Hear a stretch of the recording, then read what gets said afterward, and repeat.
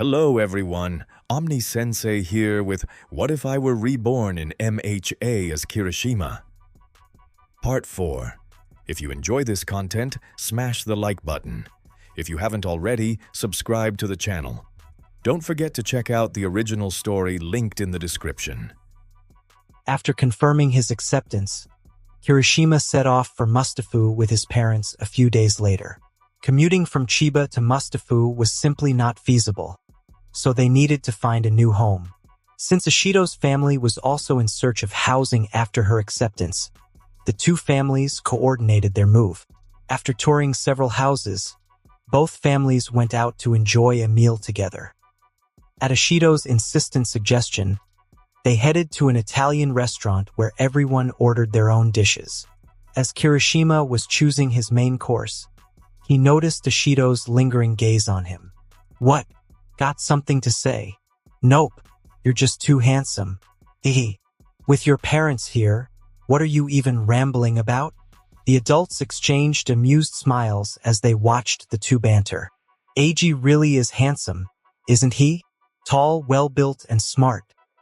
Almost like the son of a close family friend," one remarked. "From a fashion standpoint, though, isn't he a bit too tall? Sure, his build is great, but his head's not exactly full of brilliance." "Oh my, if someone who got into UA said that, people would call it modesty in disguise." "That may be true, but..." Ishido's mother, who could practically level up with her spirited commentary, added her 2 cents. Having long since accepted that arguing was futile, Kirishima deftly changed the subject. "Honestly, I've never thought of myself as a brainiac. I mean, if it comes to physical prowess, I suppose I might be considered a genius." "Haha. Eiji, are you turning into a narcissist?" "Well, you'd have to admit I'm a genius, right? If someone else overheard that, they'd say you're insufferable. If I get called conceited when I deny it and unbearable when I admit it, what am I supposed to do? If you're going to get flack either way, might as well stick to the facts." "Fair enough. Yeah, I'm a genius." While the two continued their playful bickering, a basket of whole wheat appetizer bread was brought out.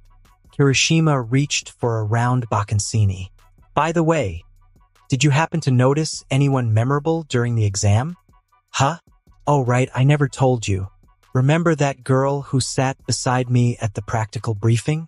The one with her orange hair tied up. Really pretty?" "Yeah, I know who you mean. We got to talking and I made friends with her. I'll introduce you later. I have a feeling you'll like her, Eiji." "Really? Me? Why?" "She practices martial arts too. Her quirk is perfectly suited for close combat, apparently." "Is that so? Anyone into martial arts is always welcome. Is there a dojo in Chiba I haven't heard about?" Thinking of the girl Ishido mentioned, Kirishima mused to himself. The auditorium where the briefing was held had arranged seating by region and school. Judging by her seat, she was likely from the same area. "Oh, she's from Sakura City, apparently. Then I might not know her after all. Funny, I've searched all over Japan for good martial arts. Yet in our own prefecture, I've only really looked in Chiba City. Did she pass?"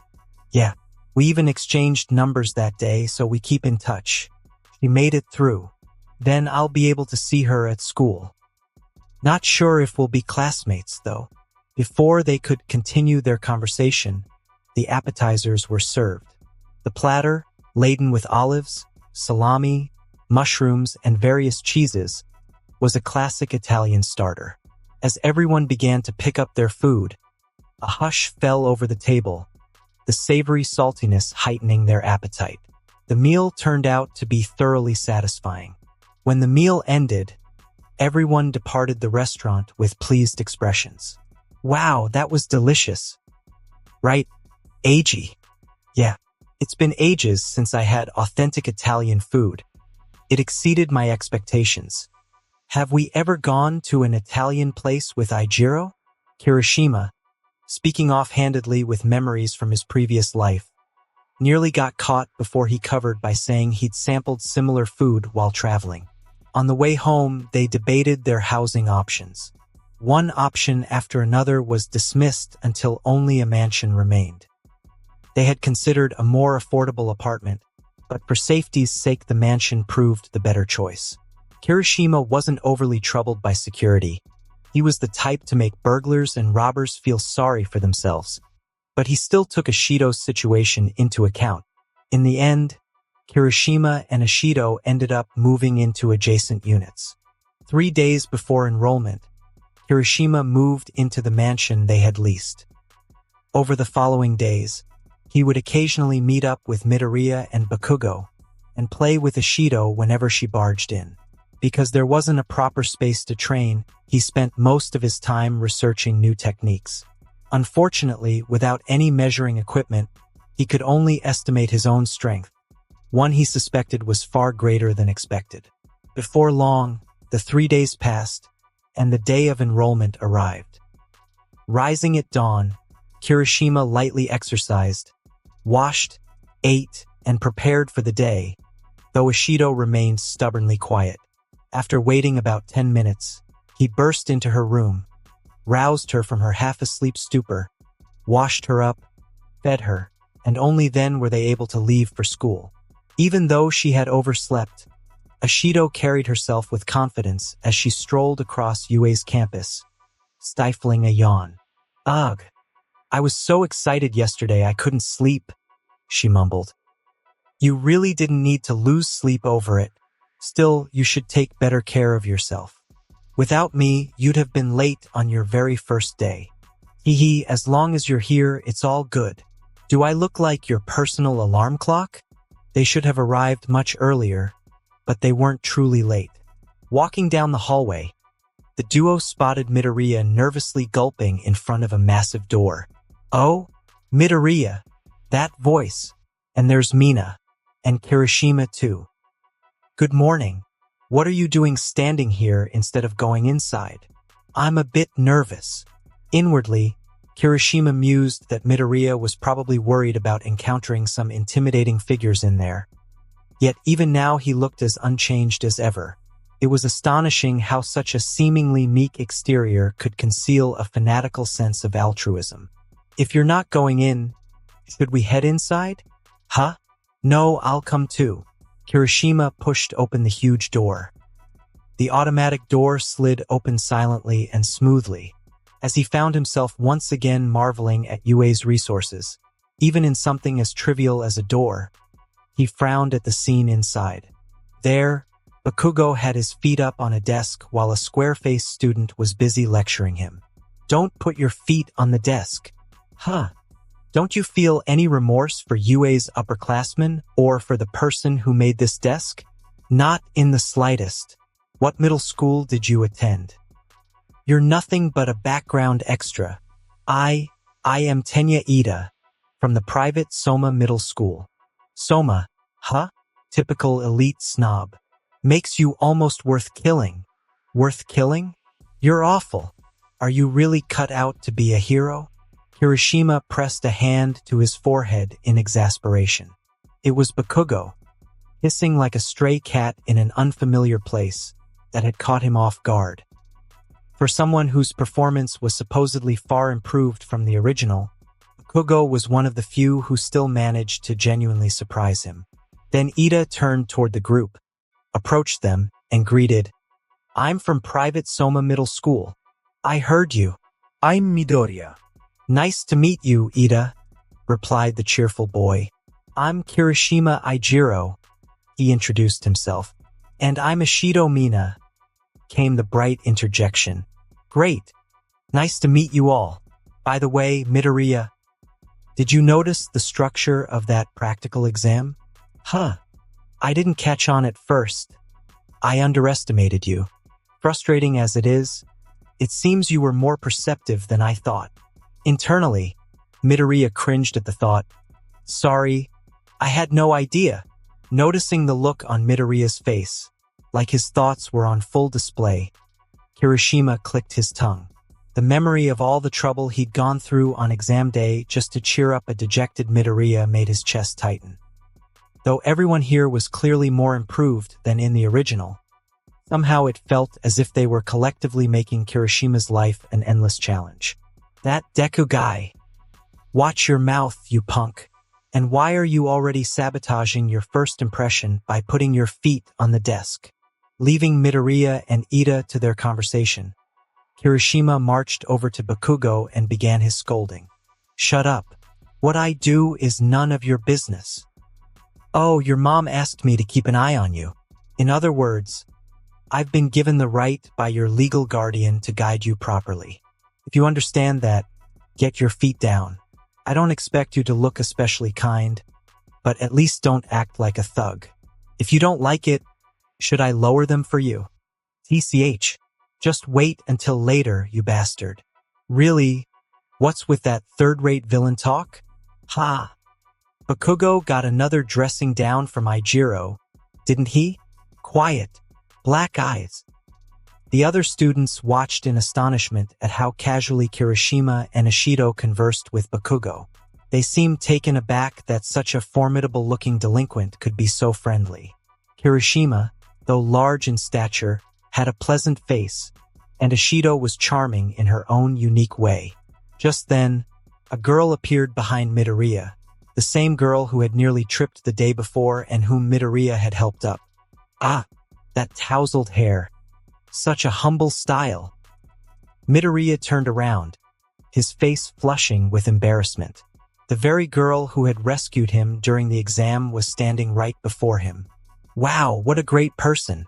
In a school uniform, and so cool, he thought, heart racing.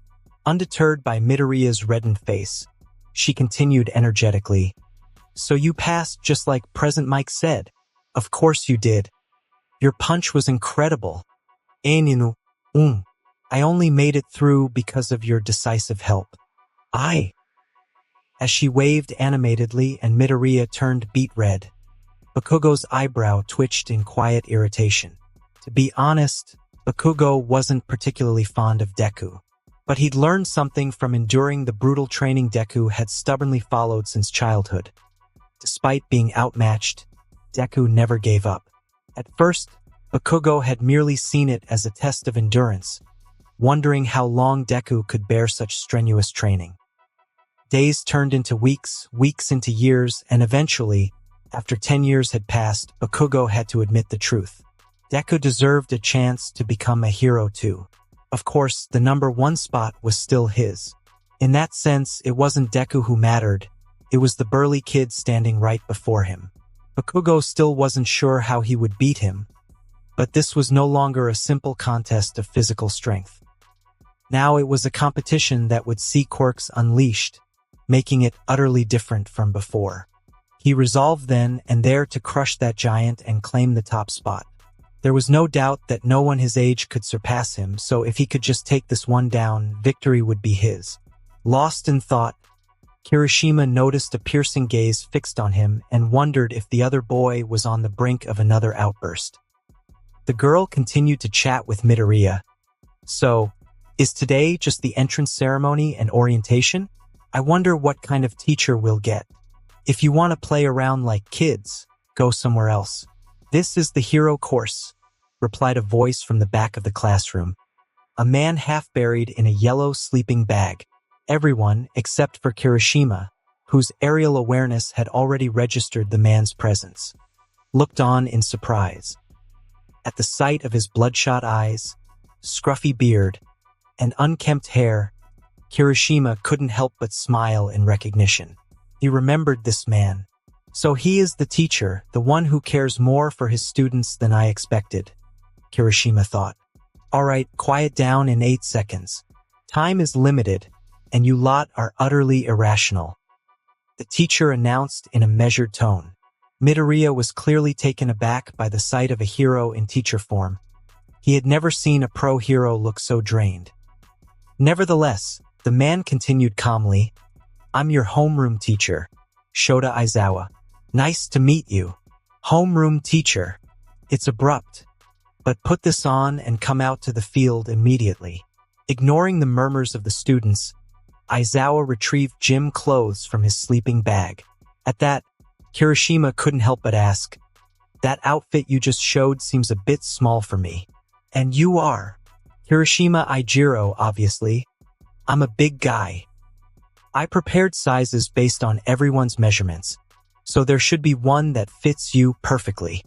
Pointing toward a box at the back of the classroom, he added, "They're over there, so get changed and come out immediately." Unfazed by the sudden change of plans, Kirishima opened the box, went to the locker room to change, and then headed out to the field. After waiting a while, the other students began arriving. Once everyone was gathered, Aizawa addressed them. "All right, though it's sudden, we're starting the quirk assessment test immediately." A quirk assessment test? What about the entrance ceremony? The orientation? If you want to become heroes, there's no time for childish events. In a languid tone, he continued, UA's motto is all about a free-spirited school culture, and that applies to the teachers as well. You all did similar tests in middle school, right? Physical tests where quirks were forbidden. The state has been averaging records using uniform standards all this time. Utterly irrational. Blame it on the ministry, if you will. And the top of the practical entrance exam was Kirishima, wasn't it? Yes. In middle school, how far did you throw the softball? 100 meters. I did throw it farther, but the field was only 100 meters long. Then use your quirk and try again. As long as you stay within the circle, do whatever you like. Go ahead. Stepping into the white-lined circle, Kirishima asked, Should I give it everything I've got? Didn't you hear? This is a test. Of course you must go all out. Understood.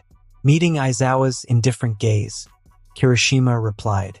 Though he appeared cold and unyielding on the outside, he knew that this man was a true teacher, one who would risk his life for his students.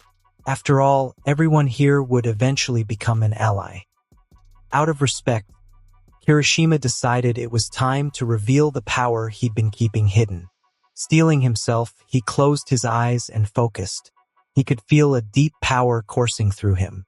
The quirk factor, an organ that had never existed in the human body of his previous life, responded to his will. As intense energy surged through every cell, a transformation began. His skin hardened as clear hexagonal patterns spread across his entire body. Fingertips, elbows, and knees sharpened into pointed edges that jutted out. Even his hair and eyebrows took on a sharper, more angular form, clumping together into defined lines. The skin over his whole body turned a vivid crimson, like freshly surged blood. A fierce aura radiated outward in every direction. The new technique he had developed after confronting giants and realizing his own shortcomings was now making its debut. There, standing before them, was a figure that looked like a demon freshly emerged from the depths of hell. The strongest people in this world wielded multiple quirks, not to mention All for One, who stole and combined countless quirks for his own use. Even All Might's One for All was the result of merging a power-transferring quirk with one that stored power. All for One, the versatile quirk that could handle any situation. One for All, the immense power accumulated over 8 generations. Was it impossible to fight them using just a single quirk? Were they insurmountable walls? Doesn't matter. Worrying about whether something seemed impossible or unscalable was the kind of mindset reserved for those looking for excuses to give up. If you were determined to stand at the top, you didn't have time to dwell on such doubts. So Kirishima found a way. It was difficult. I had to start with a fundamental investigation into what a quirk really was. A quirk was imbued with human consciousness. After encountering a quirk that carried the consciousness of his past life, Kirishima's own quirk experienced an awakening. He believed that was why his hardening, a clearly defensive quirk, had taken on such potent enhancement-type characteristics. Thanks to that breakthrough, Kirishima developed a form that balanced offense and defense perfectly. But after meeting a giant last year, Kirishima realized the limits of his current power. Although he was undoubtedly strong beyond his years, he knew he couldn't hope to become the strongest if he stayed as he was. Instead of succumbing to despair, Kirishima delved deeper into his quirk. Hardening was classified as a transformation-type quirk, but in scientific terms, its change defied simple explanation. How could a human body become so resilient that even cannonballs would bounce off? Focusing on that possibility, Kirishima strove to refine his quirk with even greater precision.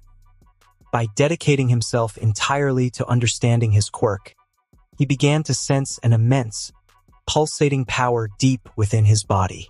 This quirk factor was like a colossal engine with limitless potential for growth, the only constraint being the amount of power he could extract.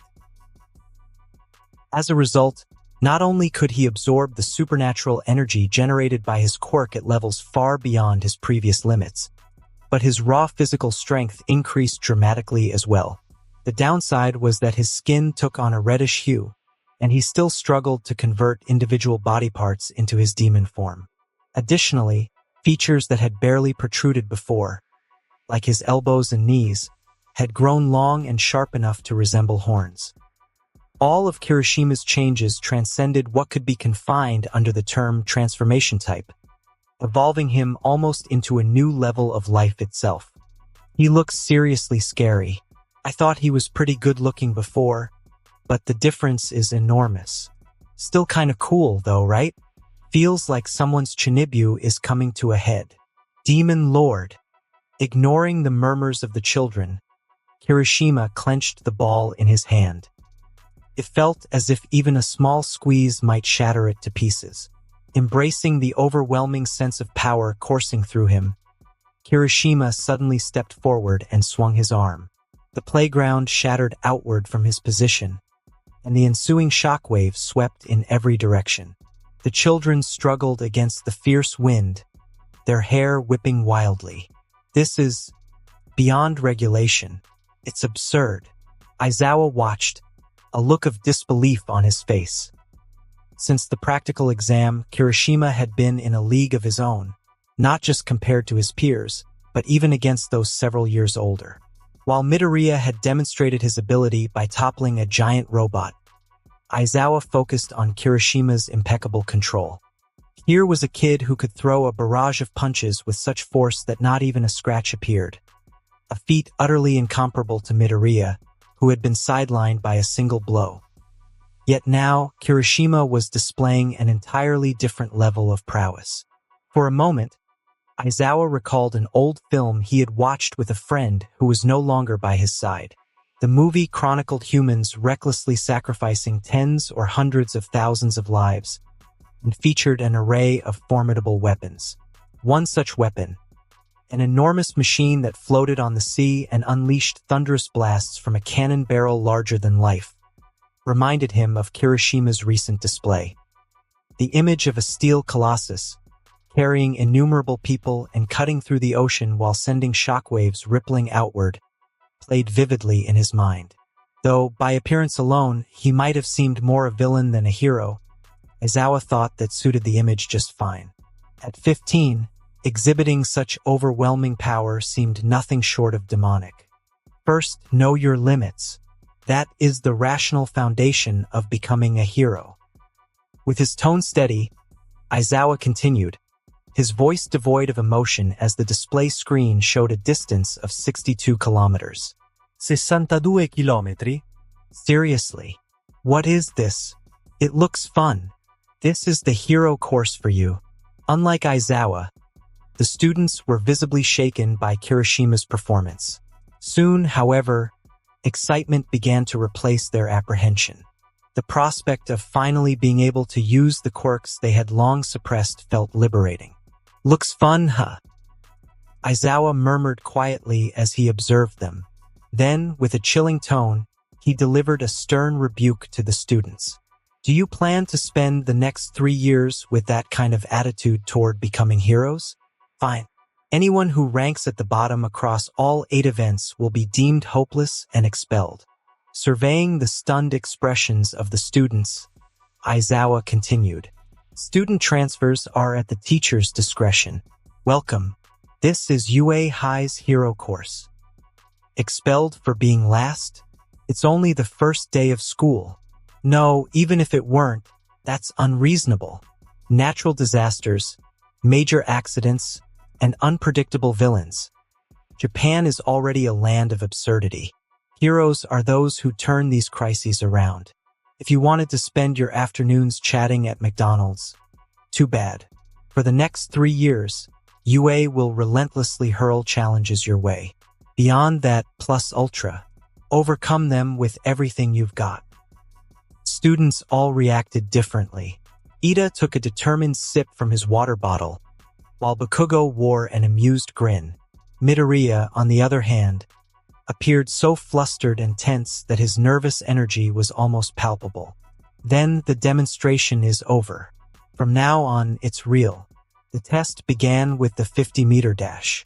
A cute, frog-faced girl and Ida stood at the starting line. With the crack of the starting pistol, the two launched off. The frog girl was speedy, but Ida, whose engines seemed to erupt in flames as he ran, was even faster. 3.04 seconds. It was an impressive time, yet Ida looked unsatisfied. At 50 meters, I can only hit third gear. Due to his quirk's staged acceleration, he couldn't reach his top speed on such a short track. Whether he felt disappointment or not, the test pressed on. Kirishima observed his fellow students with a critical eye. Since they would be working together frequently, it made sense to assess their abilities early on. Most were fairly ordinary, but 3 in particular caught his attention. There was Ida with his engine-driven burst, a boy who had propelled himself by firing a laser from his stomach, and Bakugo, who soared off using explosive blasts from his palms. The one in the middle was a bit comical, but the other 2 were genuinely impressive. As Kirishima absorbed the different displays of quirk usage, his own turn approached. Seeing that Kirishima had not yet dismissed his demon form, Aizawa inquired, "Is it that you can't control it, or is that your maximum and you're maintaining it?" For now, I've designated this transformation as demon form. I can switch into it freely, but it takes about 10 seconds to transform, so I've kept it on continuously. Constantly toggling it on and off is just too cumbersome. I see. Understood. Prepare yourself. Currently, Kirishima could cover roughly 25 meters in a single bound at the speed of sound. This was the distance at which he could maintain perfect balance and charge straight ahead at top speed without faltering. While shortening that interval could even push him into supersonic territory, in a 50-meter sprint there was no need for that extra burst. Kirishima took his stance. As soon as the starting gun fired, his body vanished from the line. 0.22 seconds. The children murmured in awe at his superhuman speed. Bakugo merely gritted his teeth and glared at him. He already knew that Kirishima had developed a new technique. He also understood that when Kirishima used that technique, the already absurdly powerful kid would become several times stronger. Yet seeing it firsthand was something entirely different. The guy was still incredibly strong, and he was only getting stronger. Bakugo suddenly smiled. He was someone worth catching up to. At that moment, Kirishima felt an inexplicable shiver, but the test pressed on. In every event, Kirishima delivered overwhelming performances. He shattered the grip dynamometer in the strength test and leaped so far in the standing long jump that his competitors appeared as mere dots. In the sidestep drill, he moved so swiftly that his afterimage lingered. Before the ball throw event resumed, Kirishima approached a still disheartened Midoriya and clapped an arm around his shoulders. "Why the long face? Did someone get on your nerves?" "Huh? What do you mean?" "I was joking. More importantly, there's no need for that gloomy look. You've been training with me since we were kids. Compared to the others, you're usually in the upper ranks, right? But the others are all using their quirks to produce amazing results in at least one field. Idiot. Then use your quirk, too. What's the problem? But if I use it now, my arm might break. It's not as drastic as when my bones used to shatter, but still. So what? If you need to, do it. I've told you this before, but let me say it again. You want to be a hero, don't you? Yeah. At Kirishima's words, Midoriya's expression hardened with resolve. Kirishima grinned at the sight. He was still a handful. When a real crisis hit, he would likely manage on his own. But seeing him so tense, Kirishima couldn't help but offer a few words of encouragement. Within the circle, Midoriya gripped the ball tightly. Images of his cheering mother, All Might, and Kirishima flashed through his mind. With clenched teeth and a determined stride, Midoriya activated One for All and hurled the ball. The ball soared powerfully but ultimately fell around the 100-meter mark. A visibly flustered Midoriya clutched his hand. I was about to use it just now. I erased your quirk. Aizawa, eyes wide and hair whipping upward in the sudden wind, fixed his gaze on Midoriya. In a cold tone, he said, honestly, that entrance exam lacked rationality. It even let someone like you get in. Only then did Midoriya grasp who he was dealing with as he shouted, Erase your hero? Eraserhead. Eraser? I don't know him. I've heard the name before. He's an underground hero. Ignoring the ambient noise, Aizawa continued, looking at your other event scores, it's clear you have a well-trained body. I don't know where or how you honed it, but as a body alone, you're more than capable of ranking high even among adults, if we set aside enhancement and mutation types. Yes, but you still can't control your quirk, can you? Were you planning to become incapacitated again and rely on someone else? I wasn't planning to. Whatever you had in mind, those around you would have had no choice but to intervene. Long ago, there was a legend of a hero who, despite a hot-blooded exterior, single-handedly saved over 1,000 people from a disaster. Even if your recklessness were as spirited, your version would only leave you a hopeless nuisance after saving a handful. Midoriya Izuku, with your current power, you cannot be a hero. Even as Midoriya's expression soured with defeat, Aizawa mercilessly drove home the harsh reality. With a sigh, he deactivated his quirk. Your quirk is back on. Ball throw is event number 2. Finish quickly. Midoriya, his face shadowed in disappointment, gripped the ball once more. His mind churned with conflicting thoughts. I still can't control my power. Must I stake everything on this single throw? All Might said greatness wouldn't come overnight. No, then I have no choice but to go all out. Striking a wild pose, Midoriya stretched his leg out, carrying the momentum of his forward weight. His shoulders swept in a wide circle. Aizawa watched indifferently and muttered, Zero chance. Feeling the surge of power within him, Midoriya pushed the ball forward, silently shouting, Not yet, not yet. I have to work several times harder than everyone else. As the arc of his throw neared its end, he thought, just as Aizawa-sensei said, as I am now, I can't be a hero, so I'll go all out. Do everything I can right now. Smash! With a flash of lightning from his fingertips, he released the ball. Though not as explosive as Kirishima's, the force sent gusts of wind radiating outward in all directions. The ball soared into the sky. Folding his swollen fingers, Midoriya said, Teacher, I can still move. This kid. Aizawa, eyes wide in surprise, observed Midoriya before commenting. The other students also watched him with a mix of astonishment and curiosity. He finally posted a hero-like record. His fingers are swollen, just like during the entrance exam. What a weird quirk. Not very smart, is he? Midoriya ignored their chatter and fixed his gaze squarely on Aizawa. That determined look spoke volumes. He believed he could become a hero. Aizawa smiled at the sight. This year promised to be full of fascinating individuals. It looked like it would be far from a dull year. Bakugo's mouth twitched. He couldn't make sense of it. The fact that a quirk which should have manifested by the age of 4 only awakened last year, and that it turned out to be so devastatingly powerful, was baffling. When he first heard that the boy had finally acquired a quirk, He had privately thought, "What's the point of it now?" Yet watching him in action, the raw intensity of his power was nothing short of shocking. He longed to ask exactly what was going on, but held his tongue. After all, he could ask later. Besides, after witnessing something so absurd from someone like Midoriya, there was really no point in fussing over it now.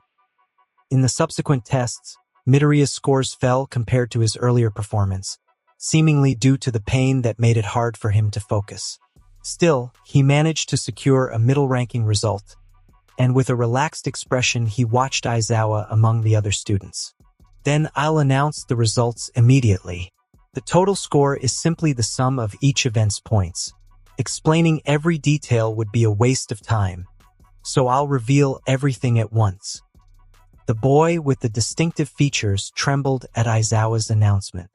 With sharp eyes, a neatly curled mane framing his neck, curled eyebrows and mustache, and vivid red hair that instantly caught the eye, he was an impressive sight. His quirk wasn't even utilizable under test conditions, so he had taken the exam almost as if he were quirkless. Seeing his small, trembling frame, Kirishima placed a reassuring hand on his shoulder. "Huh? Who are you?" "The top scorer." "Well, everything will work out. Don't be so nervous." Though his words had no basis in fact, the confident tone of the boy, who looked at least 50 centimeters taller, somehow made them hard to dismiss. As he emerged from his demon form and returned to his handsome self, the boy nodded in acknowledgement. He was determined to become a hero no matter what. Failure was not an option, not when so many back home had placed their hopes in him. He silently berated himself for not having made friends sooner before the test. His quirk, a heteromorphic ability known as Shirshir, a stone lion form, granted him unique benefits. When he kept his mouth closed, his body hardened and grew more resilient, and when he opened it, he could share his quirk with others. Because this sharing wasn't enforced, both sides had to consent, but it still proved to be an incredibly versatile power in many situations. Unfortunately, during the test it had shown no effect at all. The device in Aizawa's hand projected everyone's scores into midair. As expected, Kirishima was first, while the 20th spot belonged to someone whose name he didn't even recognize. When the small boy squinted his eyes shut, Aizawa continued, "Also, the threat of expulsion was a lie. Everyone, except for Kirishima, Bakugo, and the girl with the striking ponytail, widened their eyes in surprise." Undeterred, Aizawa grinned and added, "Consider it a calculated fib meant to draw out your best effort. That kind of thing is obviously a lie. Anyone with half a mind would know that." Amid the stunned silence, the ponytailed girl muttered an awkward comment. Kirishima nodded in agreement. "Well, that's true enough. I bet he really was planning to cut people out. That's all. There are curriculum documents in the classroom. Study them when you get back. Midoriya, get some treatment in the infirmary. Starting tomorrow, tougher challenges will come your way, so be prepared." Aizawa handed Midoriya a form for using the infirmary before walking away. Kirishima couldn't help but smile at how Aizawa had already prepared the paperwork in advance. For all his gruffness, it was clear he did care about his students. Even with his reduced field of vision compared to his demon form, Kirishima could still sense a presence lurking in the alley that Aizawa was headed toward. If there wasn't another staff member standing 220 centimeters tall, it could only be All Might. Rumor had it that he had expelled an entire class last year, so Kirishima had mentally shrunk his observational range to a 5-meter radius.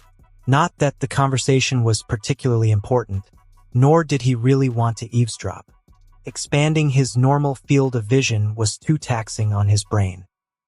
After a brief, relieved pause, Kirishima turned to the red-haired boy, whose expression had grown somber, and said, "See?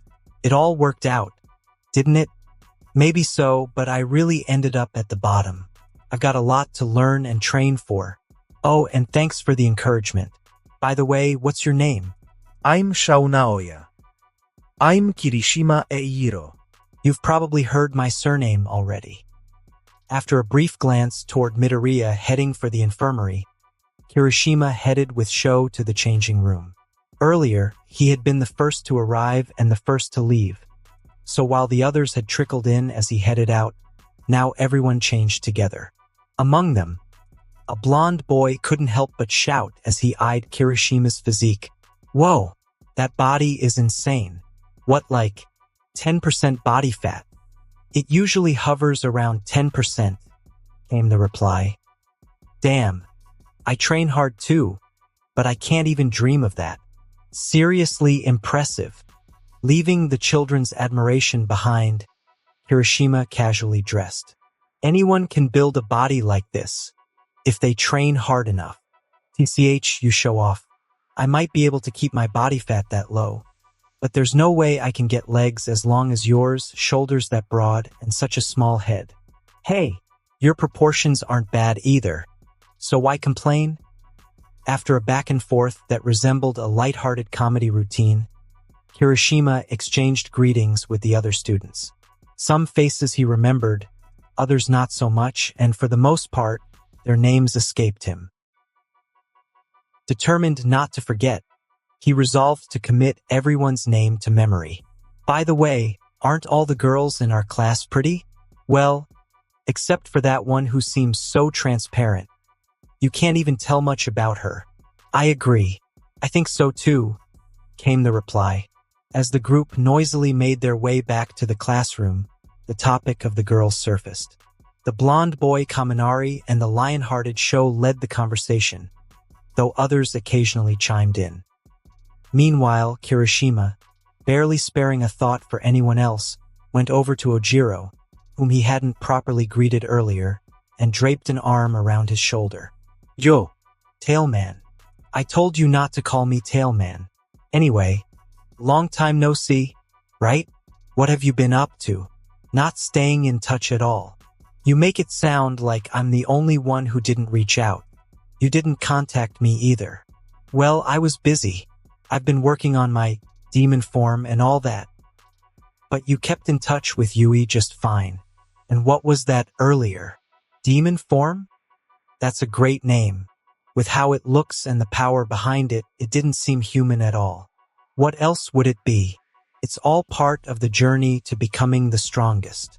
Having said that, Kirishima burst into hearty laughter. Ojiro could only snort in response as he watched him. Even though what he'd seen last year was already beyond imagination, now Kirishima seemed almost superhuman. Perhaps it was because he'd been shocked before that he could now accept it with a calm demeanor. After arriving at the classroom, they joined in conversation with the other students. As introductions were made and various discussions unfolded, the girls eventually returned. Ashido, who had been chattering among the others, spotted Kirishima and rushed over. She practically collided with him, stretching out her arms to grab his cheeks while grumbling, Ijiro, what was that all about? You didn't even tell me you had something like that. I told you, I developed a new technique. You didn't mention it was that insanely powerful. Well, it was my first time using it and you saw it yourself. That technique isn't really meant for just any place, inside or outside. That's true. If I used it in a forest or on a mountain, people would freak out and come running. That's why I've never used it in public before. I see. You sounded so confident about it that I assumed it was amazing, but I never imagined it would be such a wild technique. Is that so? Hey, from what I've been hearing, you two must be close. Middle school classmates. A girl, barely more than a fluttering school uniform in the breeze, joined the conversation between Ashido and Kirishima. You could tell she was female from the way her uniform flowed. Though Kirishima could easily size her up from his peripheral vision, he chose not to comment. Middle school classmates? Sort of, but I've known Ijiro since we were 3 years old. So you entered UA together as childhood friends? That's kind of romantic. At her admiring words, Ashido laughed and playfully bopped Kirishima's arm. He wasn't sure why she was hitting him, but he let it pass.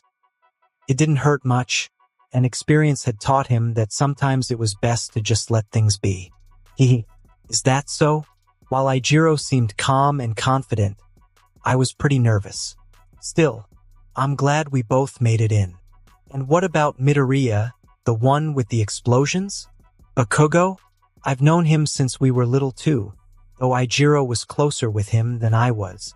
Thanks to Ishido's intervention, the other girls soon joined the conversation. Kirishima made an effort to memorize the girls' names as well, even if there were fewer of them compared to the boys. Amid the lively chatter, a girl introducing herself as Yaoyorozu Momo approached Kirishima and asked, "Kirishima, was that transformed state earlier the activation of your quirk?" Her eyes sparkled with curiosity over the form he had just displayed. Not one to hide details, Kirishima replied, "Yes, I activated my quirk, but that wasn't the intrinsic effect. My quirk is hardening. It toughens my body and boosts my physical power." He lifted his arm, now slightly hardened from a brief activation, as he continued, "The technique I used earlier is called demon form, developed as an extension of hardening. In essence, it's just a more refined and rational way of hardening my body." Do you really think being more refined can make such a difference? It's complicated to explain in full, so I kept it simple. If you want the full details behind demon form, we'd be here for ages. Let's talk later when we have more time. In any case, feel free to chat with me casually.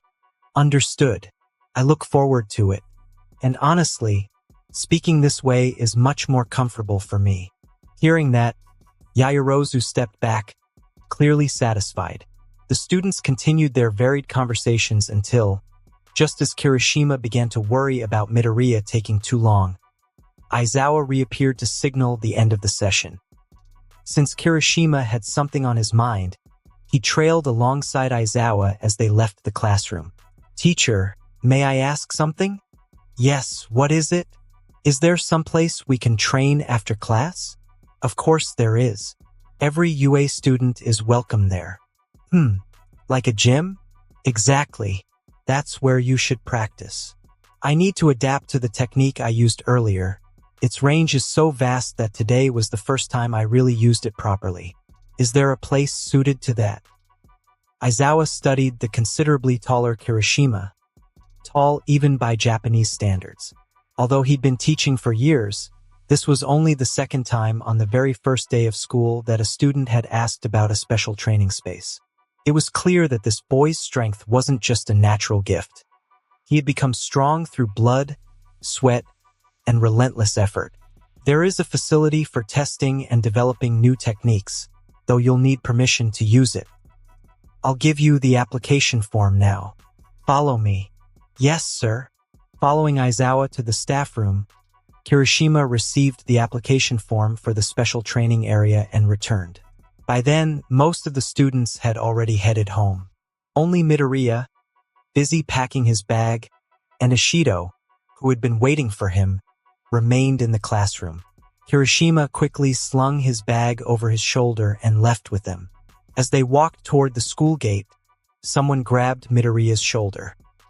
It was Ida, who hadn't made a stellar first impression on Midoriya. "Ida, have your fingers healed?" "Yeah, thanks to Recovery Girl," Midoriya replied, recalling Recovery Girl's words. Though she had healed his injuries in an instant, it had clearly taken a toll on him. Remembering that repeated major injuries could drain his energy to a fatal degree, he was struck by just how crucial it was to master his quirk's control. "But Aizawa got me. I thought this was the peak," he actually lied. "I can't believe a teacher would do that. Ida, I always thought you were tough, but you're just earnest." "Wait a second." Just as Ida began speaking earnestly and Midoriya was piecing together something new about him, a girl's voice sounded from behind. It was Uraraka, who had been chatting earlier, now running toward them. "Uraraka. So her name is Uraraka. Huh? Why are you so late, Uraraka?" Kirishima swallowed the words he'd been about to say as he watched the sudden flurry of her arrival. If she even called his name, he felt his head might start spinning. "You four are heading to the station? Let's go together." She hurried over, positioned herself in front of everyone, and introduced herself. She had been in the infirmary when the class was exchanging names, so Midoriya, who hadn't heard her name yet, prompted her to speak. I'm Uraraka Ohako. "I heard Ida's name earlier, but Midoriya, this is your first time hearing my name, right? Your name is Midoriya Deku." Deku? Kirishima snorted as he watched Midoriya react to her words. Ashido laughed outright. Amused by their reactions, Uraraka said with an innocent smile. "But that Bakugo guy was the one calling you Deku." "Hey you! WL. My real name is Izuku. Deku is what Kaken uses when he's looking down on me. Is that supposed to be an insult?" At Ida's matter-of-fact query, Midoriya offered a rueful smile and replied, "It used to be. Now I just see it as a crude nickname from a rival." "Ah, I see. Sorry. But for some reason, Deku sounds encouraging to me." I'm Deku. At Uraraka's exclamation, Midoriya immediately confirmed he was Deku, prompting Kirishima to click his tongue while Ashido burst into laughter. Only Ida offered a measured objection. "Midoriya, that's too shallow. It's a slur, isn't it?" Flustered, Midoriya covered his reddening face with both hands and muttered, "Copernican revolution. Coper?" Watching Uraraka tilt her head in confusion as she repeated, "Coper." Kirishima suddenly began to doubt Midoriya even more. After all, the protagonist of this world was a 16-year-old who still fumbled around with girls. At this rate, am I really going to end up having to take down everyone and single-handedly protect Japan? Imagining a scenario he desperately wished to avoid, Kirishima clenched his teeth.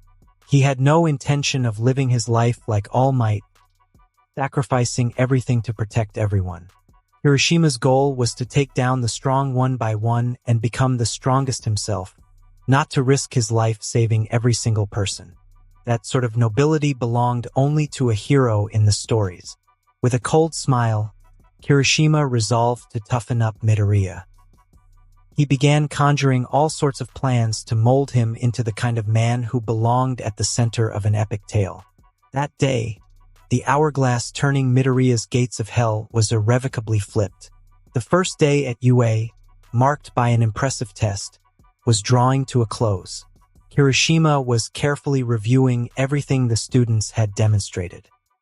Since he wasn't sure how they would operate together moving forward, he planned to note each student's strengths and weaknesses and devise a strategy accordingly. Lost in thought, Kirishima's phone vibrated. The screen read Shiozaki. "Hello. Hello. Have you had dinner, Kirishima? I ate a while ago. How about you?" "I just got home and ate as well." The two delved into conversation, discussing the school, their impressions, and their classmates.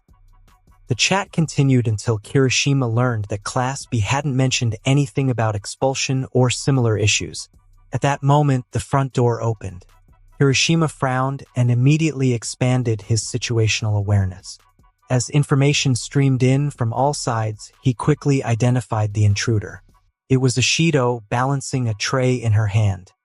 He had given her the door code when she requested it, just in case one of them overslept, which now proved to be problematic. "Hey, what are you doing sneaking into an adult's house at night?" "It's fine. Ijiro's cool with it." "Why are you the one who gets to decide that?" "Hehe, I know everything. By the way, were you on the phone?" "Ah, dang it." Kirishima immediately picked up the phone from his desk and apologized to Shiozaki. "Sorry. The kid next door just dropped by." "That's fine. You must be very close if she's visiting at this hour." "Yeah, we've been friends since we were 3. Anyway, sorry for the unexpected visitor. Let's talk again later or catch up at school." "All right. See you later. Good night." "You too, sleep well. Is she from our school?" As the call ended, Ashido clung to Kirishima's side and asked curiously, Kirishima gently shook her off and replied, "Stop clinging. It's hot. Yes, she's from our school. Remember? I told you about her, the one I met at the exam site. Oh, the one with hair like a plant stem. Exactly. But more importantly, what's this? Hee, I brought cake for the occasion. Today is the historic day of our UA entrance, after all." Historic? I'm not so sure. You want to share it? Of course. How can I eat this all by myself? Ugh, you know I'm watching my figure, and here you are with cake. Hee. On days like today, you deserve something delicious. Sighing, Kirishima cut a slice of cake with a plastic knife. I'll just have this much, no more. That should be plenty for a celebration. Perhaps. The two shared the cake while reminiscing, chatting about everything from childhood memories to the events of the day. After a while, noticing Ishido nodding off, Kirishima helped her to her feet. You look really sleepy. Go on, head home. But can't I just crash here? No way. Come on, go now. After firmly ushering a grumbling Ishido toward the next door, Kirishima clicked his tongue. Ever since they were little, she had been inseparable from him, so much so that fear never registered. Thinking he should one day have a proper talk with her, Kirishima prepared for bed. Once changed into his pajamas, he lay down and quickly fell asleep. Morning arrived. Kirishima and an unusually punctual Ishido reached school, exchanged greetings with friends, and settled into their morning classes. The morning session, filled with standard subjects, was dreadfully dull. So, which one of these English sentences is wrong? So ordinary. Damn, this is boring. Everybody, hands up. Get excited. Present Mike tried to spark some excitement by playfully voicing the students' inner thoughts, but it didn't transform the tedious class into something engaging. When lunch break finally arrived, Kirishima headed into the cafeteria with the others. The main dining hall offered top-notch meals at a bargain price. Dragging along a grumbling Bakugo, Kirishima selected his food, took a seat, and began eating without hesitation. True to his love of meat, his tray overflowed with a variety of meat dishes. Bakugo observed his rapid yet neat eating, then scooped up a spoonful of rice and called out, "Hey, yeah, what is it?" Between chews, Bakugo clicked his tongue at Kirishima's nonchalant response, but pressed on, "That devilish thing you showed yesterday. Demon form." "Yeah, demon form. When did you develop that?" "Not long ago, maybe about 2 weeks." "Really? And that was its full power yesterday?" "At the moment, it's the strongest for a single burst." "Wait, you can chain it into rapid attacks?" With a quizzical look, Kirishima replied, "Have you ever seen me pull off something that ends in just one hit?" "And no, exactly. The fact that I can do it means I can string together a combo." "You crazy bastard." Bakugo grumbled in disbelief. Though everyone else fell silent, Midoriya, Ishido, Ida, and Uraraka, overhearing from nearby, shared similar thoughts. Ignoring the shifting expressions around him, Kirishima continued his meal, saying, "Hurry up and eat. The morning was dull, but the afternoon might get moving. You need a full stomach to perform well." Only then did his teammates resume their interrupted dining. The cheerful time spent enjoying lunch rushes fare passed all too quickly. Soon after the class reconvened and the students settled into their seats, a massive door swung open. "I have arrived." Through the door, like a normal person, instead of echoing All Might's usual line verbatim as Midoriya had anticipated, All Might delivered a quirky variation as he strode in. "Oh, it's All Might. Look at you, teaching here. This is my Silver Age costume. The art style is so different. It gives me goosebumps." Despite the students' murmurs, All Might walked confidently to the lectern, straightened his back, and declared, "My class is Hero Basic Training. a course designed to hone your potential through various drills. It also carries the most credits. For some inexplicable reason, as he spoke, All Might struck a bodybuilder's pose and continued in a booming voice, "Today's lesson, though sudden, is this combat training." Kumba. Training. Watching Bakugo and Midoriya echo the words in turn, Kirishima wondered whether their rapport was growing or if things were about to get competitive. And also, look here. When All Might pointed to one wall, a hidden storage cabinet slid open. These are the quirk registration forms you submitted before enrollment, and the costumes prepared according to your requests.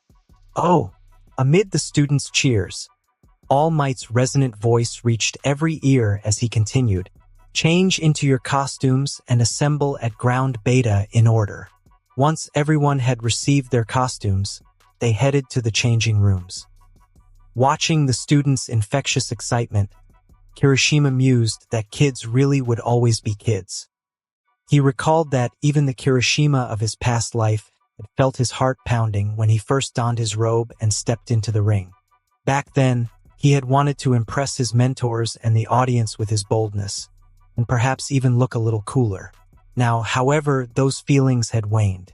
Kirishima quickly slipped into his costume, a uniform-like outfit that, aside from a minor modification for his demon form, which allowed his knees more freedom, resembled ordinary clothes. All he wore were a pair of black pants, combat boots, and his bone conduction earphones.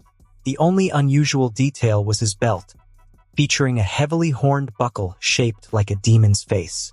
He had originally requested a plain belt, but the manufacturer had delivered something ostentatiously flashy, and then, after hearing his concept for demon form, had altered the design on a whim.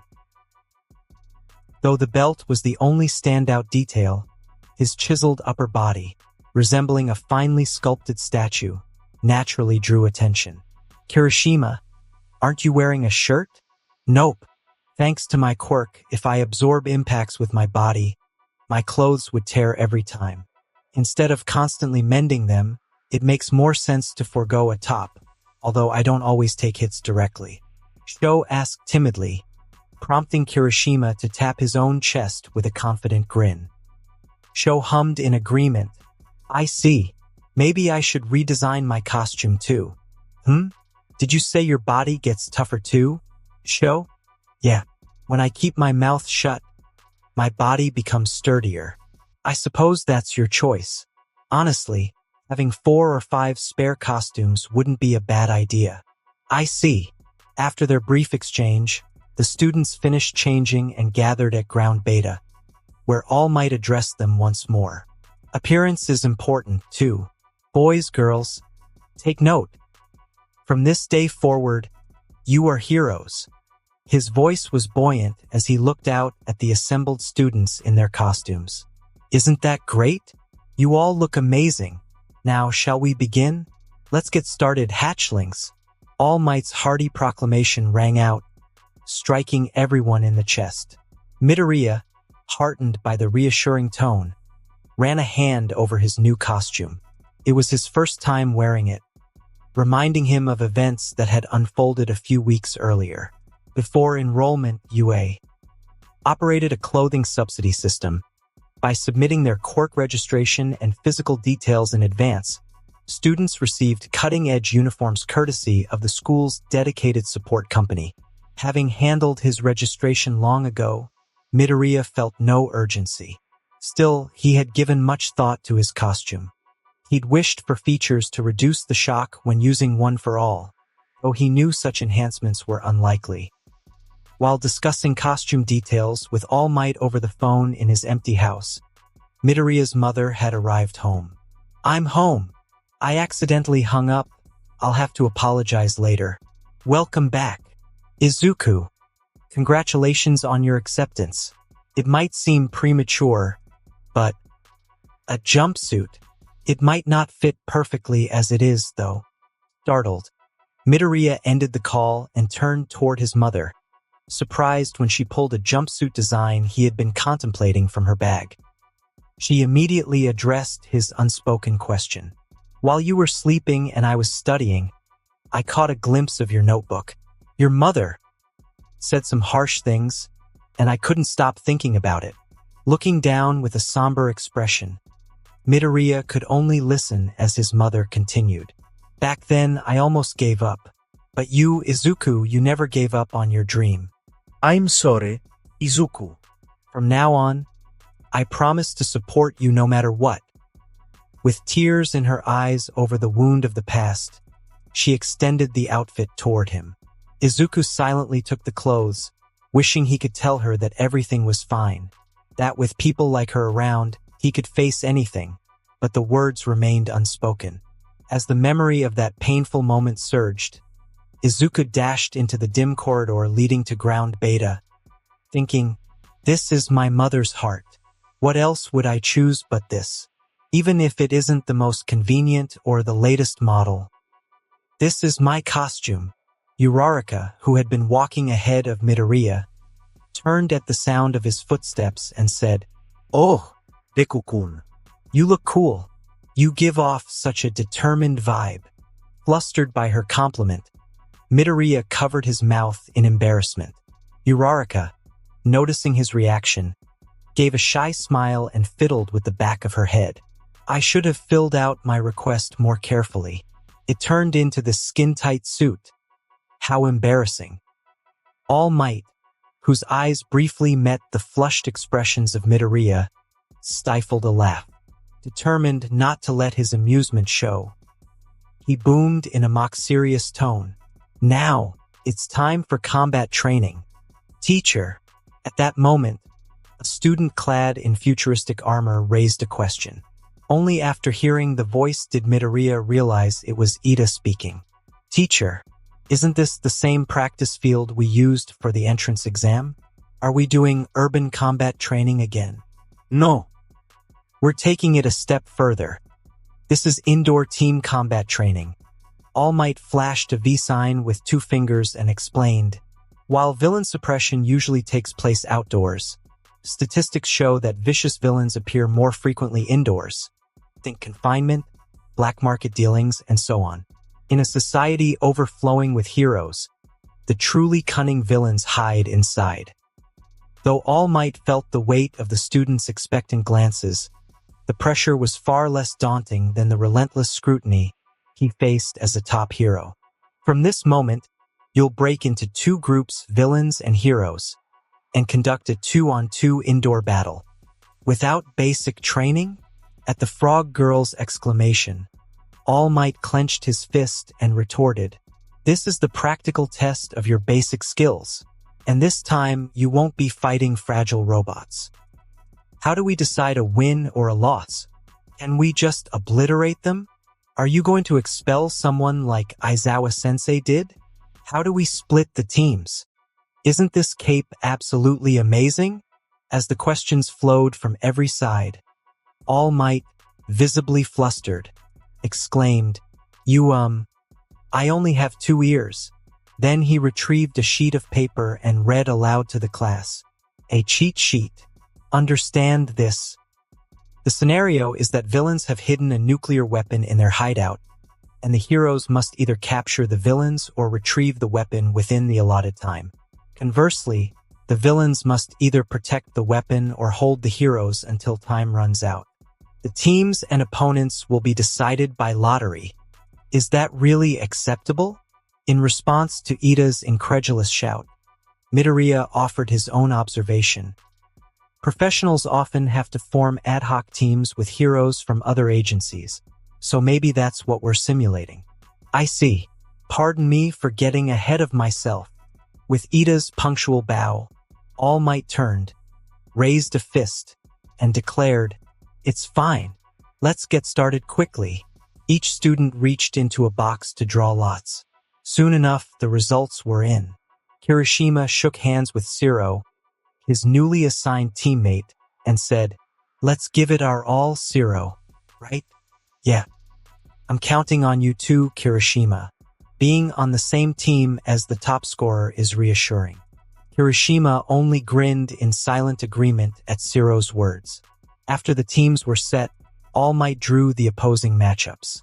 In the lots labeled villain and hero, the letters D and A appeared, respectively. The villain team, Bakugo paired with Ida, and the hero team, Midoriya teamed with Uraraka, were set to open the battle. Bakugo's eyes gleamed with satisfaction as he saw the pairings.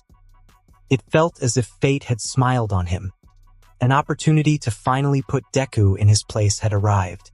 Though he couldn't directly surpass Kirishima in every way, Bakugo harbored a stubborn irritation toward him, a provocation he was determined to overcome. A fierce grin spread across Bakugo's face. This was the moment to settle the hierarchy once and for all. The gazes of the two boys who had grown up together locked in a silent clash. For once, Midoriya openly displayed hostility toward Bakugo, while Bakugo, equally determined, was eager to prove his superiority. Thus, the training session burst into action. All Might, seemingly unbothered by their intense scrutiny of one another, commanded, "Villain team, enter first and set up. 5 minutes later, the hero team will infiltrate and begin." "Yes." Leaving behind Midoriya's spirited reply, Ida and Bakugo headed into the building. As the two crossed the threshold, All Might offered a final piece of advice. "Ida, Bakugo, remember, get used to thinking like a villain. This is as close to real combat as it gets. Don't fear injury, go all out. I'll call a halt if you go too far." "Yes." Bakugo half listened to Ida's instructions as his eyes fixed on Midoriya, whose fists trembled alternatively in anticipation. Truth be told, the training Midoriya had received from the giant suited him far better. There were no guarantees he could always unlock his quirk, but the rigorous regimen had built him a remarkably resilient physique. However, leveraging raw physical strength in hand-to-hand combat was the realm of enhancement or mutant types. Even at the pinnacle of ability, fighters often specialized in one style. Explosion, a quirk that demanded a fighting style all its own, required breaking free from what he'd learned from Kirishima. After gritting his teeth, Bakugo ascended to the top floor with Ida. Even in training, being cast as the villain is such a hassle. "So, are we just meant to protect this?" They halted before a massive bomb. Ida gave it a few taps to confirm it was nothing more than a model. That was when Bakugo's voice, seething with intensity, broke the silence. "Hey, you saw Midoriya's quirk at the exam, didn't you?" "Huh? Ah yes. It was incredible, powerful enough to topple a giant robot in one hit." "But why are you so fixated on him?" Bakugo bared his teeth as he responded, "We've known each other since we were kids. Call it a grudge if you will. I was the one who did all the bullying. That was 10 years ago. Imagine how you'd feel if that little runt, once insignificant, suddenly grew up and started biting at your throat." Ida attempted a reply, but Bakugo wasn't in the mood to listen. Instead, he stared at his own palm, silently steeling himself to take down Deku. Outside, Uraraka and Midoriya examined the building's floor plan. A layout of the building. "I'll have to memorize this," Uraraka mused. Unlike Aizawa-sensei's methods, it seems there aren't any extra punishments. What a relief. All Might is just as kind in person as he is on TV. Her cheerful tone shifted when she turned to Midoriya, startled by his trembling form. "You don't seem relieved at all," she chided. "And no, it's just, my opponent is Kakin and Ida's there too. It makes me feel a bit small," Midoriya admitted, steadying his trembling body.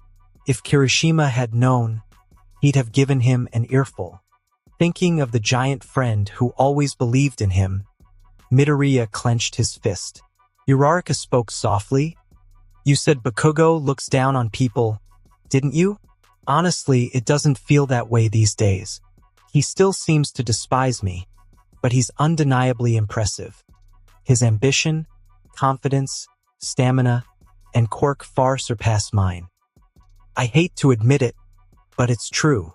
The shy boy who once blushed whenever she talked to him was nowhere to be seen." In his place stood a young warrior burning with determination. Kakin and I have been trained by Kirishima since we were little.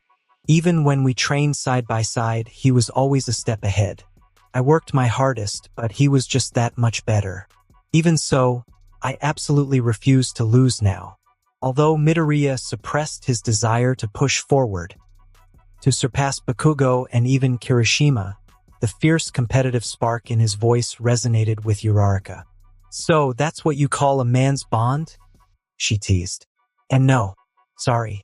It really isn't about you, Uraraka," he stammered. "It is. We're a team. A combo. Let's give it our all."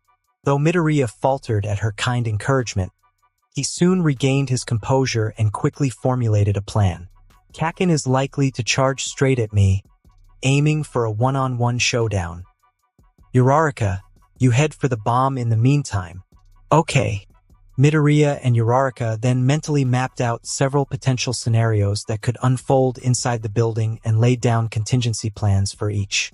Time was short, but at least they wouldn't be paralyzed if something unexpected occurred. Just as they wrapped up their discussion, All Might's voice thundered through the loudspeaker. "Indoor combat training.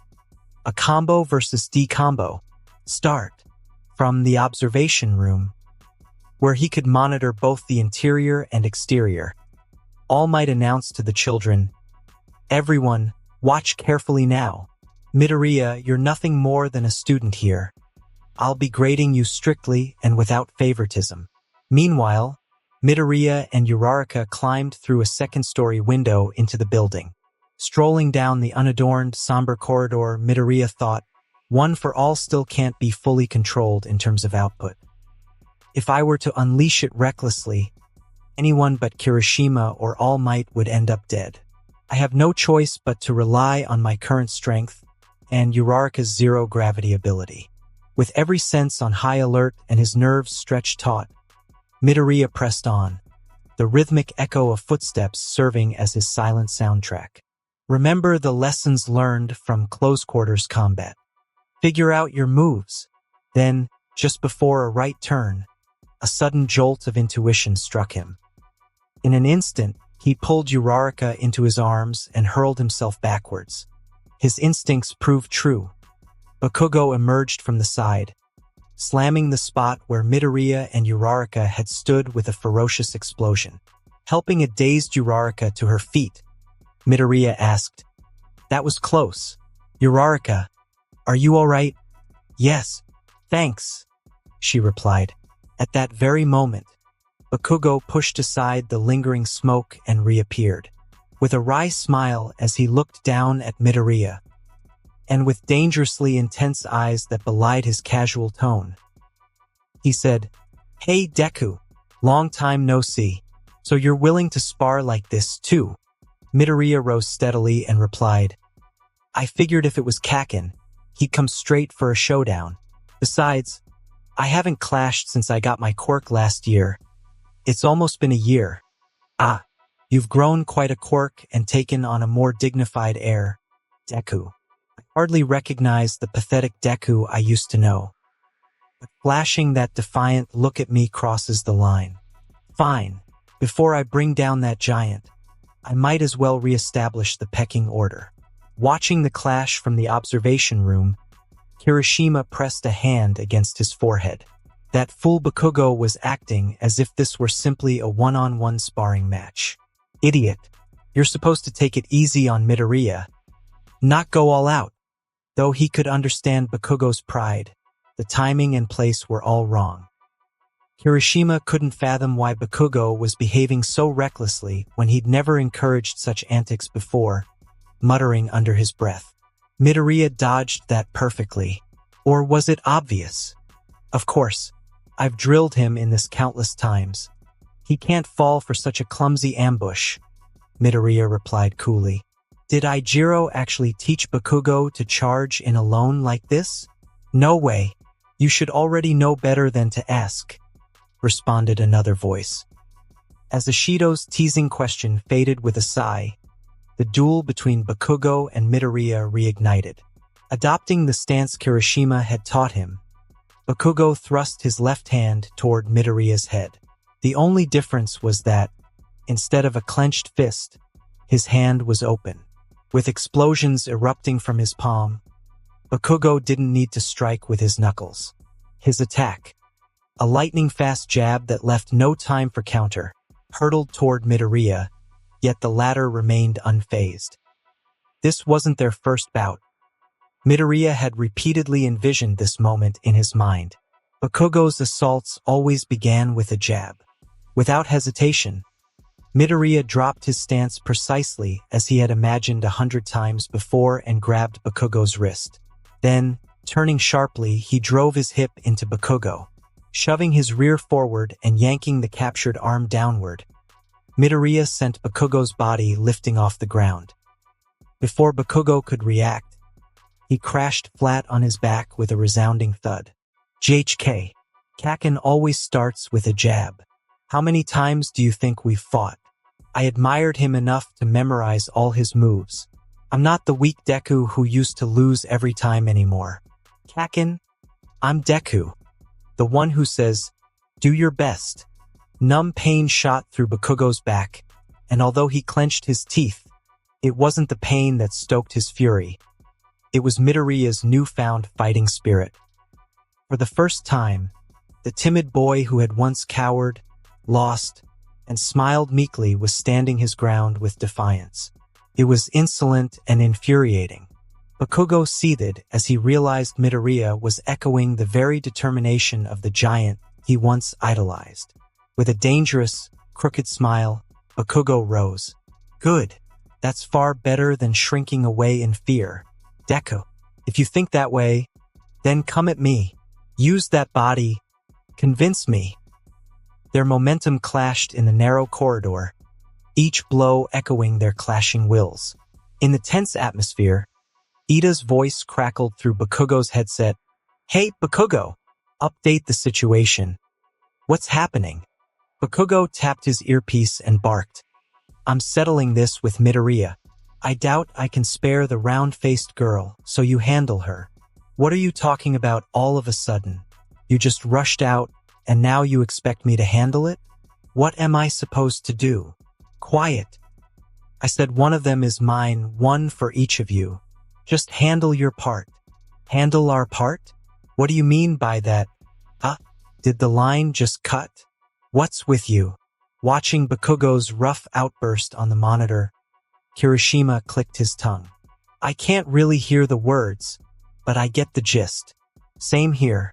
I guess we really understand him, Ijiro. No, anyone who knows Bakugo would understand this, another voice remarked. Just as their private chatter threatened to dominate the moment, Sho interjected from the sidelines. What do you mean? You can actually understand what he's saying. Yeah, we've known him for over 10 years, and he's simple enough that his words in a situation like this are predictable. Something like, come at me, or I'll crush you. Oh, childhood friends? Impressive, Sho murmured with a mischievous glint in his eyes. Ashido quickly corrected. The only childhood friends here are Ijiro and me. Although, you might say those two could be childhood friends too. They'd probably both deny it. I suppose so. I can't imagine Midoriya doing that, but Bakugo would never, another voice added. Before they could return to their private banter, Sho grumbled, it's so frustrating not being able to hear clearly. I can't even guess what's going on. Then All Might interjected, covering his ears. I communicated with their combo via a secure wireless device. They have that, plus the building's floor plan and this capture tape. He lifted the tape for emphasis. The moment you wrap this around your opponent, it proves you've caught them. The time limit is 15 minutes, and you didn't reveal the core's location to the hero team, right? Yes. At All Might's energetic affirmation, Ashido frowned. That puts the hero side at a serious disadvantage. You heard that from Aizawa-sensei too, didn't you? Exactly. 2, 3, plus ultra. Plus ultra. As all the kids raised their hands in unison, chanting, Aoyama called out, Mademoiselle, Bakugo. On the monitor, Bakugo was rapidly advancing on Midoriya. With a powerful explosion from his right hand, Bakugo vaulted into the air, twisted his body, and delivered a fierce kick toward Midoriya. Midoriya raised his arm to shield his head, allowing his body to fall with the force rather than resisting. "Uraraka, go!" he shouted. Even as his view flipped upside down, Midoriya called out to Uraraka, planted one hand on the ground, and extended the leg he had tucked in. Bakugo, caught off guard by the unexpected kick, was thrown back. "Amazing," came a hushed observation. "And he's fighting without even using his quirk," another noted. Amid the murmurs of the children, All Might mused inwardly, recognizing that Midoriya's accrued otaku knowledge, meticulously gathered and honed over the years, was finally paying off. At that moment, Midoriya broke away from Bakugo to devise a strategy for the situation at hand. "Midoriya, running away? Weren't you done being a weakling? You promised to prove yourself. Come out here now. Show me you're on top." Bakugo's rough shout rang out as All Might, silently appraising him, mused. Bakugo's pride is strong indeed. To see him diminished after meeting Kirishima, I can't even imagine what he was like before. Meanwhile, hiding in a narrow alley, Midoriya's thoughts raced. Kaken was completely ignoring Uraraka and targeting me, acting on his own. If this were a scout, Ida, with his superior agility, would have been the better choice. The breakdown in communication between them might even be to my advantage. There's no way a straight 2-on-2 head-to-head would work. Desperation pushed Midoriya to systematically map out the conditions for victory. If I had gone with Uraraka, things might have unfolded differently. Here, I need to send Uraraka first and join later, creating a 2-on-1 situation. Assuming I can beat Kaken, of course. He doubted himself. His opponent was a man he had sparred with more than 100 times since childhood, never once emerged victorious. Yet, rather than wallow in despair, Midoriya clenched his fist and recalled a conversation with Kirishima.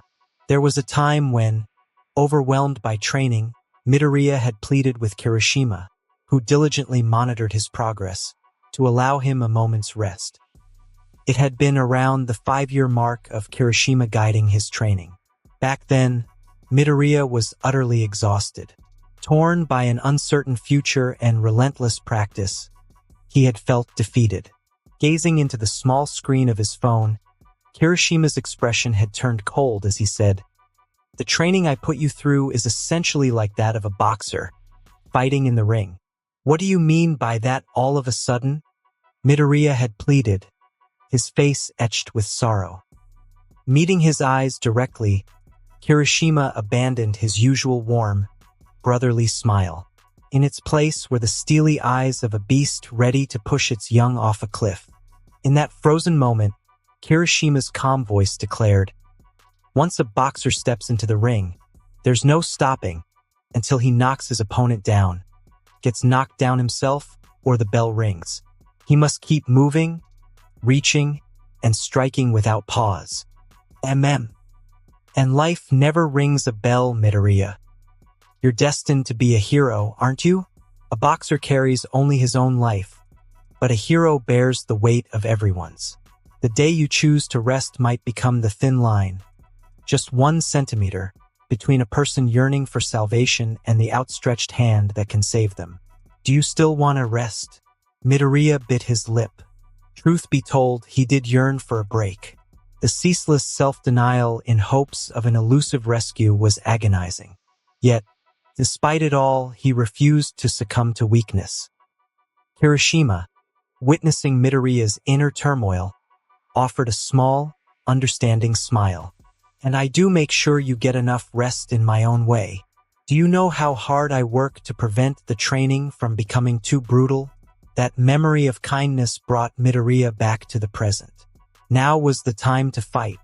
Even if the odds were stacked against him and his confidence wavered, retreat was not an option. Every grueling session of training had been a battle for survival, a means to keep moving forward, for there were people counting on him.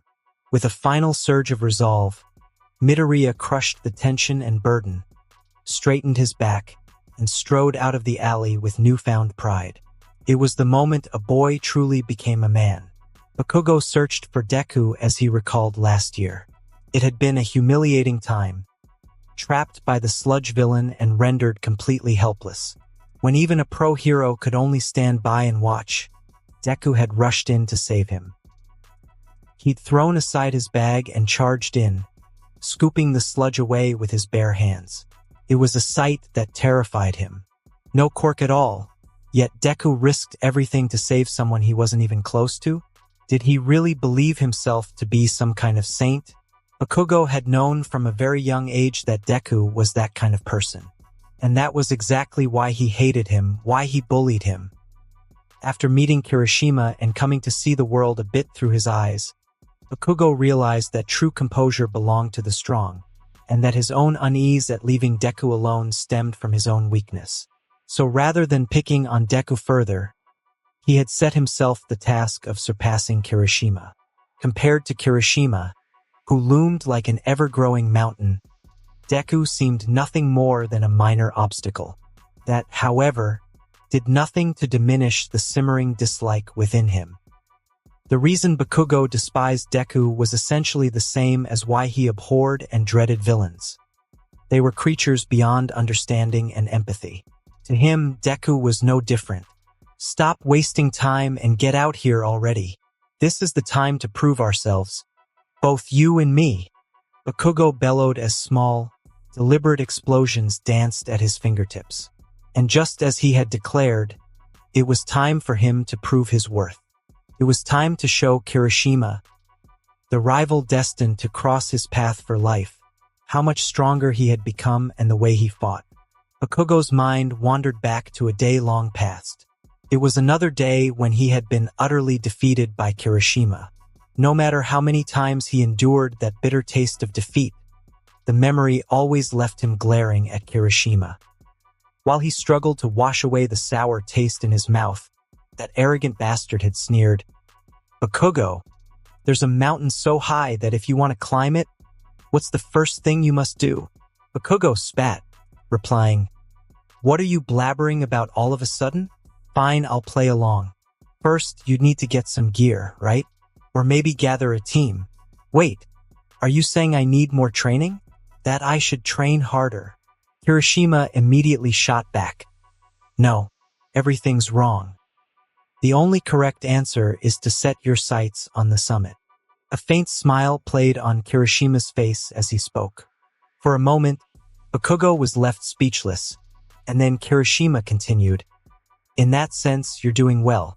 At least you haven't lost sight of your goal." "So you're saying you're the summit?" Bakugo retorted. "Why ask the obvious?" Kirishima replied with a laugh, showing no sign of embarrassment at Bakugo's scowl. Bakugo gritted his teeth at Kirishima's carefree demeanor, but he remained silent. There were still many things he had yet to experience, and while the world was vast, if he had to pick the best among his peers, it would undoubtedly be that guy. Returning to the narrow corridor, Bakugo muttered, "Kirishima, I'm still watching you, and I will continue to watch you." At that very moment, Uraraka had advanced far enough to catch sight of Ida guarding the bomb. Peeking around the corner, she overheard Ida muttering to himself, "Bakugo is naturally ruthless, and in this training, that's entirely appropriate. Then I too must be utterly remorseless, as ruthless as a villain. Yes, this is yet another trial to become a great human being who brings honor to the Ida name. Become one, to be a hero. Let yourself be stained by evil." He clenched his fists and spun around. With eyes wide and voice booming, he looked less like a hero and more like a clown in ill-fitting clothes. "I'm really terrible." Uraraka couldn't help but let out a small laugh. "He takes himself too seriously," she mused. Responding to her laughter, Ida declared proudly, "You've arrived, Uraraka." Startled, Uraraka revealed herself fully, and he pointed at her with a finger. I knew Bakugo would head out alone the moment he rushed off. After all, his quirk makes anything he touches levitate. That's why earlier. He spread his arms wide and continued confidently. I've cleared every object on this floor as a countermeasure against you. Your little tricks are now useless. You got careless, hero. To the onlookers, Ida's forced villainy was laughable. But Uraraka couldn't bring herself to laugh. With trembling eyes, she whispered, "That sounds convincing." Immediately, she contacted Midoriya. "Deku, how's it going?" "Uraraka, are you okay?" Midoriya asked. "Ida's onto me. He's creeping closer right now." Watching Ida advance slowly, she explained the situation to Midoriya. Midoriya listened and asked, "Where are you?" "Right in the center of the 5th floor." Thinking about the building's layout, Midoriya muttered, "That's almost directly above me. We don't have much time left. If time runs out, they win. I don't want us to lose now." As Midoriya rose with his fists clenched, he sensed someone behind him. When he turned, Bakugo was standing there, staring him down. In a calm tone, Bakugo stated, "They've gathered." After mumbling something that made little sense, Bakugo's eyes gleamed as he continued, "Why aren't you using your quirk? Is it because it'll hurt you? Honestly, the Deku I know never worries about that. Or is it because you're scared I might die?" His voice grew rougher, until his final words sounded like a beast's threatening growl. Midoriya felt the sting of his words but refused to back down. "Then what? Make me use my quirk, Kaken. Prove to me there's nothing to fear." Bakugo gave a cold smile as he reached toward Midoriya and said, "You know my explosions come from a nitro-like substance secreted by my palms." Lowering his stance, he hooked a finger onto the pin of his grenade-shaped bracer. If the bracer is built to spec, it stores that energy inside. Watching the scene on a monitor, All Might panicked and immediately radioed Bakugo. "Bakugo, stop. Are you trying to kill him?" Even All Might's frantic plea couldn't make Bakugo stop. "If it doesn't hit, he won't die." A massive explosion swept through the corridor. As he watched, Kirishima ground his teeth and muttered, "That idiot!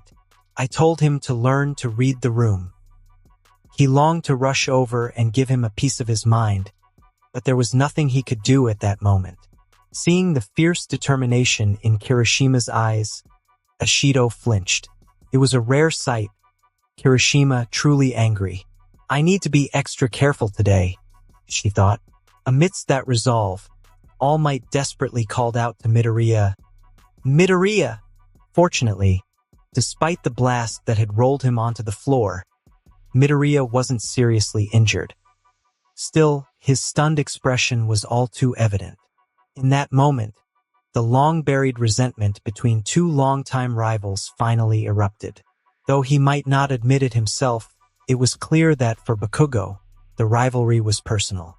Wading through the smoke, Bakugo strode forward and declared, "Wow, amazing. The more I load this bracer, the stronger it gets. Come on, use your quirk, Deku. Give it everything you've got. Only then will crushing you have meaning." Kirishima clicked his tongue. He could understand it. For the first time, Bakugo was experiencing combat by unleashing his quirk, and its power exceeded his expectations. Power intoxicated him all too easily. That was, of course, if Kirishima hadn't already taken notice. With a bitter smile, Kirishima remarked, "You're in for a hell of a training session, too. Just wait." Meanwhile, Ida grabbed his radio and demanded an explanation from Bakugo about the massive shockwave that had just rocked the corridor. "Bakugo, answer me. Was that you? What on earth did you do? Explain yourself."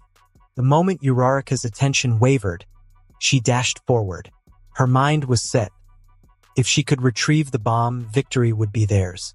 Ida immediately bolted after her, shouting, "I won't let you do that, hero." Uraraka clutched her hands together and negated gravity, slowly lifting off the ground. Ida watched in astonishment as she floated well above his height and then tumbled forward. Touching the target was the condition for retrieval. So she can levitate herself too? Ida wondered aloud. As she neared the bomb, she deactivated her quirk and fell while shouting, "This is a high-cost technique," just as her hand came within reach of the bomb. Ida, having explosively accelerated his legs, dove in, grabbed the bomb, and leaped away. Uraraka reached out helplessly, rolled across the floor, and crashed against a wall. As fragments of her dislodged helmet scattered, Ida's voice cut through. "Your quirk won't pose a threat unless it makes contact. I've bought us plenty of time. Ha ha ha ha ha." Though his antics were still laughable, Uraraka gritted her teeth in frustration. Deku is really giving it his all. At that moment, Bakugo glowered down at Midoriya and growled, "Ha! Impressive, isn't it? Deku, why are you just standing there? We never learned to fight by just standing still. You have to move, attack, bite down. Hurry up. I know you're not the type to surrender because you're scared." Instead of answering, Midoriya turned to ask Uraraka about the situation. Watching this, Ashido cautiously whispered to All Might, "Sensei, shouldn't we stop this? Bakugo probably won't kill Midoriya, but it's still way too dangerous." No. All Might replied in a somber tone. He seemed unervingly calm, almost miserly. "Bakugo, if you fire that again, I'm calling an immediate halt and marking it as a loss for you.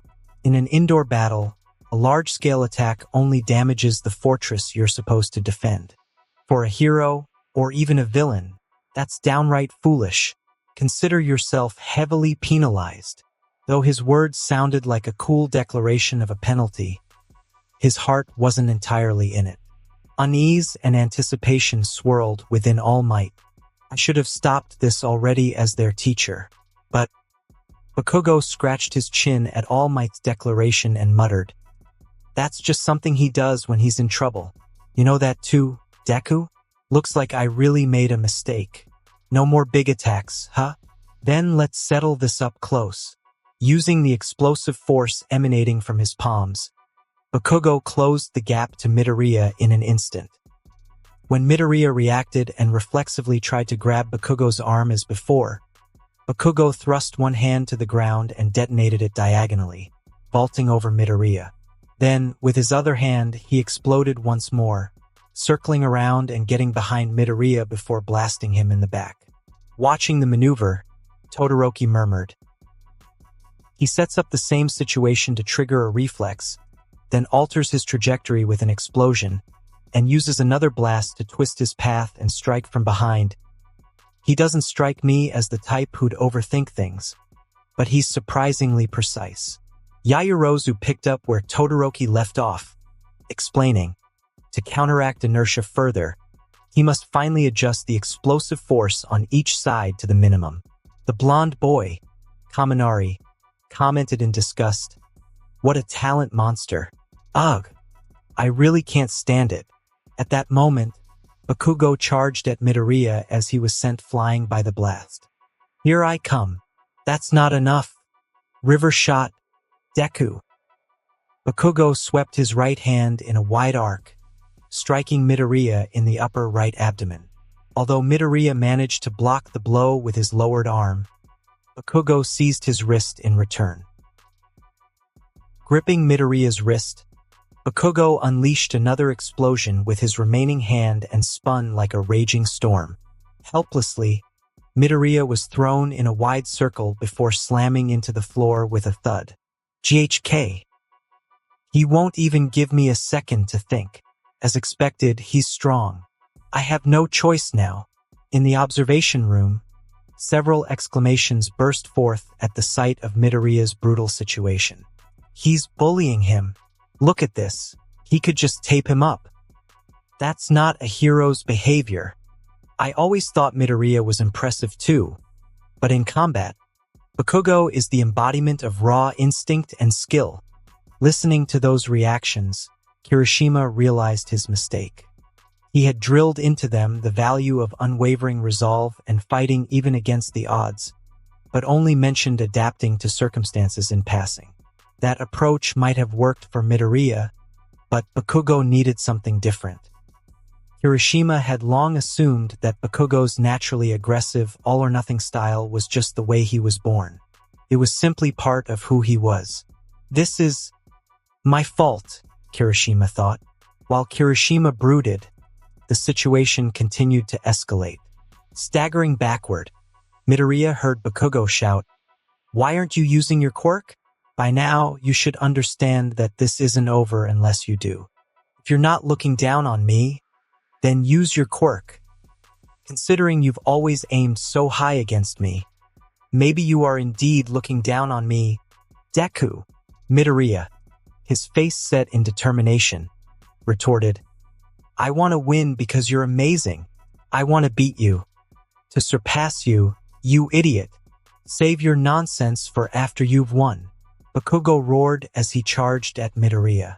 Midoriya's rushing figure seemed to move in slow motion, as if time itself had slowed. For some reason, the day Kirishima had told him to keep his eyes on the summit flashed back. Back then, Kirishima had wiped the smile from his face and said seriously, "But Bakugo, sometimes don't just look up. Look down too. The place where you stand is the summit for someone else. Of course, there will always be people vying for it." Bakugo couldn't quite recall his exact reply, only that he had snapped, irritated that Kirishima had insinuated looking down might mean looking down on someone. Watching Midoriya clench his fist and shout, Bakugo reached out. The onlookers began to cry out to All Might in distress.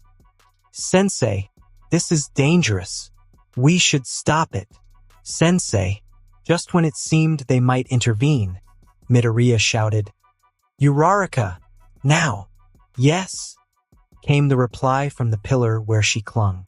Ida stared blankly at her, not understanding what that meant. Midoriya watched Bakugo's outstretched palm hurtling toward his face and thought, "I still can't beat him one-on-one, but..." Twisting the arc of his punch with a swift uppercut that aimed for the ceiling, Bakugo flinched. The Bakugo with razor-sharp battle instincts immediately understood Midoriya's intent. And then it hit him. He was the only one who believed that battle was settled solely by brute force. In that final moment, sensing defeat, Bakugo eased the strength in his hand.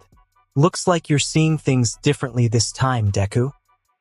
As their hands collided, an explosion and a blast of wind erupted simultaneously. The shockwave tore upward through the building, punching a massive hole in its facade. Uraraka, seizing the moment, grabbed a broken pillar to reduce its weight, swung it with both hands, and shouted, "Ida, sorry. Here comes my improvised finishing move. Comet home run." "That's not a home run." Stone fragments battered Ida, who shielded his head. In that split second, Uraraka propelled herself through the air, clinging to the bomb. "Retrieved." Her bright voice echoed throughout the building, and All Might's triumphant announcement followed. Hero team win."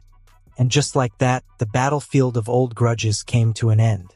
In the silent room, Bakugo fixed his steely gaze on Midoriya, who sat motionless on the floor. Midoriya's eyes smoldered with pent-up emotion, as though he might burst into action at any moment.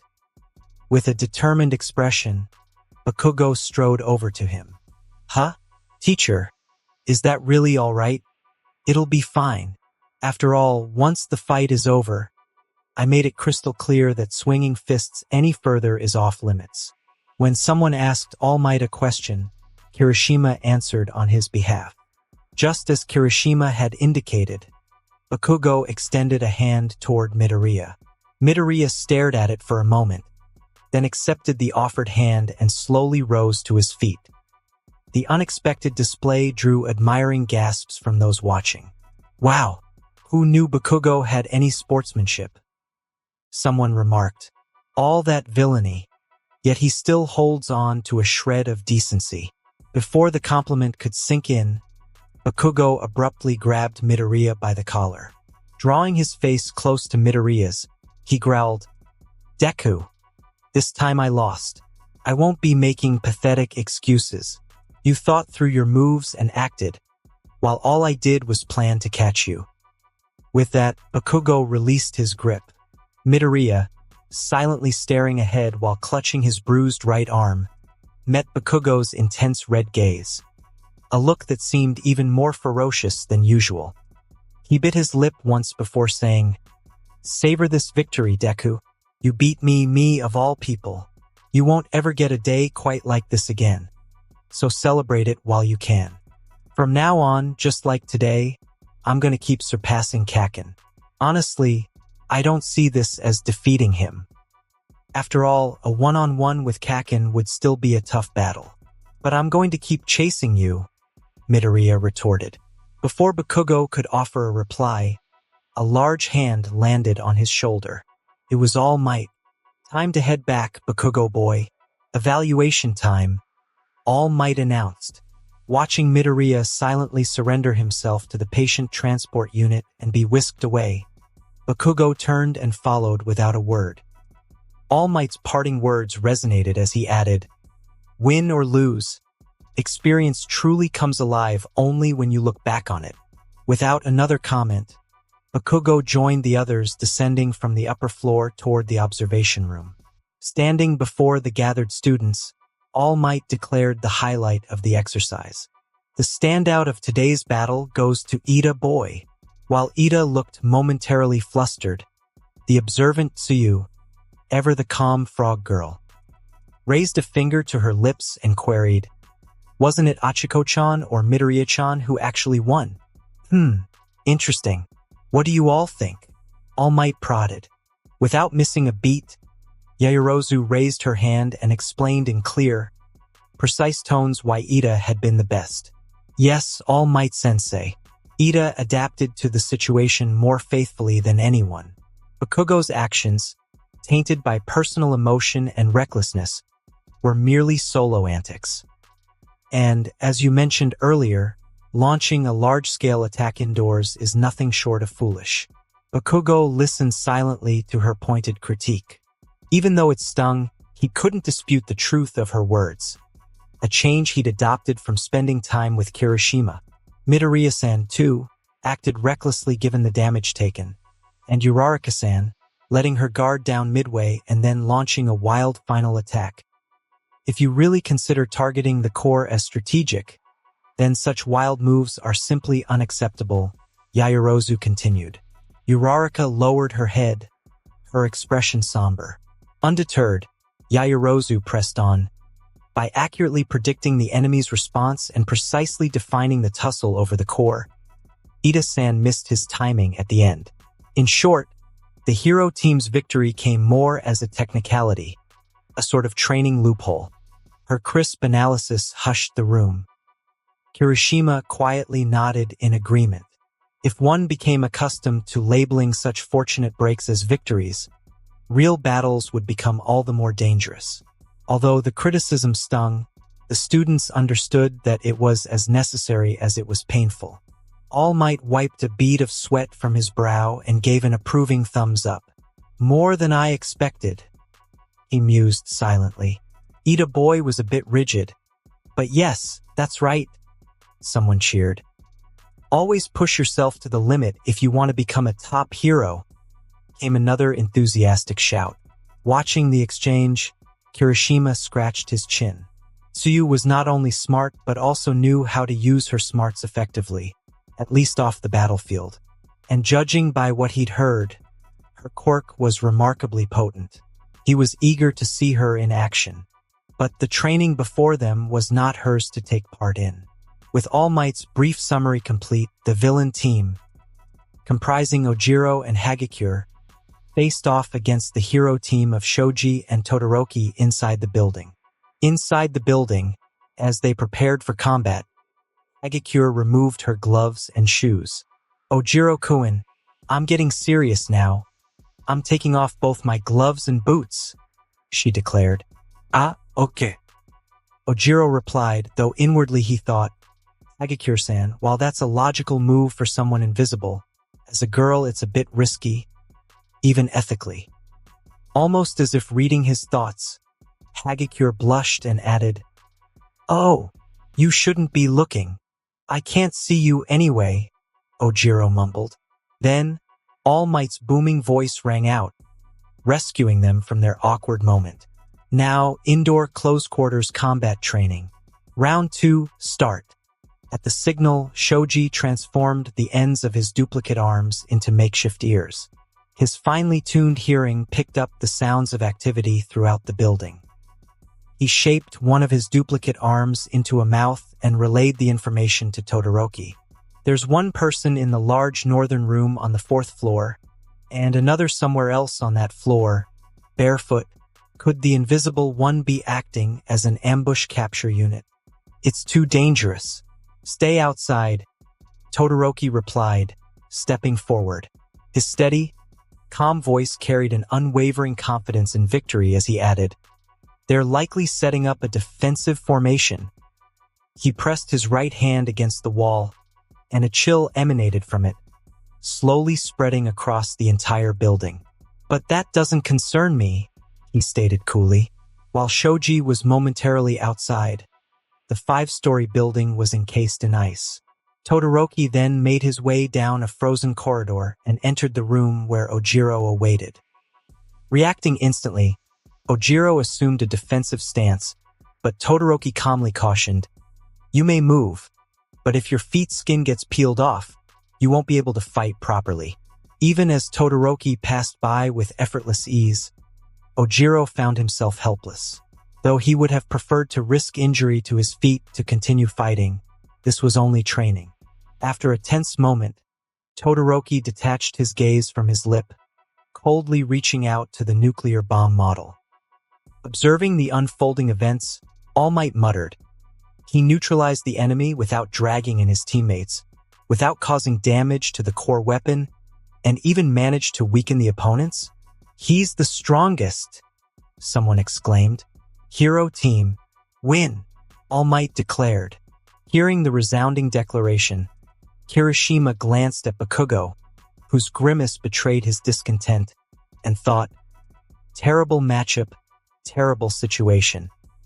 If Ojiro had any chance, he probably would have had to intercept them outside the building. Though Ojiro was by no means weak, the outcome was disappointing in many ways. Once the skirmish ended, Todoroki once again pressed his right hand against the wall, and the building slowly thawed. "Hot?" Ojiro asked. "Sorry, the power difference was just too stark," Todoroki explained. Ojiro, swallowing his frustration, remained silent. Losers rarely speak. If he had much to say, he'd have belittled his opponent from above after winning. For now, it was time to congratulate the victors and exit. Back in the observation room, All Might continued his evaluation. In truth, Todoroki's overwhelming performance left little doubt about who deserved top honors. After that brief feedback, it was Kirishima's turn to speak. Looking first at Tokoyami and Tsuyu, who had already entered the building, Kirishima addressed Zero. "Zero, your quirk fires something like tape from your elbows, right? Huh? You saw that yesterday?" Zero replied, "I remember everyone's quirks. But tell me, how sturdy is that tape? Can it support a person's weight?" Zero frowned in confusion for a moment before answering. "It can hold about 3 or 4 times the weight of an average adult man." "Why? Are you planning to use it to scale straight to the top floor?" "If the bomb could be anywhere, heading straight for the top floor isn't very logical," Kirishima said, fixing his gaze on Zero. He then reflected, "Boxing, like most martial arts, is fundamentally an individual sport. During training, you get help from a lot of people. But once you step into the ring, you're on your own.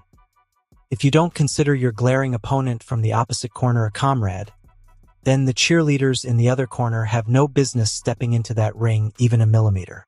For Kirishima, this sort of coordinated teamwork was a new experience, one that would become routine from now on. That realization only strengthened his resolve to show his friends exactly who he was and the power he commanded. In this mission, he knew he had to be at its center. With a tinge of contrition, he said to Zero, "This time, can you follow my lead? Huh? What do you have in mind?" Kirishima outlined a plan that wasn't particularly extravagant. Although Zero's expression betrayed some concern, he eventually agreed. "I'm still a bit skeptical, but what you pulled off yesterday was so impressive that I trust you. All right, I'm in." "Thanks, Zero," Kirishima replied. At that moment, All Might's voice announced the start of the exercise. Kirishima tapped his communicator twice before striding confidently into the darkened building. During the brief preparatory phase, every light in the building had gone out. Even as he admired the villain team's meticulous preparations, Kirishima transformed his body. Adopting a demonic form, he expanded his sensory reach to envelop the building entirely. It wasn't long before he detected the bomb on the 3rd floor, the building's middle level, and began making his way in that direction. How many steps did it take? He wasn't sure. Out of the darkness, a bird-like shadow swooped toward him. Already aware of every detail, Kirishima casually snatched the head of the shadow creature in one hand and murmured, "Nice quirk. It's hardly affected by physical blows, and its power is impressive." "What's your angle?" Tokoyami asked warily. The dark shadow struggled futilely in Kirishima's grasp. If Kirishima had attacked now, Tokoyami would have been completely defenseless. Instead, Kirishima continued his measured discourse. "But you lucked out, didn't you?" he stated, locking eyes with Tokoyami even in the dim darkness. His quiet voice, spreading like an eerie stain along the silent corridor, exuded a palpable aura of challenge. "From now on, I won't attack you even once. I'm just gonna walk toward the bomb. Try to stop me if you can. Use any means at your disposal. If you can halt me, then victory is yours." Kirishima's eyes glowed with a sinister red intensity, as if they might drip with molten light at any moment. Tokoyami's anger flared briefly at the declaration, but before he could react further, he felt cold sweat trickle down his spine. Though they'd met only the day before, it was clear from their brief exchanges that Kirishima wasn't one to bluff or exaggerate. He meant every word. Then, with deliberate calm, Kirishima released his grip on Dark Shadow.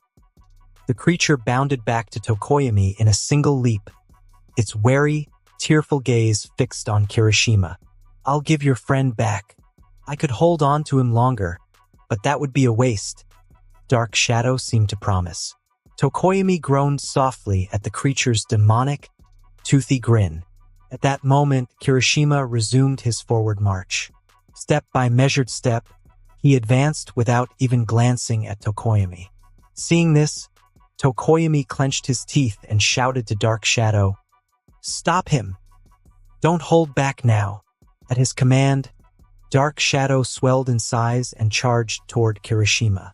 But with an almost nonchalant ease, Kirishima brushed the relentless creature aside, as though shooing away an insignificant fly.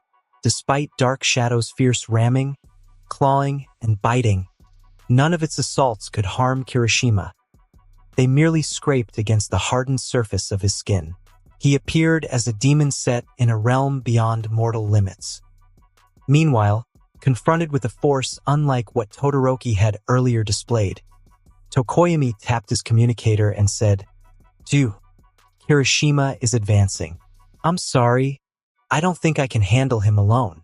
Honestly, even if I fully unleashed my dark power, I doubt I could stop him. Ribbit, should I help too? Tsuyu offered. No, just secure the perimeter around the bomb. And think, how would you halt an unstoppable armored tank? Understood. Ribbit, Tsuyu replied. Even as the brief exchange continued, Kirishima pressed steadily forward until he found himself before the second floor. Climbing the stairs slowly, he was met with fresh resistance. Dark Shadow struggled with all its might to pull him back, yet Kirishima advanced relentlessly, step by determined step. The pattern repeated, and by the time he reached the third floor, he felt something like a tongue lashing at him. Deliberately allowing the attack, Kirishima countered by pulling on the tongue against the force that sought to drag him backwards. Overpowered yet uninjured, Tsuyu was flung forward. However, thanks to Kirishima's careful guidance, she managed to brace herself against a wall as she landed.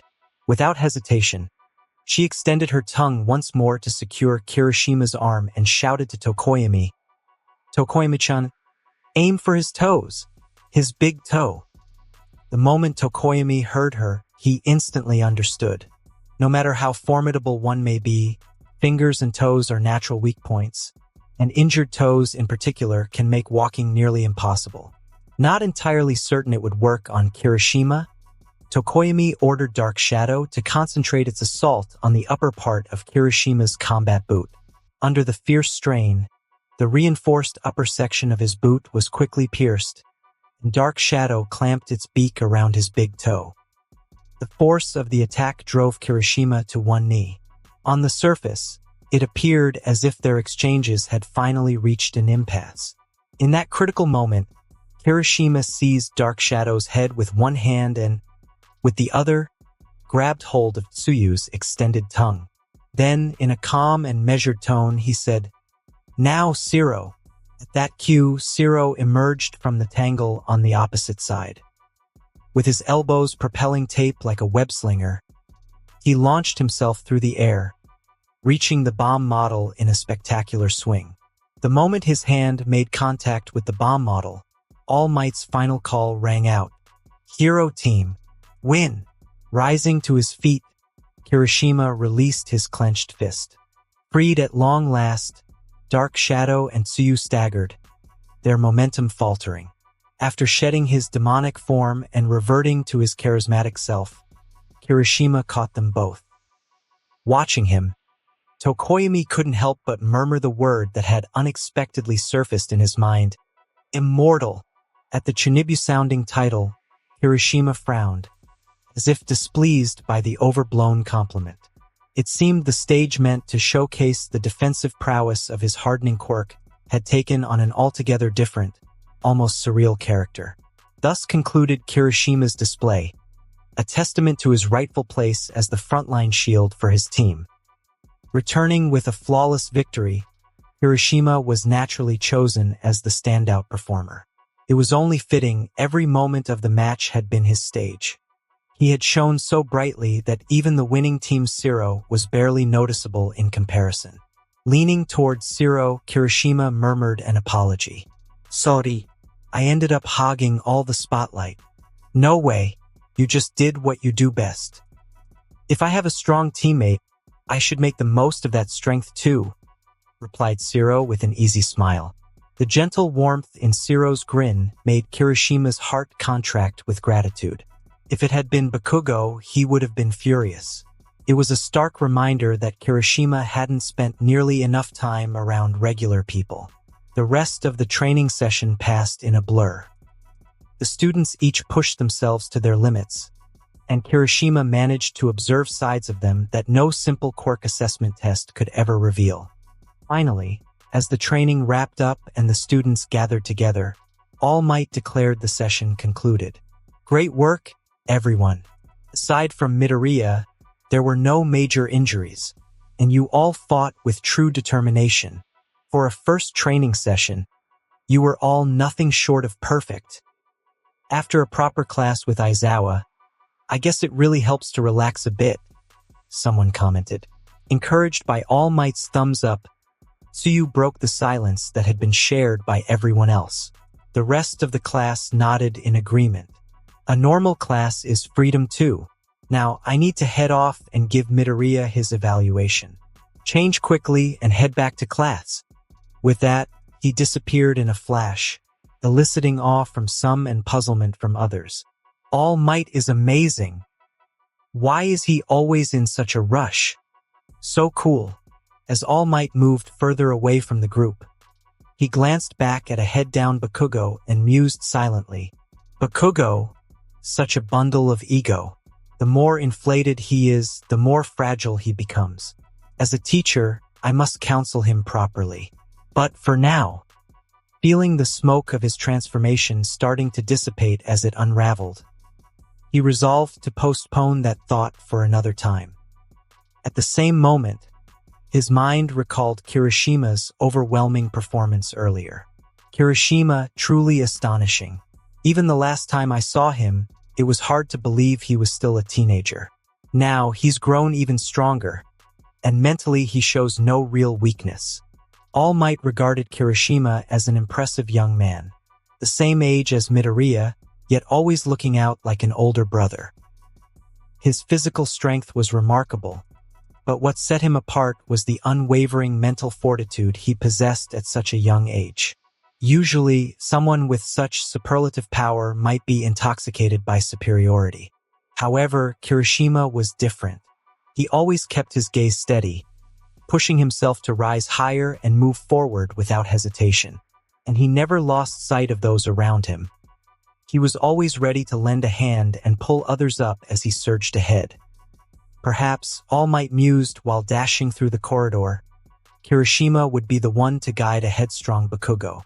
Thanks to his swift exit, All Might barely managed to suppress the collapse of his transformation as the door slammed behind him.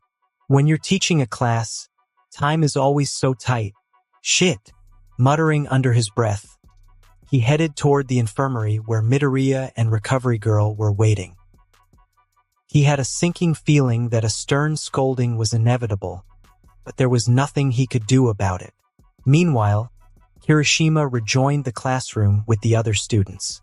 Since Hero Basic Training was the final class of the day, after Aizawa's succinct dismissal, the school day was over. The students, having experienced quirk-based training for the first time, were so exhilarated they practically clamored for a debrief session. Bakugo, however, paid no heed. He hoisted his bag and strode toward the door. Ida called after him, "Bakugo, wouldn't you be better off joining the discussion too?" "Yeah, come talk with us, Bakugo." Another chimed in. Ishido even added her voice, but Bakugo remained silent. With a stiff expression, he continued on to the classroom door. Rising to his feet, Kirishima followed him and draped an arm over Bakugo's shoulder. "I won't say anything right now. I know all too well how it feels to have someone grab you by the nape when you're being chased. But this mood ends today. You haven't lost sight of the top, have you?" "Humph," came the curt reply. With a slight upturn of his lips, Bakugo snorted at Kirishima's words. Then, brushing Kirishima's arm aside, he left the room. Kirishima watched him for a moment as he walked down the hall, then turned back and clapped his hands together. "All right, who wants to go first?" The classroom fell silent at his question. Soon, however, every eye in the room fixed on one person, Kirishima. Pointing at himself, he asked, "Me? You want me to go first?" "Yeah. Honestly, I've got so many questions," said the usually reticent Tokoyami. What do you want to know?" "Your quirk. You don't need to detail every single aspect, but give us an idea of what it can and can't do." Kirishima scratched his cheek, looking a bit troubled as he met Tokoyami's earnest gaze. There wasn't much he couldn't say. In fact, with team play in mind, it made sense to be open about it. Yet somehow, the idea of showing off still made him uneasy. It was Ishido who nudged him on. "It's fine, Eijiro. Besides, you haven't even explained it properly to me before. Now's a good time. Everyone here will someday be teammates." For a brief moment, the old self that cringed at self-promotion reared its head, but Kirishima decided against dampening the mood. Instead, under the bright, expectant eyes of his classmates, he continued calmly, "My quirk is hardening. Mina already knows that. Basically, it toughens my body and enhances my physical abilities." "Huh? So it's an enhancement type?" "Not exactly. Officially, it's classified as a transformation type. It's not even enhancement, yet it does that?" As astonishment spread across the room, Kirishima raised his hand for calm. "It's just how it's registered. If I were to reclassify it now, who knows what it would be listed as. In the end, it doesn't matter. Whether it's transformation or enhancement, it's my quirk, and I know how to use it well. Well, I guess that makes sense. The students exchanged somewhat uncertain looks before nodding in tentative agreement. Then Todoroki, with his bag slung casually over his shoulder, shot a sidelong glance at Kirishima. Meeting his eyes for a brief moment, Kirishima said, "Heading out? Take care, Todoroki." Todoroki looked momentarily dazed before replying in a quiet voice, "Yeah, see you tomorrow." After Todoroki departed, a murmur of disappointment rippled through the room. "Ah, he left. I was curious about him too." "So, Kirishima, how far can this hardening and strengthening go?" Meeting their curious stares, Kirishima answered earnestly, "Based on my experience, it seems to bounce off most projectiles, even shells and rounds.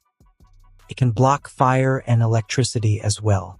And you saw how strong I got yesterday. That burst was as powerful as it gets in one go. But how did you figure out it can bounce off shells?" No comment. As the student's energy dwindled, Ashido shifted the conversation, asking, "So, Ijiro, do you have any weaknesses?" "Well, one thing I haven't mentioned is that my hardening resists quirks that directly target me. That means if I've activated it, even if Aizawa's erasure is used, it won't shut off immediately. Of course, if I'm not using hardening and I get hit by erasure, then I won't be able to activate it at all." Wow, that's seriously overpowered. I can definitely feel the gap in our quirks. No, I don't think it's that extreme. If you knew just how weak it was when it first activated, you might think twice before exaggerating. Come on, just how weak was it? When Tsuyu asked with wide, curious eyes, Kirishima tapped his forehead before answering. Back then, even a toy hammer could shatter it. It was absolutely ridiculous. Wait, seriously? It was that weak? Then how did it become so strong? Did you eat radiation or something? What are you, the Hulk? I pounded my body with all kinds of tools. My quirk grows stronger the more it's hammered. Huh? You got hit? Yeah, in a nutshell, that's what happened. And I trained hard too. What kind of training? A bit of everything: physical conditioning, martial arts. With my quirk, I have to fight up close. That explanation leaves something to be desired, but I think I get it. From the way it sounds, you'd think there's no weakness at all. Don't you agree, Kirishima? Kirishima paused at Yaoyorozu's genteel inquiry, weighing his words before continuing. For one thing, hardening only resists quirks that act directly on me. In other words, it can fend off something that burns whatever I'm touching. But if a quirk creates flames and projects them outward, I have to take that head on. So if someone were to cover a wide area with, say, gas, that'd be pretty problematic. In our class, the ones who could really trouble me would be Yaoyorozu or maybe Jiro. Huh? Me? Jiro blinked in surprise at her name being mentioned. But Kirishima continued evenly, "Yeah. Your sound waves are a product of your quirk, so there's no way I can resist them. And once I'm in hardening mode, my 5 senses are supercharged. A blast of deafening noise would hit me hard. Wouldn't it? You seemed invincible, but I guess no quirk really is. There's no such thing as an invincible quirk." The class then began exchanging their own thoughts on the matter. For a while, they discussed the day's training and introduced their quirks. Midoriya arrived just as Ashido was about to speak again. With a cast on his arm, he entered and immediately captured everyone's attention. "You're back. Great work, Midoriya." "Huh? Thanks, Kirishima," he replied. "You dodged really well, Midoriya. Pulling that move in the first battle really cost us extra energy." Flustered by the sudden barrage of comments, Midoriya listened as Kirishima briefly explained, "We were just having a debrief on today's training." "Ah, I see. You were late yesterday too, so there are a lot of faces here you haven't met yet. Why not take this chance to introduce yourself?" "Oh sure. I'm Midoriya Izuku, and my quirk is one for all. I'm Ajui Tsuyu.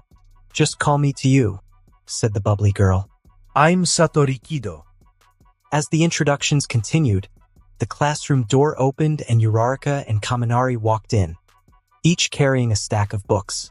Hey, Uraraka, want to grab a bite sometime? What do you like? Machi.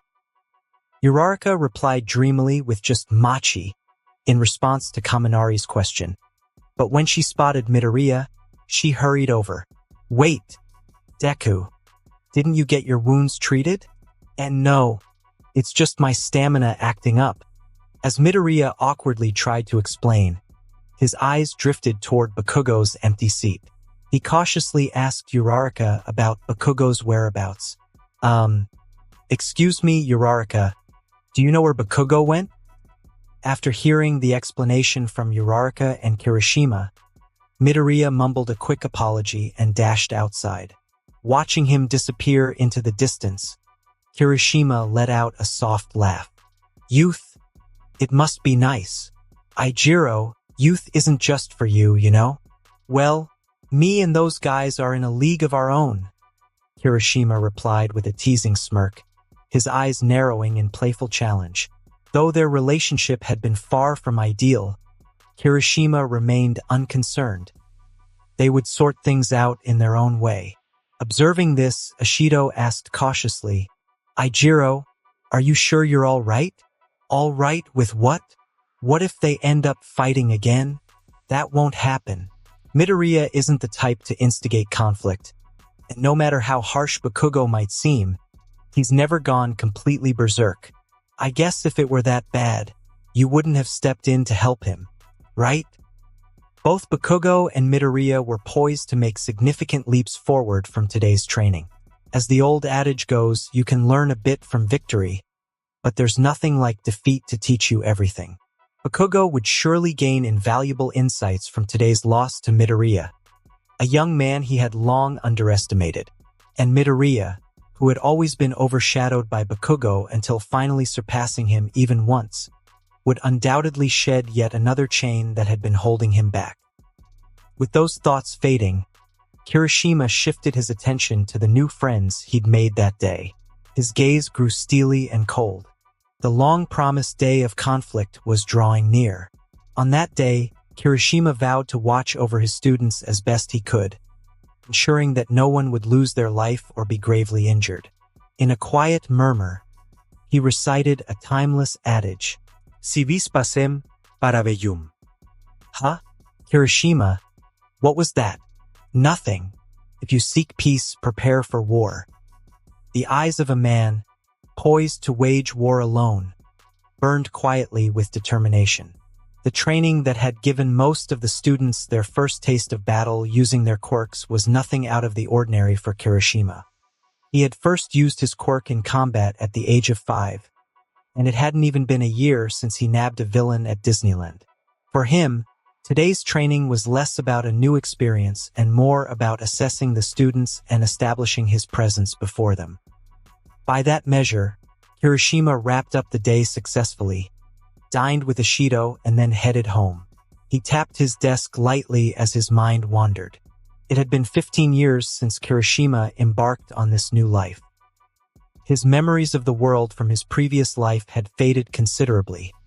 Now it felt as though he were trying to decipher a letter whose ink had bled through with tears.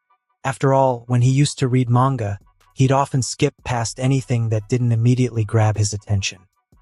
Still, even in those hazy recollections, he recalled the early chapters of an attack with surprising clarity. The first time I read it, I thought, how can real combat not kick in until Volume 2? The wait had been worthwhile. Now the event that had propelled him to devour every subsequent volume was fast approaching. Watching the story unfold as an observer had been fun enough, but the thought of it happening to him was an altogether different feeling. As an individual, he was, if anything, rather excited. This wasn't a sentiment a normal person would harbor, but Kirishima was far from ordinary. A man built for battle, he had no qualms about scenarios involving torn throats and spilled blood. Yet the real problem was that Kirishima was no longer just acting as an individual. From his recollections, The ones likely to be seriously hurt in the coming incident were Aizawa and the guy in the spacesuit. But since being reborn into this life had subtly altered those around him, he couldn't afford to relax. Even if the same event unfolded, the outcome could vary drastically depending on who was involved. Whether those changes would turn out for better or worse, he couldn't be sure. Still, Kirishima believed it was his duty to brace for the worst.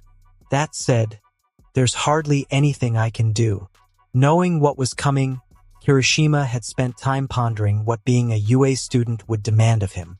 But realistically, there was almost nothing a mere student could do. Even if he tried to warn them about an impending villain attack, he couldn't divulge his source. And if they chose to ignore him, that was as good as it got. While if the attack did occur, he might just be branded a spy. Besides, going solo to preemptively strike the villains was out of the question, not least because he didn't even know where they were. Bound by school routines, time was another enemy he couldn't overcome. Ultimately, the only measures he could take were to boost the student's strength a little more before the incident and then confront the enemy directly once it began. Having reached the conclusion he had mulled over time and again, Kirishima sighed and went to sleep. He couldn't let the foreknowledge of an attack disrupt his established routine. In fact, precisely because of that, he needed to stick to his meticulous preparations. And so, as always, the day ended and morning broke. Kirishima did some light exercise, freshened up, roused Ishido, had breakfast with her, and then set off for school. Despite the early hour, thanks to Kirishima's habit of beating everyone else, the school gate was already teeming with people. The media had swarmed the entrance after hearing that All Might had taken up a teaching position at UA. The reporters, looking as if they intended to bar entry by any means necessary, made Kirishima click his tongue before instructing Ishido. "I'll go ahead and draw their attention. You keep an eye out for an opening and dash in when it appears. Are you sure you'll be okay, Eijiro?" They seem pretty relentless. I'll just give them a measured response. Once I'm inside the gate, they won't be able to follow, thanks to UA's barrier. Right? Even though it felt a bit awkward to mention, knowing that the barrier would eventually fall, he offered this reassurance to Ishido. As soon as he finished speaking, he strode toward the cluster of reporters. Even from a distance, his 2-meter-tall figure in full school uniform was unmistakable, and as soon as they caught sight of him, their eyes sparkled while they surged forward. "Have you ever taken All Might's class before? Wait, aren't you the student from Disneyland?" "Yes, I caught a villain at Disneyland last year, and I also take All Might's class." With his bag slung casually over one shoulder and an unmistakably composed demeanor, Kirishima managed to soothe the visibly anxious reporters. It remained to be seen, but from his calm stance, it certainly didn't look like he was about to bolt. "I'll answer you at a relaxed pace. So please, calm down and ask your questions one by one. In fact, if you could raise your hands when you have a question, that'd be even better." In true Kirishima style, his handling of the situation transformed the gate into a makeshift press conference, a remnant skill from his previous life. Despite cameras and camcorders being thrust his way from every direction, he remained unruffled and affable, and soon the questions began to roll in. "Let me start with the person at the front, since you were the first to ask." "Ah, thank you. So, what's All Might's class like?" "I've only been in All Might's class once, so I can't say for sure. But if I were to describe the vibe, it seemed both cautious and daring. A blend of a novice teacher's carefulness and a veteran hero's seasoned confidence. That's the overall feeling I got." "And what about the symbol of peace in the classroom?" "Just as you'd expect, he's reliable and reassuring. Sure, he might make rookie mistakes at times or even show a human side reminiscent of a storybook hero, but people trust him because of the long history he's built as a hero. Anyone aspiring to be one would likely feel the same." Kirishima continued fielding the reporters' questions one by one, gradually clearing the way. When a path through the crowd finally emerged, Ishido squeezed through it. Seeing her dart in, Kirishima hesitated for a moment, tempted to follow immediately, but then decided to stick around with the reporters just a bit longer. Old habits died hard. Even in his previous life, tangling with reporters was never a wise move. The majority were the kind to dig up scandal at the slightest hint of a story, though every now and then one might prove useful if you got to know them. As Kirishima continued to placate the reporters, he caught sight of Midoriya making his way over. He beckoned him over with a wave, clapping a hand on his shoulder, and said, "All right, listening to just one voice might get dull. So next, pay attention to what this guy has to say." Eek! Startled by his own reaction, Midoriya's eyes widened, prompting Kirishima to lean in and whisper, "Just answer their questions normally. You're bound to face this more than once, so treat it as practice." Originally, he'd planned to use Midoriya as a shield and then slip inside on his own, but seeing the panic on his friend's face, Kirishima opted to stay with him instead. After watching Midoriya stammer through his answers, Kirishima, citing his need to prepare for class, excused himself and headed into the school.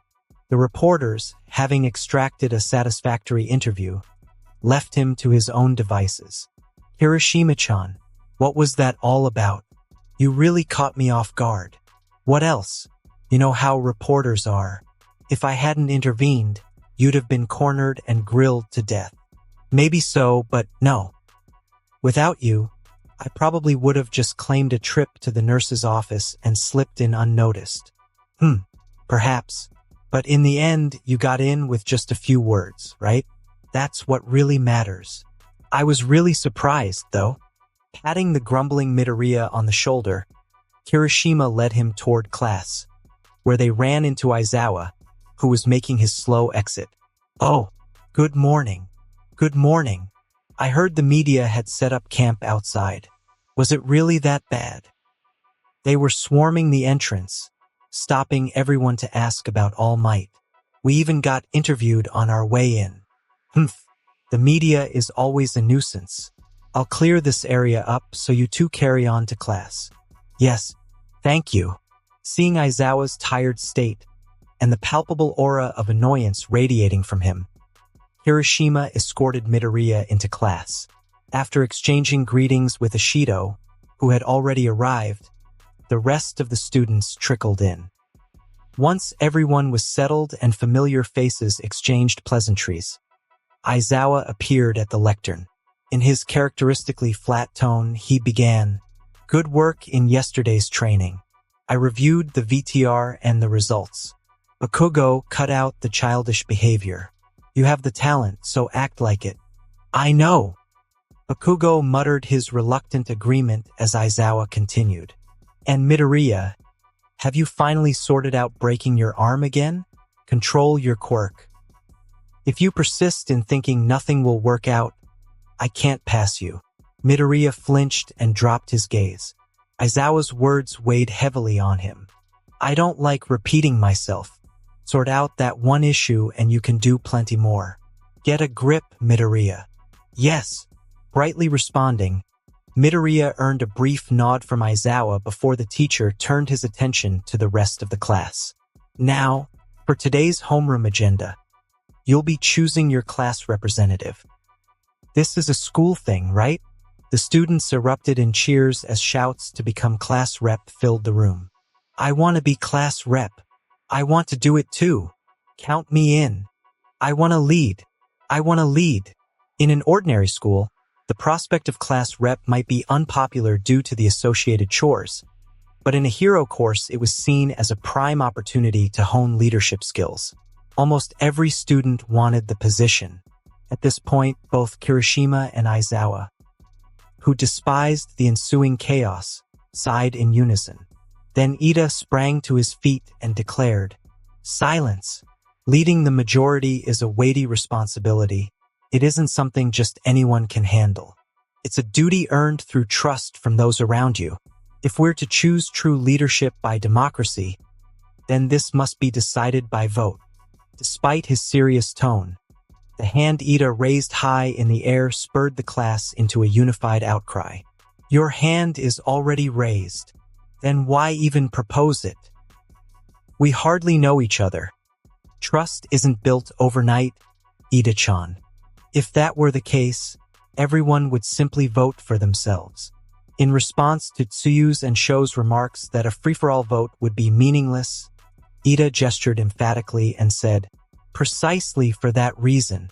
The one who earns the most votes here is the one best suited for the role. Wouldn't you agree, teacher?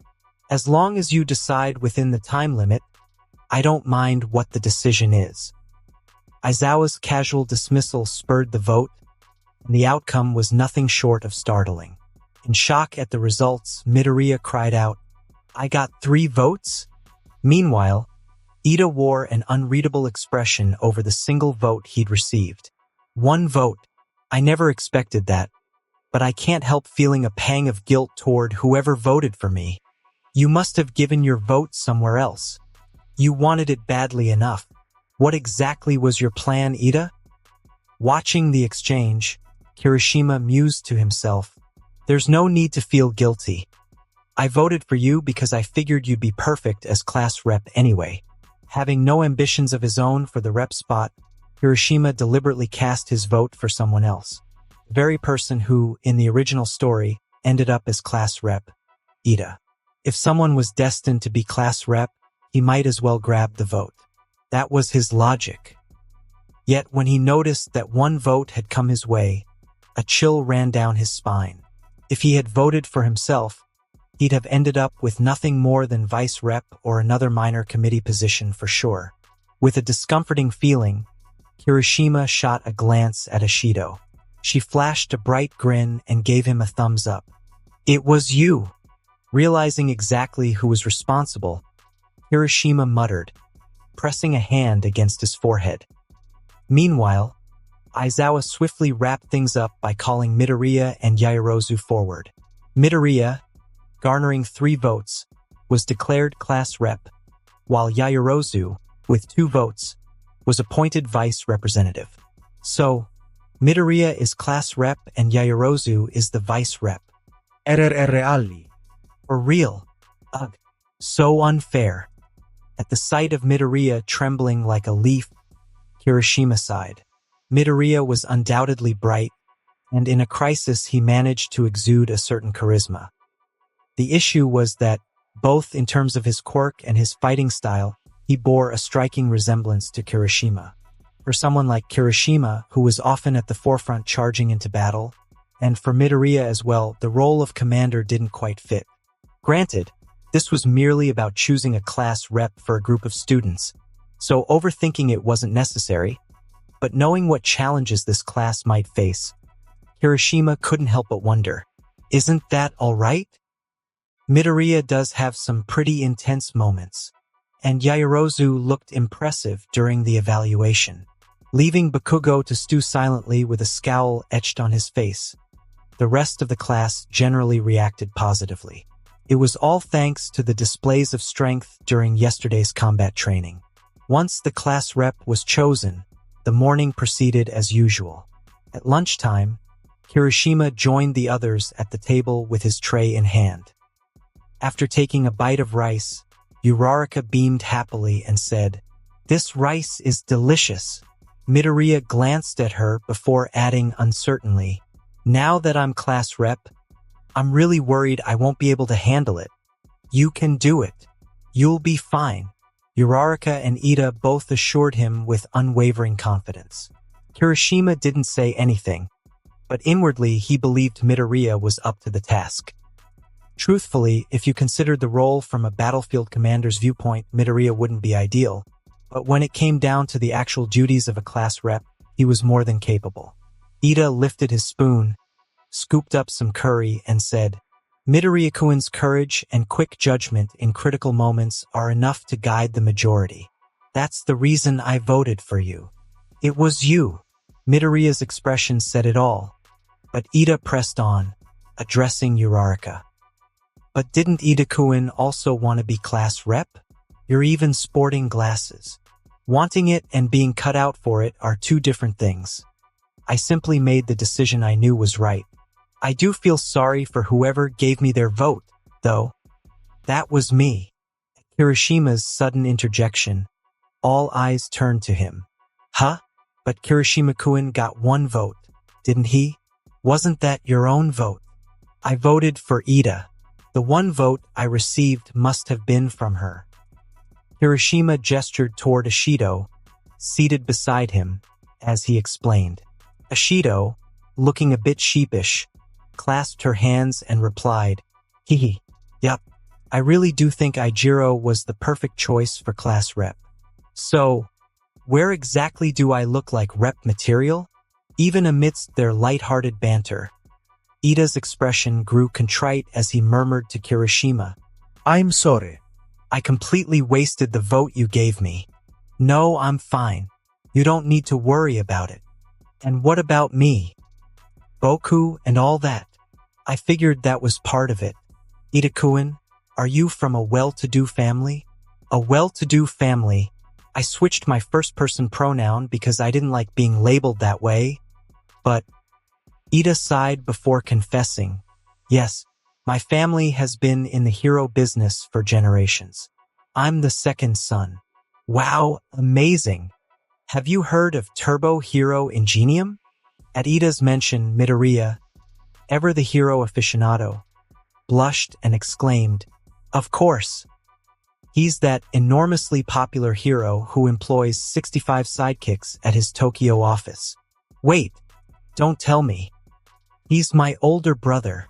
With shoulders back and a proud tone, Ida's revelation made Kirishima chuckle as the other students looked on in awe. That makes perfect sense. Incredible. A disciplined, charismatic hero who leads by example. I've always admired my brother, but I still think I'm not cut out for leading others.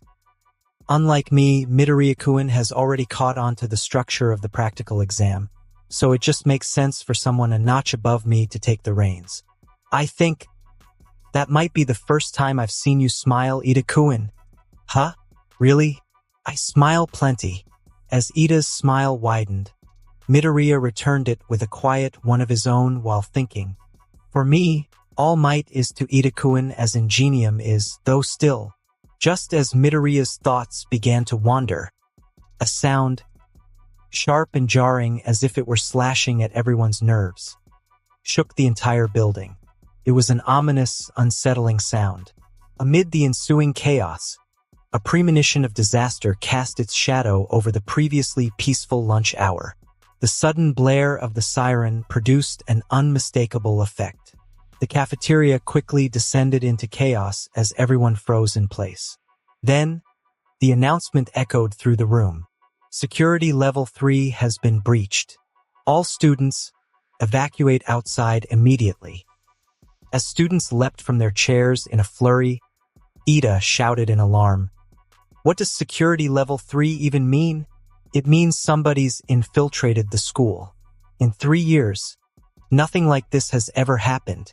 Hurry, everyone. With that, he dashed toward the exit. Since the cafeteria served both the support and general courses, it normally accommodated a large crowd, a capacity that now worked against them.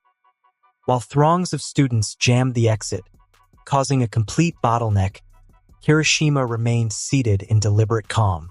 Even though he already knew how the situation would unfold, his nonchalance must have struck his friends as odd. Kirishima, shouldn't we get out too?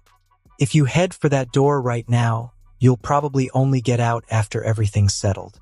That's my first reason for staying put. First reason? So there's a second reason too. At Uraraka's query, Kirishima finally stood at his own pace and replied, If I really need to get out, I can always break through a wall. That's my second reason, and it's why I'm so relaxed. He walked over to the window and, using his chin as a pointer, said, And lastly, panicking won't resolve anything. It's better to assess the situation first instead of moving recklessly. Why don't you all come take a look? It seems there's no longer any reason to remain outside. One by one, the students gathered at the window, where they could see Aizawa and Present Mike barring the reporters from advancing. Present Mick's face had turned ashen as reporters thrust microphones in his direction, and it looked as though he might explode at any moment. Assessing the scene quickly, Ida cried out, "So it's just the media. Everyone, calm down." Yet, even as Ida shouted, the pandemonium around the exit did not subside. Watching Kaminari and Sho struggle amid the crush, he desperately pondered his next move. If it were Midoriya, if it were him in a moment like this, suddenly, an idea struck him, and he called out to Kirishima, "Get me to a spot where everyone's eyes are on me. Kirishima, can you toss me up near the emergency exit?" "Huh? I can try and I'll control my strength, but if I slip up, you could get hurt." "It's fine. I just need a proper landing." I'm not sure it'll be a landing as much as a smack against the wall, but alright, hold on." Without hesitation, Kirishima gripped Ida by the nape and belt and hurled him toward the top of the door with measured force. Ida attempted to use his engines to land safely, but instead ended up awkwardly stuck to the wall. Undeterred, he latched onto a pipe fixed to the wall to steady himself. After a brief pause, he bellowed, "Short, concise, and bold. Everyone, it's all right." His voice rang out clearly, piercing the clamor around him. With all eyes fixed on him, he declared, "It's just the media. There's no need for panic. We're fine. This is UA. Let's act in a manner befitting our status as the best." Thanks to his intervention, the students gradually calmed down, and before long the police arrived to remove the intruders from the school. Thus ended an eventful lunch period, and the afternoon schedule began. Since the class couldn't be run by just a class representative and vice representative alone, it was time to elect additional officers. Yaoyorozu calmly signaled to Midoriya, "Alright, let's get started with the class rep election. Then we'll move on to selecting the other officers. But before that, may I say something?" All eyes turned to Midoriya as it was clear he had something important to share. With his heart pounding, Midoriya announced, "I think Ida should be our class representative." Despite Ida's startled reaction, Midoriya continued, "He led everyone so brilliantly. I really believe Ida is the right choice." "I agree. Ida was incredible in the cafeteria. Thanks to him, I survived too," someone added. "He did end up looking like the emergency exit sign, though. Time's wasting. Something's got to be done. Let's wrap it up already." At Aizawa's cue, as he emerged from his sleeping bag, Midoriya's reaction was as quick as a startled cat, and Ida promptly stood up. Straightening his back with pride, Ida declared, "If I'm to be nominated by the class, then I, Tenya Ida, hereby promise to discharge the duties of class representative with all my might. I trust you. Emergency door. Emergency door Ida. And my position is..." Aside from Yaoyorozu's quiet murmur, the atmosphere was upbeat, and Ida's appointment as the new class representative was confirmed. At that same moment, teachers stood before the shattered remnants of the UA barrier. They inspected the debris while murmuring, "How can something as ordinary as the media pull off a stunt like this? There must have been someone inciting the chaos. Perhaps an intruder got in, or maybe it was a declaration of war." Nizu peered down at what had once been a solid door and felt an ominous chill. The collapsed barrier strangely resembled a harbinger of the coming storm. After the usual end of school, Kirishima made his way to the gym for which he had already secured permission. Trailing behind him were Midoriya, Bakugo, Ashido, and also Ida, Uraraka, Tsuyu, and Yaoyorozu. Following the class reflection meeting, Kirishima had suggested that they train together after school whenever possible, and those available that day joined him. Chiding Bakugo, who wore a fierce scowl, Kirishima remarked, "Relax your expression a bit. Anyone who doesn't know you would think you're out to kill someone." "Huh? You think I can just relax my face? Besides, Why did you even drag Deku along? Because Midoriya needs training too. He has to learn how to control the way he wrecks his body every time he uses his quirk. Then what about me? You're the loser who got beaten by Midoriya yesterday. While the winner trains, the defeated shouldn't be goofing off. Gah! Grabbing a fidgeting Bakugo by the head, Kirishima finally swung open the door to Gamma Gym. After verifying his ID, the massive door slid open smoothly. Inside, all that greeted them was a bare concrete floor. Stepping onto the floor a few times, Kirishima then addressed the group. All right, let's think this through.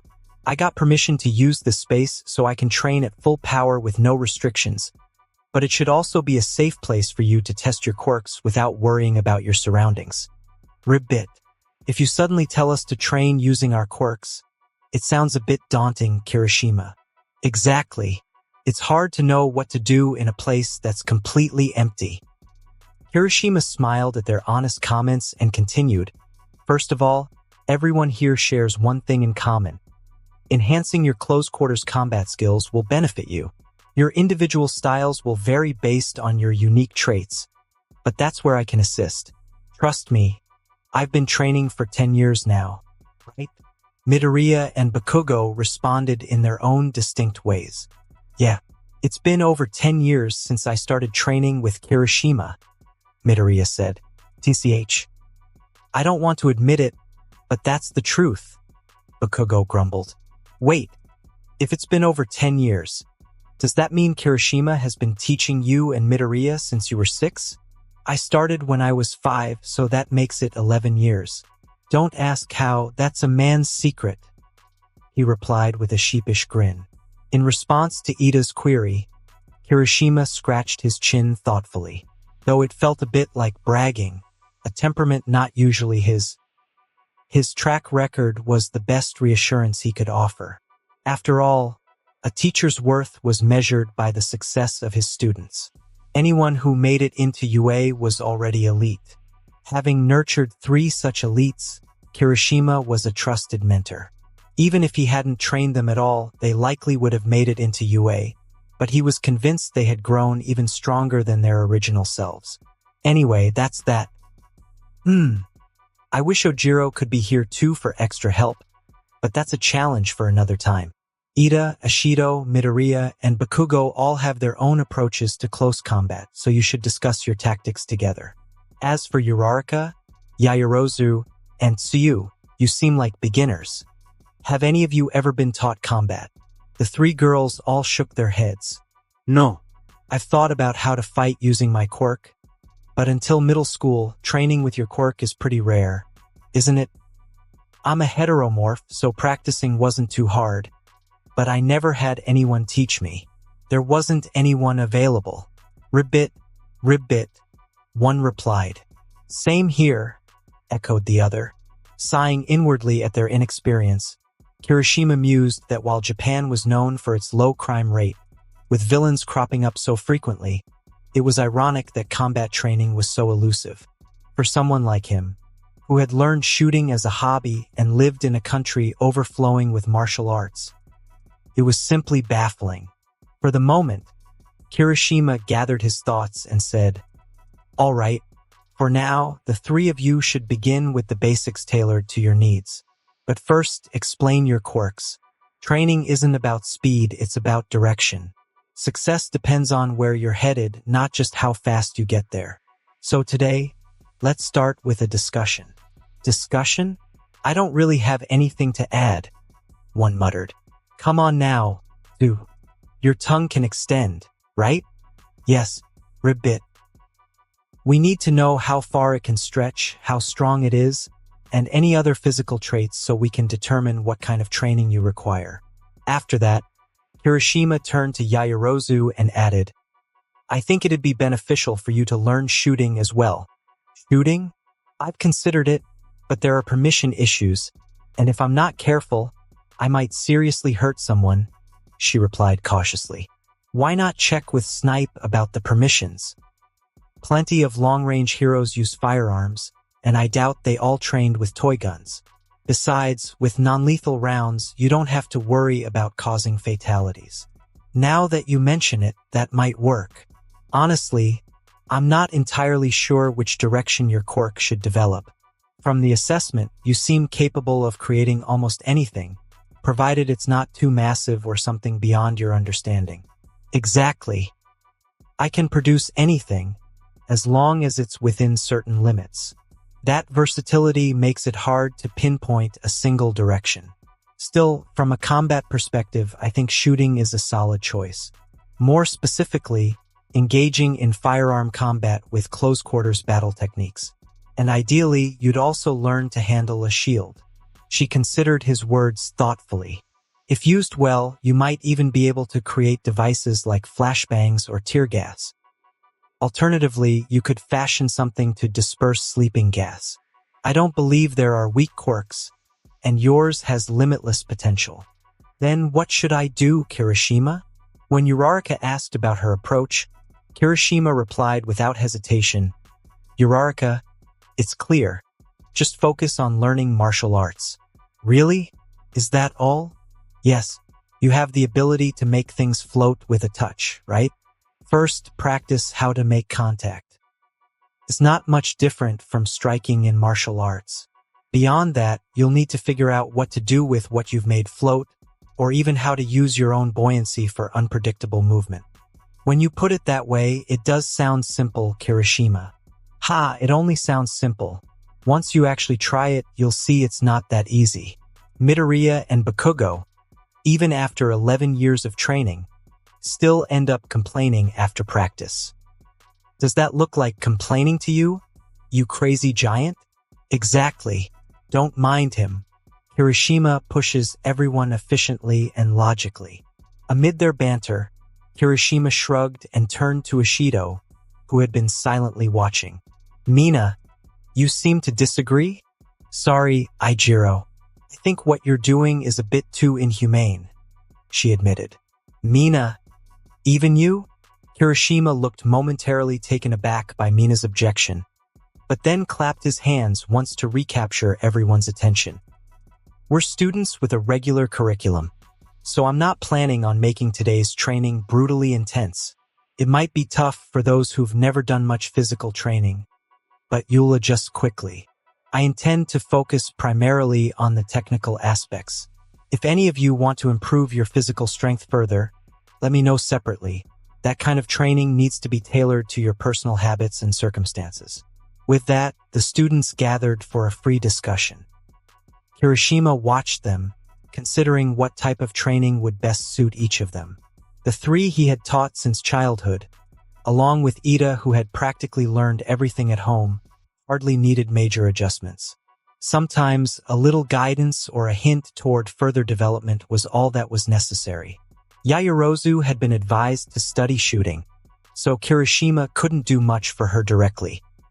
Although he knew the basics of shooting and considered his own skills decent, he was no expert, and it would be hard to explain why he knew what he did. She would benefit from training under another teacher or with family guidance. Still, if she wanted to train together, he was more than willing to help with physical conditioning. As for Tsuyu and Uraraka, he planned to teach them from the ground up. From experience, Tsuyu tended to rely too heavily on her extendable tongue. While her tongue was a formidable weapon, relying solely on it would make her attacks too predictable. Having a strong asset in one part of her body didn't mean the rest should be neglected, so she needed to learn to fight using her entire body. For Uraraka, he was planning to teach her boxing. Despite her potential, just one or two basics in boxing and grappling would suffice. Since it was only the first day, he decided to listen to their ideas and occasionally toss out suggestions that might spark their development. They exchanged ideas about each other's strengths and weaknesses, brainstorming ways to improve. Some ideas were a bit offbeat, but a number of them proved genuinely innovative. The passionate debate continued until their allotted time in the gym ran out.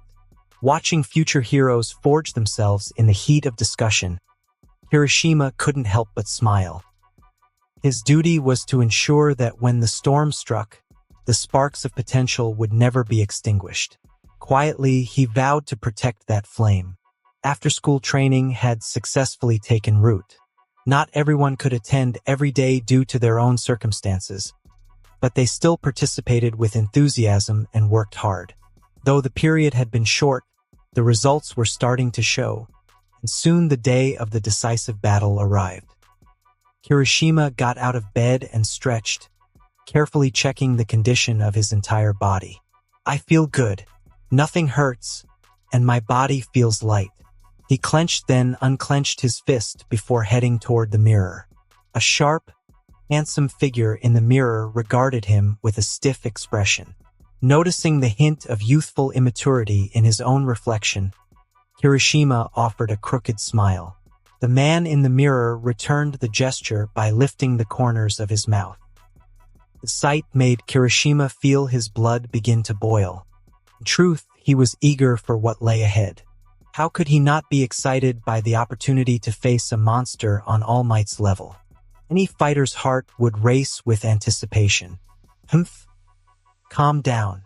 Kirishima raised his hand, forcing down the exuberant grin that threatened to take over his face. He reminded himself that this battle was not fought in isolation. This wasn't a private brawl for his own amusement. It was a confrontation where allies and enemies would clash head-on. Protecting civilians and his classmates had been a duty. He embraced the moment he chose the path of a hero over that of a villain. If he weren't planning to live off his own strength, then accepting this burden was both the duty and the privilege of being strong. Kirishima had never once turned away from either responsibility or right, even in his past life. He took a deep breath and reviewed his guiding principles. To be honest, he didn't remember the exact details of what was about to happen. All he recalled were scattered fragments. A memory of Aizawa getting beaten to a pulp, Tsuyu surviving on the edge of death, and All Might finally blasting the monster away after a grueling struggle. Since he couldn't foresee the full sequence of events, he couldn't devise a detailed plan. The only rule he had settled on was to stick close to anyone who ended up badly injured. Everything else would have to be handled on the fly as circumstances unfolded. With that in mind, Kirishima turned on the tap and began washing up. After a quick shower, he finished breakfast with Ishido and headed to school while carrying a secret he couldn't share with anyone. After greeting the classmates he had grown fairly close to, Aizawa entered not long afterward. Standing at the lectern, he spoke in his usual disinterested tone. For today's Hero Basics class, it will be a trio setup. Me, All Might, and one other. As the students murmured at the unusual arrangement of 3 teachers, Zero raised his hand and asked, "Yes, what exactly are we doing?" It was as if Aizawa had been waiting for the question. Holding up a board marked rescue, he replied, "Disaster, distress. Whatever comes your way, it's rescue training." Rescue? This sounds tough again, right? This is exactly what a hero is meant to do. If it's distress, that's my stage. Ribbit. Aizawa then added, "Hey, I'm still talking here. This time, whether or not you wear your costumes is up to you. Some costumes may restrict your movements, so choose wisely. The training site is a bit far, so we'll take a bus. That's all. Get ready." With that, Aizawa left the room. Midoriya quietly clenched his fist. Rescue training. Training to get closer to the greatest hero I admire. I'll do my best. Some students, like Midoriya, steeled their resolve. Others remained silent and indifferent, while some chattered excitedly. Kirishima absorbed the scene, then quietly picked up his costume and headed to the changing room. After donning his freshly mended combat boots, black pants, and the belt buckle fashioned like a devil's face, he checked his condition one last time. Memories of the time he had spent in this world since birth drifted through his mind. Though he now saw himself as a true resident of this world, when he was born he had often felt an acute sense of alienation. There had been times when he barely ate, cried, or laughed. Days filled with wondering, anger, and despair over why these things had happened to him. Had his mother not embraced him and whispered that he was the most precious baby in the world, and had his father not gently stroked his head as he drifted off to sleep, he might still have felt like a stranger. He didn't even understand the words they spoke because he didn't know Japanese. Yet the warmth in their actions seeped into his heart without the need for language. If he had not been born as his parents' child, he might have skipped the complicated, bothersome procedures of becoming a hero and simply become a villain who wielded his strength with ease instead. I wasn't uninformed. I was absolutely sure.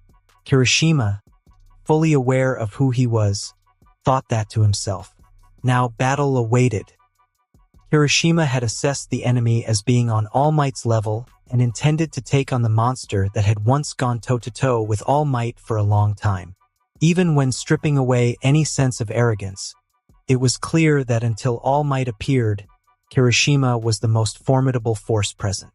If that monster went berserk, no one could predict the outcome, so it was only prudent for Kirishima to mark its position. Of course, he might die. He hadn't even entertained the thought of coming out unscathed. No matter how strong he had become, if that foe truly was on All Might's level, expecting to block it against a single scratch was nothing short of a fantasy. He stayed cool-headed, and as a professional fighter, he knew full well that wishful thinking never made a hard battle any easier. In truth, his options weren't limited solely to fighting. He could choose to hide as if nothing were wrong, or he could take down a few small fry and wait for All Might to appear and settle everything. He could even convince himself that, just as in the original story, everything would be fine since no one ever died. As if I were going to do that, I might as well kill myself.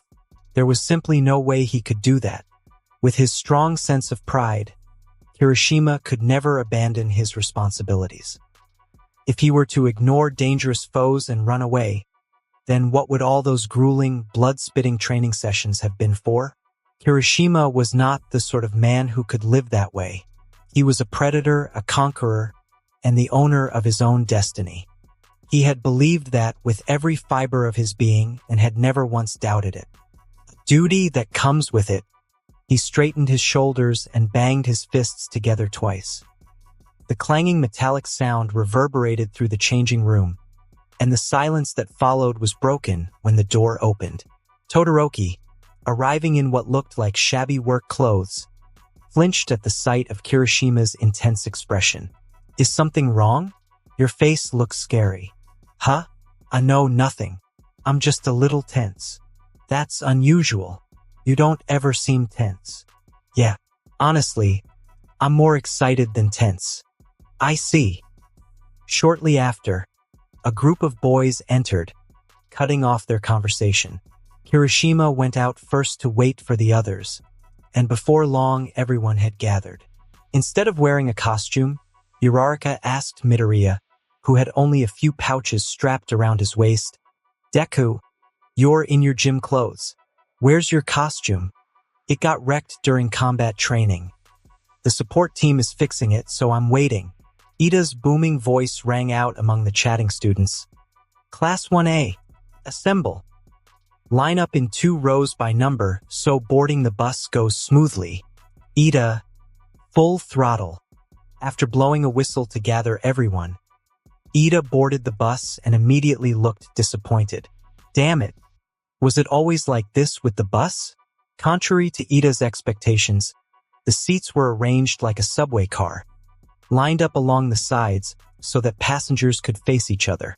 That was pointless. I just say whatever's on my mind, Deku. Huh? Yeah. Tsuyu, who had grown familiar with Kirishima from hanging around with him, spoke first, sending Midoriya into a brief panic. Still, having met Uraraka a few times before, he recovered quickly and replied. Then Tsuyu said in a calm voice, "Your quirk is a lot like All Might's." Is it? No, but, I. Midoriya stammered, and Kirishima, who knew the truth, clicked his tongue inwardly but remained silent. Instead, Sho piped up, his round eyes rolling animatedly. Still, All Might doesn't get hurt, does he? You end up injured every time you use yours. Maybe they just look similar?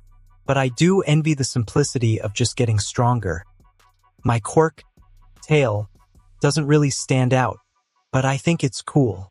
It has limitless potential. It should work even in the pros, right?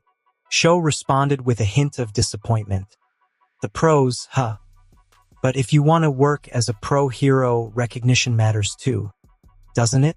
Honestly, it kind of feels like you live off popularity. My naval laser is both flashy and powerful enough for the pros. But having a weak stomach isn't ideal. Aoyama, who had briefly launched into self-praise, was immediately cut off by Ishido. If we're talking flashy and strong, that'd be Todoroki, Bakugo, and Kirishima. Though I can't tell if Kirishima's being flashy or just intimidating. On someone's comment, Tsuyu blinked and added, Bakugo seems angry every day, so I doubt he'll be popular. What did you just say? You want to settle this? See, after Tsuyu explained with an emphatic jab of her finger, Kaminari chimed in. In this short time, he's already been pegged as having a personality like boiled sewage. Unbelievable. What kind of vocabulary is that? You idiot. I'll kill you. Kaken is getting teased by someone other than Kirishima. Unbelievable. This is UA. After all, while Midoriya muttered in shock, Yaoyorozu covered her mouth and murmured, such crude conversation. But I like conversations like these. Uraraka replied with a bright smile. They might have continued laughing if Aizawa hadn't stepped in to change the mood. We'll be arriving soon. That's enough. Yes. Upon disembarking from the bus, the students were greeted by a massive dome and a figure clad in a spacesuit. Kirishima squinted as he looked at her, knowing that in the events to come she would likely be among the heavily injured, while the other students were visibly impressed. I've been waiting for you all. It's the Space Hero 13, a gallant hero who shines in disaster rescue. Wow, I love 13. As always, Midoriya provided a running commentary, while Uraraka clutched her fists and shook them up and down in delight. Let's head inside right away. Please take care of us. The students followed her guidance and moved toward the dome. Inside, true to its enormous scale, the structure was divided into various zones. At first glance, it resembled an amusement park, and the students couldn't help but gasp in admiration. Wow! Amazing! Is this USJ or what? I've built this training ground to simulate every possible accident and disaster. Emergency incidents, landslides, fires, torrential rains, and more. Its name is derived from the USO of fake and JICO and SAIGAI for accidents and disasters. In short, USJ. It really was USJ. Disregarding the shocked reactions of the students, Aizawa asked her, 13, where's All Might? We were supposed to meet him here. Senpai, well... She moved closer to Aizawa and lowered her voice. When Aizawa looked puzzled, she continued, on his way to work, it seems he pushed his activities right up against the time limit, so he's resting in the break room. That's the height of absurdity. Ha! Well, it's just a precautionary stance for the worst-case scenario. Not knowing what was about to unfold, Aizawa was just about to start the lesson. Kirishima slowly increased the intensity of his hardening, preparing for battle. Under normal conditions, it took about 10 seconds to enter demon form. However, by gradually ramping up the hardening, even at the risk of being noticed, he could reduce the transformation time to 5 seconds. As faint polygonal patterns began to emerge across his skin, unnoticed by anyone, the teacher's lesson continued. No time to waste. Shall we begin? At Aizawa's cue, 13 counted on her fingers and muttered, before we begin, a sermon, 1, 2, 3, 4. As the numbers crept upward and the students grew weary of counting, she began her address. She lifted her hand for all to see and said, as you all know, my quirk is black hole. It sucks in anything and turns it into dust. With that quirk, you can save people no matter what disaster strikes. Midoriya's admiration and Uraraka's enthusiastic nodding did little to stop 13 from continuing in a solemn tone. Yes, but it's also a power that can just as easily kill. At her words, the students flinched. Each of you possesses a quirk like that. Our superhuman society was established by strictly regulating the use of quirks and qualifying them for use. But never forget that if misused, a quirk can just as easily take a life. I believe Aizawa's physical fitness test has revealed the hidden potential within your strength, and All Might's combat training has taught you the dangers when that potential is directed at others. While everyone listened intently, her advice continued. In this class, let's rededicate ourselves. Learn how to use your quirks not to harm, but to protect human lives. Always remember that your power exists not to injure, but to save. Thank you for listening. So cool. Endre. The students erupted in cheers as 13 concluded her sermon with a stylish bow. Aizawa was about to announce the start of class when he interjected, "Then, to begin." At that moment, the lights shining down on the students sparked and went out. The lake in the central plaza, having lost its strength, began spurting water intermittently. It was then that a black distortion appeared before the lake. What had first looked like a small crack gradually widened until it obscured the entire water. As Aizawa sensed something amiss and turned around, a hand emerged from the crack as if to open a door. Between the fingers of the hand that obscured its face, a hollow, cloudy eye appeared. Aizawa immediately shouted, "Stay together and don't move!" "Huh!" As the confused students reacted, Kirishima instinctively halted his forward momentum and transformed into demon form. If he could decapitate the enemy with a surprise attack, it would be ideal, but the crack seemed to defy physical force. Kirishima focused intently on his transformation. Horns sprouted from various parts of his body, and a red glow flared in his eyes. Hexagonal plates emerged tightly across his bright scarlet skin, leaving no gap. 13. Protect the students. What in the world is that?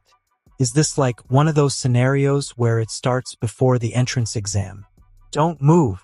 That's a villain. Aizawa's urgent cry swept over the students, startled, frightened, and tense. Cutting through the chaos that had settled over the training ground, the devil stepped forward. The promised battle was drawing near. Kirishima hesitated. All he could clearly recall from the now real attack was how Midoriya and Tsuyu had narrowly escaped death, and how Aizawa had been brutally overwhelmed while protecting them, only for All Might to eventually prevail after a grueling fight. He found himself weighing whether to rush out immediately and crush the bastards or to follow Aizawa's orders for the time being. Given his current status, the latter was clearly the wiser choice. If he were a fully qualified pro hero, he could operate as an independent combat unit, thinking and acting on his own. But right now, he was nothing more than a trainee. In a worst-case scenario, everyone would be forced into battle regardless of their wishes. Under normal circumstances, no leader or instructor would throw a student into the fray. In a situation like this, defying orders and charging in was far from wise. So what? Are we really just going to stand here and watch our comrades get taken out by the enemy? No way. Even as he prepared to move, Kirishima felt the weight of reality. Life rarely followed a strict plan, and in the heat of combat, improvisation was essential. Just when a massive surge of strength was about to burst from his solid legs, Aizawa's shout froze him in his tracks. "Don't move. That's a villain." Based on yesterday's instructor curriculum, Eraserhead and 13 should be here. So yesterday really was the work of these trash after all. At the steely determination in Aizawa's voice, Kirishima stopped dead in his tracks. Meanwhile, a black fissure coalesced into a swirling mist with watching eyes. As it spoke in an oddly courteous tone, Aizawa muttered under his breath, A man with his limbs spread across his body glanced at the students and murmured quietly. Normally, the sound would have been too faint to hear, but Kirishima's heightened senses caught every word. Where is he? I brought so many here. Yet All Might, the symbol of peace, isn't here. If I eliminate the children, will he show up? At these words, Kirishima bared his teeth into a grin. The oppressive malice and grotesque murderous intent filling the air sent a thrill through his heart, awakening the beast within. A beast that relished chewing enemy flesh and drinking their blood. In stark contrast, the other students looked pale, their apprehension natural for those facing a life-or-death situation for the first time. Kirishima sighed and clapped a hand on the shoulders of both Midoriya and Uraraka, who stood stunned. You two snap out of it. If you're trembling like this, you won't be able to fight or run properly. Even a pep talk won't fix it. Midoriya slowly lifted his stiff neck to look at Kirishima, then flinched. Though he tried to hide it, Midoriya could see a faint smile playing on Kirishima's face. A smile only a longtime friend could detect. Right now, it seemed Kirishima was genuinely enjoying the moment. Kirishima really is something else, but he's right. Freezing up won't change anything. A villain? They infiltrated a place swarming with heroes? Are they idiots? Teacher, what about the intruder sensors? Sho muttered with a stern expression, while Yaoyorozu asked urgently. 13 replied in a voice so distorted it was hard to tell their gender. Of course, there are sensors, but whether they're just here or spread throughout the school, if the sensors aren't reacting, it means the enemy has someone capable of bypassing them. They've timed this perfectly, isolating the teachers from the students and choosing a moment when only a few will be in that area. They may be idiots, but they're not stupid. This is a carefully planned surprise attack with a purpose. While the students recoiled at Todoroki's calm explanation, Aizawa barked out orders. 13. Initiate evacuation. Call the school. This villain knows how to counter the sensors. There might be a radio-based quirk interference. Kaminari, use your quirk to try to contact them. Yes, sir. Kaminari fiddled with the communicator clipped to his ear at Aizawa's command, but it proved futile. Kirishima had already attempted contact when the enemy first appeared, so he doubted Kaminari's chances. Of course, if the enemy wielded an electricity-manipulating quirk, alternative methods might exist, but right now, Kaminari didn't seem capable of such delicate control. Then Midoriya shouted at Aizawa, "What about you, sir? Are you planning to fight alone? Against so many foes, even if you erase their quirks?" Eraserhead's fighting style is to erase an enemy's quirk and then restrain them. A straight-up fight is. A hero can't rely on just one trick. Aizawa turned to Midoriya as he replied. At that moment, Kirishima stepped forward. Teacher, let me fight too.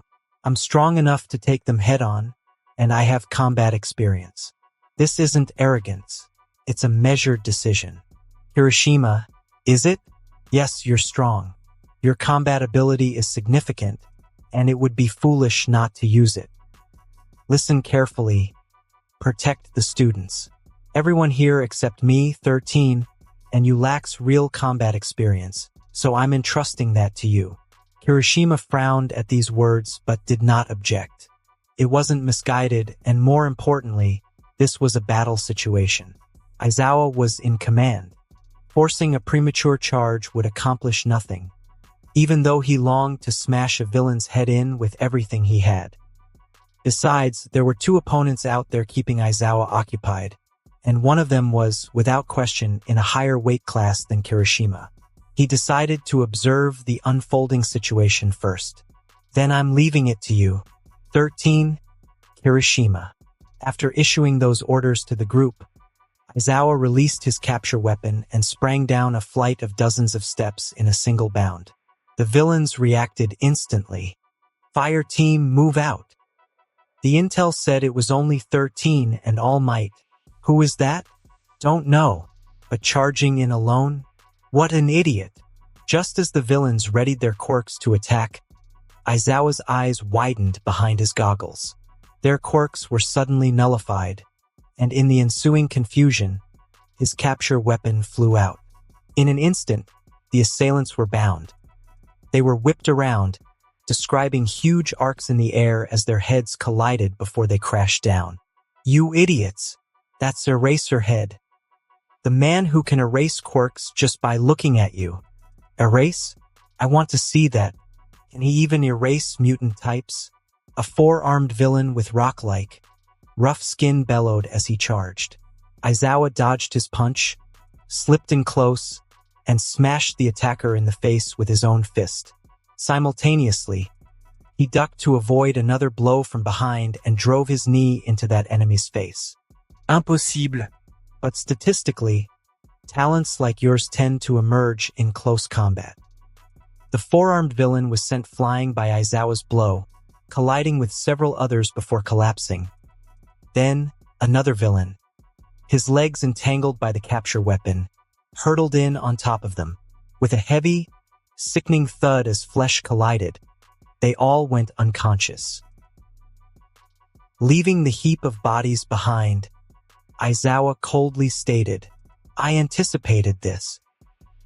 He's strong in hand-to-hand combat, and with those goggles on, they can't tell who he's erasing. In group skirmishes, that delays their coordination. How unsettling. Pro heroes really are something else. Amateurs wouldn't stand a chance. The villain, whose limbs were clinging to his body, scratched his neck and muttered, his tone calm despite the underlying disgust. At that moment, the hair on Aizawa's head, which had stood on end, finally settled. The eyes of the Black Mist villain gleamed with a cold light.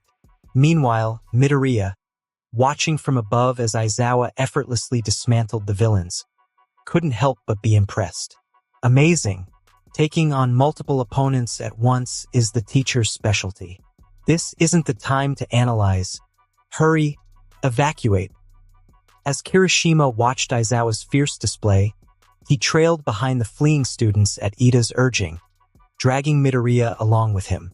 Then, a surge of black mist rose up before the students bolting along the purple-tiled path toward the entrance. "I won't allow that to happen." Crap. In the blink of an eye, they nabbed the one who looked the most troublesome. Aizawa, noticing that one of the villains had slipped away, cursed under his breath, but it was already too late to pursue. The mist advanced, its yellow, glowing eyes fixed on them. "A pleasure to meet you. We are the League of Villains. Pardon our intrusion, but our reason for invading UA, the stronghold of heroes, was to claim the life of All Might, the symbol of peace."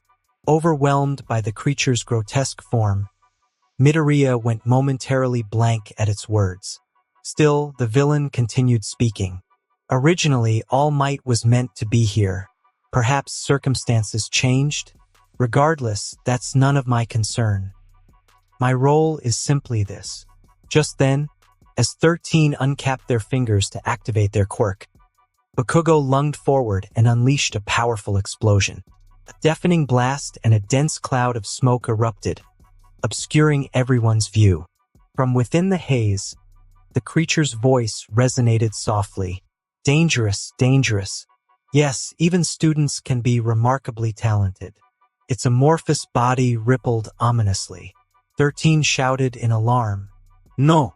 Everyone, fall back! My role is to scatter you, toy with you, and kill you." The villain's body swelled rapidly, engulfing everyone in its path. In response, Kirishima surged to the front and pushed his hardening to its limit. The red hue of his skin deepened as though blood were coursing beneath it, and his eyes burned with a sinister crimson light. In that instant, the black mist coalesced into a sphere that swallowed them all. "Everyone, outside the sphere's reach," Ida cried out in despair. But when the dark orb vanished, no one answered his call. Midoriya screamed as he plummeted through the air, crashing into water. The cold liquid soaked him instantly, snapping him back to reality. Warp? Is that the villain's quirk? To kill All Might? What in the hell is going on? Desperately swimming toward the surface, he was suddenly ambushed by a mutant-type villain. A water creature with sharp teeth, its mouth gaping wide. Realizing too late that dodging was impossible, Midoriya steeled himself.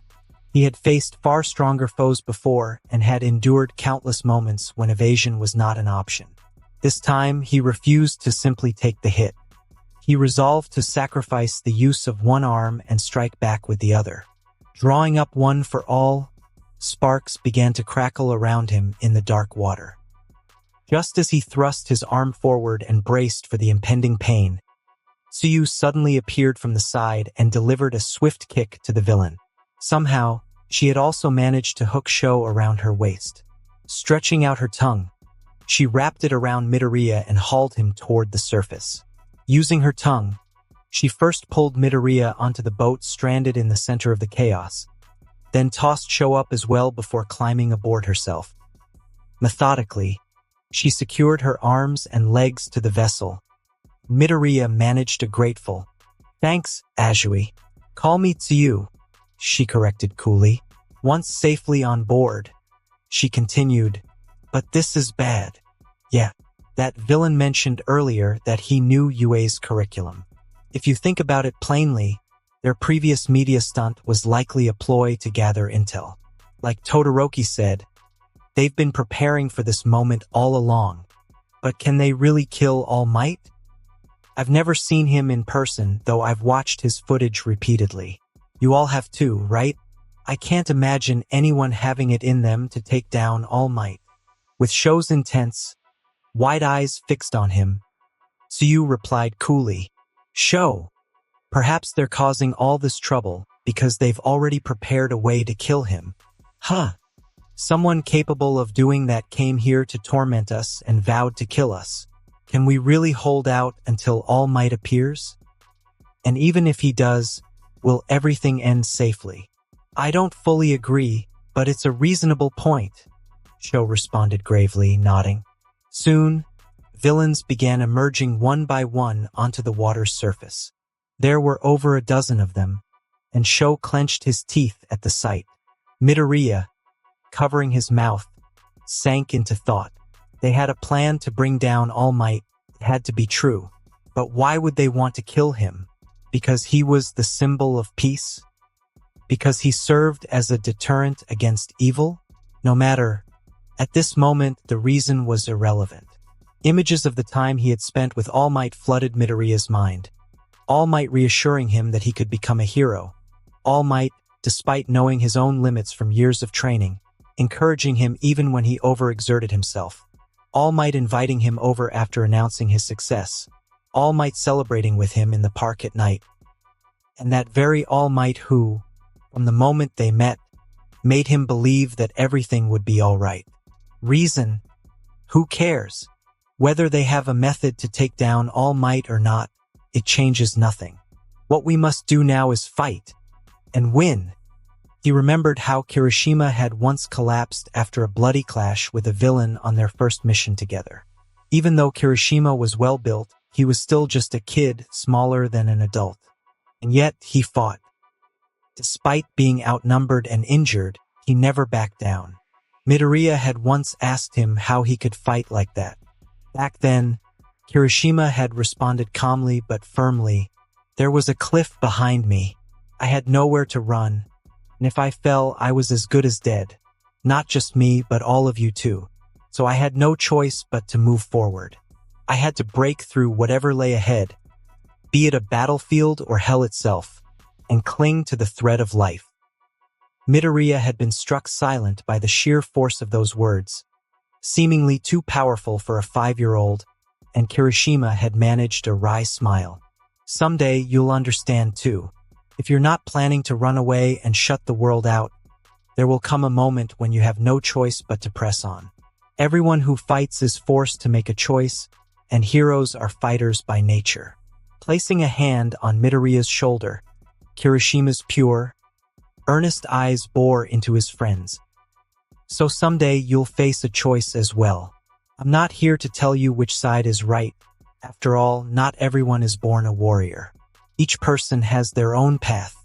But you want to be a hero, don't you? Then from this moment on, decide. Will you forge ahead into the inferno or retreat into safety? Remembering how he'd once added that the world was brutal and would give no quarter to the young, Midoriya clenched both fists. He was right. No matter how much he pleaded with these murderous villains, it would be in vain. Instead, he would fight back, for himself and for everyone he needed to protect. At the crossroads he had finally reached, Midoriya stepped resolutely onto the path of the warrior. Sho was a royal surname. By now, it was a fallen name, swept aside by the relentless tide of history. Their kingdom, once thriving in the southern seas as a maritime hub for the Chinese world, had been conquered not by a rival nation, but by a mere feudal lord. Afterwards, the kingdom barely endured for a time before being crushed by the wave of conquest that accompanied modernization. It was a stain on their legacy, for Sho's ancestor, the king of his era, had grown so enamored with life in Tokyo that he never even considered reclaiming the lost kingdom. Perhaps the dazzling allure of the glittering metropolis had broken his resolve entirely. In truth, given the vast disparity in power, no course of action could have prevented the inevitable downfall of the kingdom. Yet that was no excuse for the disgrace of surrendering the land and its people, the very souls he was meant to protect, without even a fight. The very least, they should have resisted. No. If an unstoppable current were upon them, then at the very least the lives of those who dwelled there should have been safeguarded, no matter the cost. But Sho's ancestor did nothing, and the people of that land, once nurtured by the royal family and in turn nurturing it, were herded and exploited like mere beasts. Subsequently, a history marred by humiliation, rage, despair, and collapse was upended when the Age of Quarks began. Everything changed, and yet nothing changed. Sho recalled the turning point in history as recounted by the elders. The mysterious powers manifesting within humanity had shaken Japan to its core, and Okinawa was no exception. Public order had deteriorated so drastically that the mainland and Okinawa became isolated, and upon that small island, long scarred by endless hardship, the gates of hell reopened. When the beautiful southern landscape was reduced to chaos and ruin, Sho's people, now mostly remaining in Japan, gathered once more. And they made a decision. They would return to the land their ancestor had abandoned and, this time, forge peace. Thus began the Great Migration of roughly 300 people. In an era when nothing was yet established, when villains roamed unchecked and the conflict between those with quirks and those without reached fever pitch, they returned to their homeland. There, they risked everything fighting the villains and mended the rifts among citizens torn apart by strife.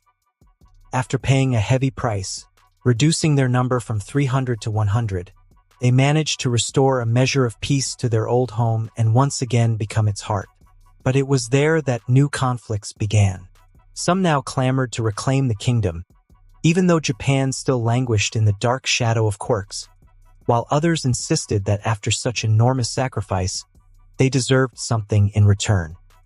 Ambition and greed spared no one, and soon tensions escalated toward a near-civil war between those clinging to remnants of hope for independence, and those who admitted that breaking away from Japan was now impossible.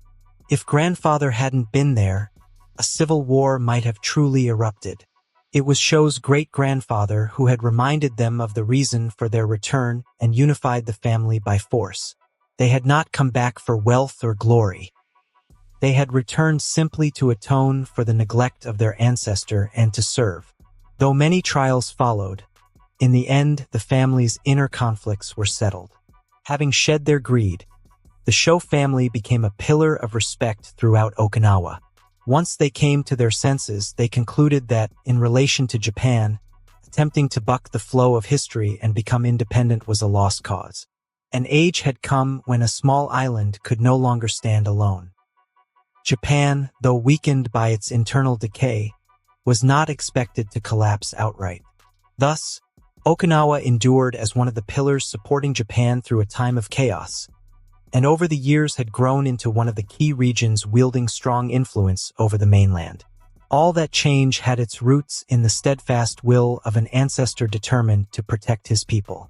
That was why Sho could not run. He could not afford to be afraid. Damn it! Midoriya and Tsuyu stared at Sho, astonished by the rough, uncharacteristically coarse words that had burst from him. Sho, looking from one face to the other, felt fresh anger rising within him. He was terrified. He wanted nothing more than to run. He had only been out of middle school for less than 6 months. Now 16 and still young, it was maddening and painful that he could not simply hide behind his youth to escape this reality. Grinding his teeth, he said to Midoriya, "You're right. It really is battle now. We can't just sit here waiting for the enemy to sever our heads. So what should we do?" At his words, Midoriya glanced at the villains surging to the water's surface below and responded, "Sho, the guys down there clearly came prepared for underwater combat, didn't they? It certainly looks that way. They must have planned from the start," Sho replied. "So they must have studied the layout of USJ and marshaled their forces accordingly?" Midoriya asked, his tone laced with suspicion. "Yeah. For foes who gathered that much intelligence and prepared so thoroughly, there's one oddity, namely that Tsuyu was sent here with me to the water zone," he observed. Midoriya nearly slipped into calling her by her surname again, but flushed, he corrected himself. Tsuyu then reassured him in a calm tone. "You can call me that whenever you want." "Oh, really? Let's skip the unimportant details. What are you trying to say, Midoriya?" "So, maybe the villains don't really know our quirks?" "Ah, I see. If they knew I was a frog, they'd have tossed me into the fire zone instead." "Exactly. They don't know our quirks, so they split us up and plan to overwhelm us with sheer numbers," Midoriya stated with firm conviction, a glimmer of hope in his tone. Tsuyu, catching his meaning, that revealing their quirks might be the key to turning the tide, spoke up, "Midoriya, you probably already know, but I can jump, stick to walls, and extend my tongue up to 20 meters. I can also pull my stomach out to wash it and secrete a toxin-laced mucus which only causes a slight tingle. The last two abilities are basically useless, so don't worry about them." "I had a rough idea, but that's amazing," Midoriya marveled. Sho was visibly impressed by Tsuyu's confident rundown. She was incredibly versatile, and as a heteromorph, her physical strength far surpassed that of an ordinary human. While Sho was still absorbing her words, Midoriya continued, "Mine is incredible power, but after I use it, my body ends up wrecked. It's a double-edged sword." Then Sho explained his own quirk in detail. "I have two abilities. One is that when I keep my mouth closed, my body becomes as hard as stone. The other is that when I open my mouth, I can share another person's quirk. The person receiving the share must consent, and the sharing ends the moment I close my mouth. Even with my mouth open, I can only maintain the shared quirk for about 30 minutes, so keep that in mind. And I can only share one person's quirk once per day." Tsuyu touched her finger to her lips and asked, "Sho, then can you share heteromorph quirks too?" No. "Heteromorph types aren't eligible. Now, Midoriya, if I shared your quirk, wouldn't that help us get through this situation?" Midoriya was thrown into a panic at Sho's words. Share one for all? Was that even possible? If so, would that mean there'd be two people wielding one for all-level power, even if just for a moment? Sho studied Midoriya's expression and said, "Seems I asked something awkward. Forget I mentioned it. Some people have trouble with their quirks. I only brought it up because we need to overcome our immediate problem, and I have no intention of putting you in jeopardy." Just then, one of the villains in the water manipulated the waves to conjure a giant hand.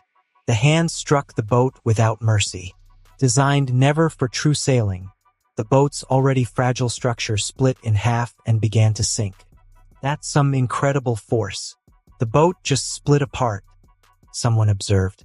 "GHK. Sho clenched his trembling fists and forced himself to calm down. He might not have been as composed as Midoriya or Tsuyu, but he could not afford to panic and burden them further. After all, he was a descendant of the royal family, the grandson of a hero who once protected people. I'm sorry. My nerves are smaller than yours. I can't seem to stay calm, he admitted. Midoriya, snapping back to attention, remembered something Kirishima had once said. There are no taboos in survival. As a child, Midoriya hadn't fully understood the lonely weight behind Kirishima's words. But now, in this moment, he truly grasped their meaning. What was the point of dying clutching the secret of one for all when everyone's life hung in the balance? Feeling the boat shudder as it sank further, he said to Sho, "Sho, I'll share my quirk with you first. Do you want to try it? HM? Ah, yes," Sho replied. Just relying on Smash alone might not be enough. But if you can use Smash too, then everything changes. If Sho could receive one for all, even momentarily, he might become a powerful ally. With that hopeful thought, Midoriya shared his quirk. But Sho simply shook his head. With his mouth still agape, Sho pulled a phone from his pocket and typed furiously before showing the screen to Midoriya and Tsuyu. "I don't think this will work. Midoriya, your quirk must have been as weak initially as Kirishima's. Honestly, I can't feel any power at all." "Ah!" The sound of hope shattering was mirrored on Midoriya's face, stiffening his expression. Then Sho's fingers danced across the screen again. On the display was another solution Sho had devised. Instead, "For reasons beyond me, it seems I can share my quirk with you in this state. Midoriya, you mentioned that using your quirk damages your body. If you could receive mine and have a body as hard as stone, wouldn't that be somewhat better?" "Huh? That's true," Midoriya agreed, a spark of hope lighting his eyes. If he unleashed a full 100% smash without reservation, even striking the water, the resulting shockwave might knock every enemy unconscious. He might even have to worry about ruptured organs, but it was a risk worth taking. "I'll try sharing my quirk with you first. And remember, my body only hardens when my mouth is closed." After those words, Sho closed his eyes and remained still, his mouth still open. Within seconds, Midoriya felt a new power surge through his body. Quietly closing his mouth, he clapped his two fists together. It wasn't simply flesh against flesh or bone against bone. It was as if two stones were colliding. Realizing the quirk had been successfully shared, he nodded to Tsuyu and Sho, who watched on. Then he climbed onto the nearly submerged boat. "If I fall into the water, I attack," he declared. "Understood," came the reply. While the villains eyed their chance, Midoriya stepped onto the highest part of the boat and leaped. The powerful recoil made the sinking boat rock violently, sending waves surging outward. From the highest point on the opposite side, Tsuyu and Sho watched as Midoriya soared upward. "To wipe out the enemies encircling us in one go, we can't hold back. I'm not sure if my body will endure, but let's trust our teammate," Tsuyu said quietly. Under the full, unyielding gaze of the villains, Midoriya murmured to himself. There was no telling if Sho's quirk could fully absorb the recoil of One for All, but it had to be done, here and now, because he had chosen to live as a fighter, because he had decided to be the one who protected, rather than the one who was protected. "Detroit!" His shout, laden with the trust of his comrades, echoed powerfully through the water zone. Drawing his arm back with all his might, Midoriya gritted his teeth and thrust it toward the surface. Sho, witnessing the display, felt a surge of intense emotion. Such power had never been granted to him, yet he could be there to support someone who possessed it. In that moment, a new path opened before him. The instant one life shifted direction, an enormous blast of wind pressure erupted from Midoriya's fist. 100% of One for All, unleashed with every ounce of strength and without hesitation, was staggering. It was as if an immense bomb had detonated, sending a towering column of water skyward. From the epicenter where his fist struck, a massive shockwave radiated outward in a perfect circle. Under such absurd violence, the villains were utterly helpless. They were merely knocked unconscious and swept away by the relentless torrent. Before Midoriya could savor the sight, he clutched his stinging arm and called out, "Tsuyu! Sho!" At his cry, Tsuyu grabbed Sho and leapt, then wrapped her tongue around Midoriya's waist. Gazing down at the water, still splitting and twisting like a writhing dragon, Tsuyu said softly, "A clean sweep. For now, it feels like we've broken through the first gate. Amazing, both of you." Clutching the injured arm, scarred by the recoil of Sho's quirk, Midoriya managed a faint smile. At the very least, it hadn't broken. At worst, it might be cracked. At best, just a muscle tear. Either way, he could keep fighting. "Midoriya, are you all right?" Sho's question brought Midoriya's awareness back to the present. "Yeah, it's all thanks to you, Sho. I'm hurt, sure, but nothing's broken. At this rate, I think I can battle several more times." "Is that so? I'm glad I could help," Sho replied with a quiet sigh. Today marked the day a new horizon opened for him. It wasn't flashy or overwhelming, but he had managed to save a life. Sho had never truly cared for his own quirk. He had always regarded his ability, making his body as durable as stone when his mouth was closed and allowing him to share another's quirk for a mere 30 minutes, as awkward and half-baked. Yet even that clumsy quirk had yielded astonishing results when used correctly. He gazed quietly at his own small hand. It was small, but it was the hand that had saved a life. A warm, intoxicating sense of pride swelled deep within him. So profound was the feeling that he longed to experience it again and again, knowing he would chase that sensation as many times as fate allowed. The birth of a hero, Sho Naoya. A low voice drifted out from the black mist. 13. A hero who specializes in disaster rescue. As expected, your combat experience is half a step behind that of a regular hero. The children wore faces marked by shock and despair. When 13's black hole maneuver warped through the mist and appeared behind its user, inflicting sudden injury, the kids who had trusted only the teachers fell into a panic. "Ida, run!" At Sato's shout, Ida clenched his teeth. He had already been ordered by 13 to act, and although it was the obvious solution to the crisis, he simply did not want to do it. It felt like abandoning his friends in their moment of peril.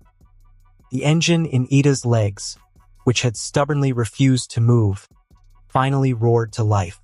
Accelerating explosively, he sprinted straight for the entrance. Damn it! The kids we missed when we scattered them, the only one we need to wait for is All Might. The mist surged up in front of Ida, effectively blocking his path. At this rate, a collision was inevitable. No, given his unpredictable abilities, there was no telling where or how it might vanish. If you call the teachers, this side will be in trouble too.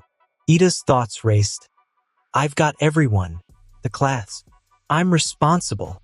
His steel boots decelerated sharply, sparks flying from the friction. But evading the mist seemed impossible. Ida's eyes widened in alarm. What should he do? Could he possibly avoid it? Impossible. No matter what he tried, a collision with the enemy was unavoidable. In that desperate moment, bombardment erupted from the sky. A directed explosion streaked diagonally from behind Ida, scattering the mist that had barred his way. Through the billowing smoke, Bakugo's voice boomed. "D, you damn smog bastard!" Ida looked back and saw Bakugo shouting furiously. "What are you doing? Move, you rotten elitist bastard! Run! Don't even look back!" Snapping back to his senses, Ida pushed through the smoke and dashed for the front gate. Automatic door. Should I kick it down? Is it thin enough to break with a kick? Just as the black mist reappeared overhead, its polite tone replaced by angry shouts, it roared, "How rude. Glasses. Disappear. Out of nowhere. Uraraka burst from 13th side and seized a metal plate visible through the mist. The mist, freed from gravity, floated upward into the air. I don't know why, but if you're wearing something like this, doesn't that mean you have a body? Go. Ida-kun. Zero slapped tape onto the floating metal panel and hurled it away. With any risk of injuring an ally eliminated, Bakugo's explosive attack slammed into the enemy with several times its previous firepower.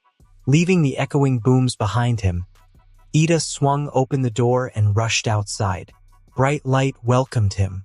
At that moment, Yaoyorozu stood behind Jiro and Kaminari and lobbed a flashbang. As the pin dropped and the flashbang hovered in the air, she pulled the two closer then dove backward, shouting, "Close your eyes and cover your ears." Her own ears were already shielded by earplugs she'd crafted with her quirk, though she didn't have enough time to fashion any for them as well. Flash and blast rocked the area. In that split second, she conjured an automatic shotgun along with a magazine loaded with rubber rounds. After the shockwave dissipated, Yaoyorozu rose with a steely gaze and pulled the trigger.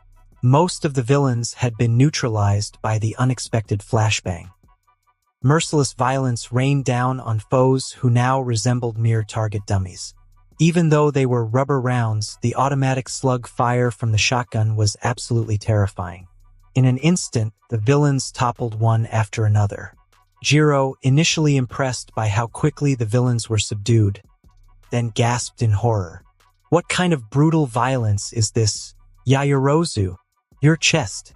Your chest. Huh." The front of her outfit, designed with a slit to serve as a makeshift magazine, had been torn wide open across her chest. Jiro shielded Kaminari's eyes and shouted, "Don't look, you pervert! Yaoyorozu, cover yourself first." "Ah, right," she replied. Only then did Yaoyorozu lower her gaze, when suddenly a villain appeared behind Jiro and Kaminari. "You damn brats! I'll show you what happens when you mess with adults." A muscular villain charged in, screaming. At that moment, Jiro had just plugged his earphones into the directional speakers attached to his shins. But he was far too close. She hurled Kaminari toward him and cried, "Do something! You can at least shock him, can't you?" "Huh? Seriously? Idiot!" Kaminari, who had inadvertently been flung against the enemy, instinctively activated his quirk. A surge of electricity jolted through him. "You wah! Ah, I'm strong. Huh? You can all count on me." Striking a cool pose, he turned back toward them, only for Jiro to remark with a frosty tone, "What a lightweight!" While some skirmishes were relatively contained, others were clearly in dire straits. Aizawa fought his way through the mob and closed in on a villain clinging to him. 23 seconds, 20 seconds, 24 seconds, 20 seconds, he muttered. TCH. 17 seconds. The villain mumbled those meaningless numbers in a disdainful tone. Unperturbed, Aizawa seized the weapon he had been wielding and lunged into the enemy's grip, ramming his elbow into his midsection. The villain blocked the strike with a hand, catching Aizawa's elbow, and commented, "It's hard to tell with you darting around, but there are moments when your hair settles. After each action, the gap narrows." Cracks spread from the villain's 5 fingers, extending toward Aizawa's elbow. "And those intervals are getting shorter. Don't overdo it, Eraserhead," the villain continued. Aizawa struck the man with his free hand and leaped backward. "My elbow's gone," he muttered. He had taken down enough foes to make a dent, yet there were still too many, leaving him no room to breathe. Without even a moment to inspect his shattered elbow, Aizawa knocked another charging villain down and gasped for air. A low, sinister voice reached his ears. "Isn't your quirk ill-suited for a prolonged battle against a group? This isn't the usual routine, is it? Your specialty is ambushes and short skirmishes, isn't it?" The villain slowly rose, muttering to himself. Not waiting for a reply, he continued, "And yet you charged in head-on to reassure the students? How admirable. But as for the hero, I'm not the real one. Before Aizawa could muster a response, an unpleasant murmur emanated from behind him. Suddenly, a hulking monster standing at his back bared its sharp, serrated teeth and reached out. His goggles flew off and blood splattered. The creature slammed Aizawa aside with overwhelming force, then sat atop him. Crushed beneath that immense strength, Aizawa was rendered helpless. The man with hands all over his body sneered down at him. You can erase quirks. Impressive, but it means nothing in the face of overwhelming power. In the end, you're just quirkless. Aizawa attempted to counter by activating his quirk, but the creature paid him no heed, snapping his arm like a fragile twig. Gah! Like breaking a small branch, you've erased my quirk cleanly. In other words, this is pure strength. All might level, no less. As Aizawa desperately racked his brain while cornered, the monster seated itself on top of him. Then it grabbed Aizawa's head. The tiny head, dwarfed by that enormous palm, was subjected to brutal violence in an instant. Aizawa's face slammed into the ground with such force that the impact cracked the floor and sent blood spraying. Even as he clung to his fading consciousness, the monster, mercilessly, lifted his head once more. Just as it was about to slam Aizawa's head back onto the floor, a massive shockwave crashed over the enemy. Everyone winced and looked up as explosive waves burst out in all directions, revealing a giant red demon. Driven back by overwhelming force, the demon released Aizawa and glowered at the monster rolling across the ground. Yeah, well done. That must have been exhilarating, breaking a pro hero like a toy, scattering weak, inexperienced kids, picking them off one by one. It must be great when everything goes exactly as planned. If only All Might had been there. From those blood-red eyes flowed a blade-sharp, murderous intent. So vivid it seemed as if blood itself might spill forth. Confronted by that torrent of unmistakable hostility, the man with hands all over his body muttered in disbelief. Huh? What's that? Another pro hero? I've never seen him before. Sorry to disappoint. I'm not a pro hero. I'm a student, you undergrown brat. A student? Just a student? Ha! Are you really aiming to be a hero? You look more like a villain, Kirishima replied in a low, sullen tone. That's exactly the kind of taunt only a loser like you would make. I decide how I live, not based on my looks. Coldly, Kirishima then hoisted Aizawa onto his shoulder. The moment his powerful legs kicked off the ground, he vanished from everyone's sight. No one was quick enough to react. Before anyone realized it, he had reached the waterside and set Aizawa down in front of Midoriya and the others, who had been watching the battle. Sorry to burden you, kids. I'll be blunt. Just holding that black guy at bay is all I can manage right now. So can you protect Aizawa-sensei for me? Seeing the once confident eyes now calm and steady, Midoriya swallowed hard. It was the first time he had seen Kirishima so composed since 11 years ago. He sensed it instinctively. Right now, Kirishima was prepared to die. Midoriya, forcing his cracked voice into shape, asked, "Is that all I can do?" The question carried a multitude of emotions. Frustration, fear, determination. All surged within those words, and Kirishima managed a faint smile. If it had been the Midoriya of yesterday, he might have simply said, "Okay." With genuine satisfaction for his own growth, Kirishima replied, "Yeah, for now that's our limit. I can only exert every ounce of strength to hold him down, and you can only protect Aizawa-sensei from the rest. But next time, things will be different." Kirishima's parting smile, the man with hands all over his body sneered, "Ah, is this your student's hot-blooded friendship? How touching. But what now? There won't be a next time for you. It's game over. Think whatever you want. But whenever I see guys like you, one thing always comes to mind. Save those theatrics for after you've killed me. It just makes you sound cheap." Kill him! Nomu! With that shrill cry, Kirishima charged at the black monster. The red demon and the black monster clashed, reaching the enemy at a speed beyond ordinary human perception. Kirishima abruptly decelerated. Normally, he would have transitioned seamlessly into an attack, but the enemy's physical prowess was on All Might's level.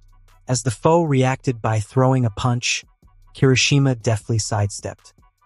Locking eyes with his adversary, he unleashed his strongest, most confident strike.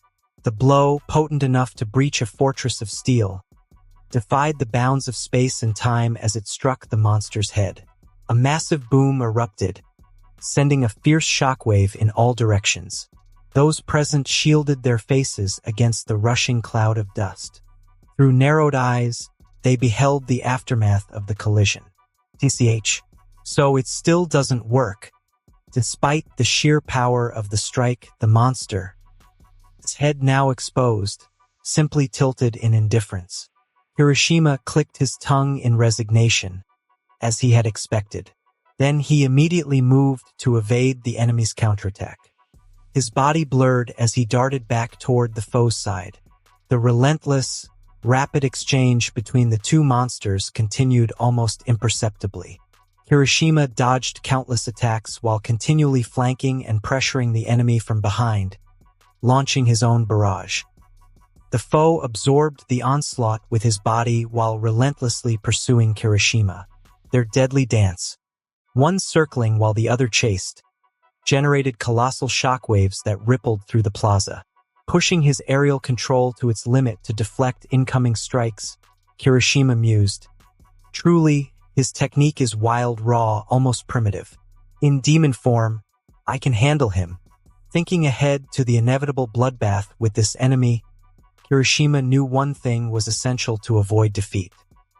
In demon form, his physical prowess had to be sufficient to recognize, block, and evade the foe's attacks. If the disparity in raw strength were insurmountable, then no amount of technique would matter. But if he could maintain even the bare minimum of physical durability, he was determined not to lose.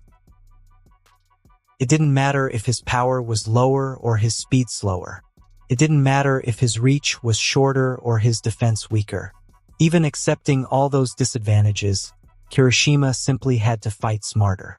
It wasn't about whether one hit was dangerous or if he was forced into a preemptive strike. He just had to land blows without taking any in return. What is this?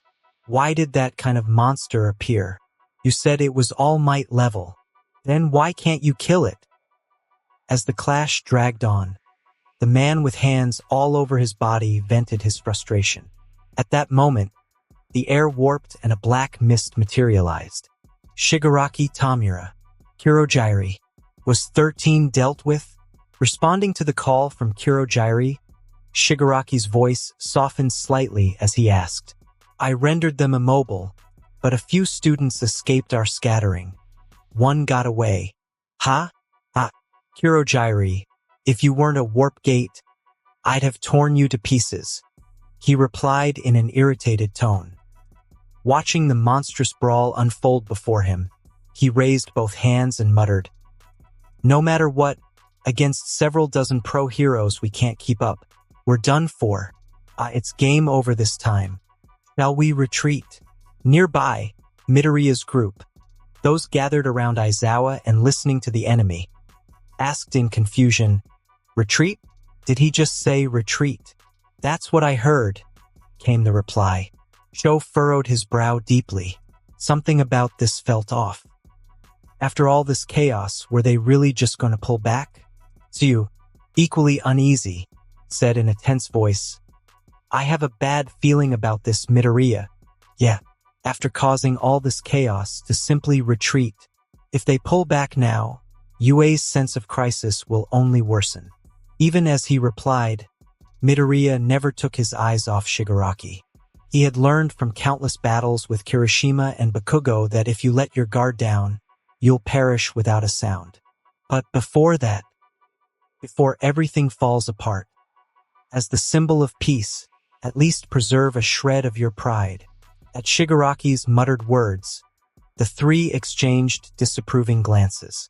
In an instant, the enemy closed the distance and reached out toward Tsuyu.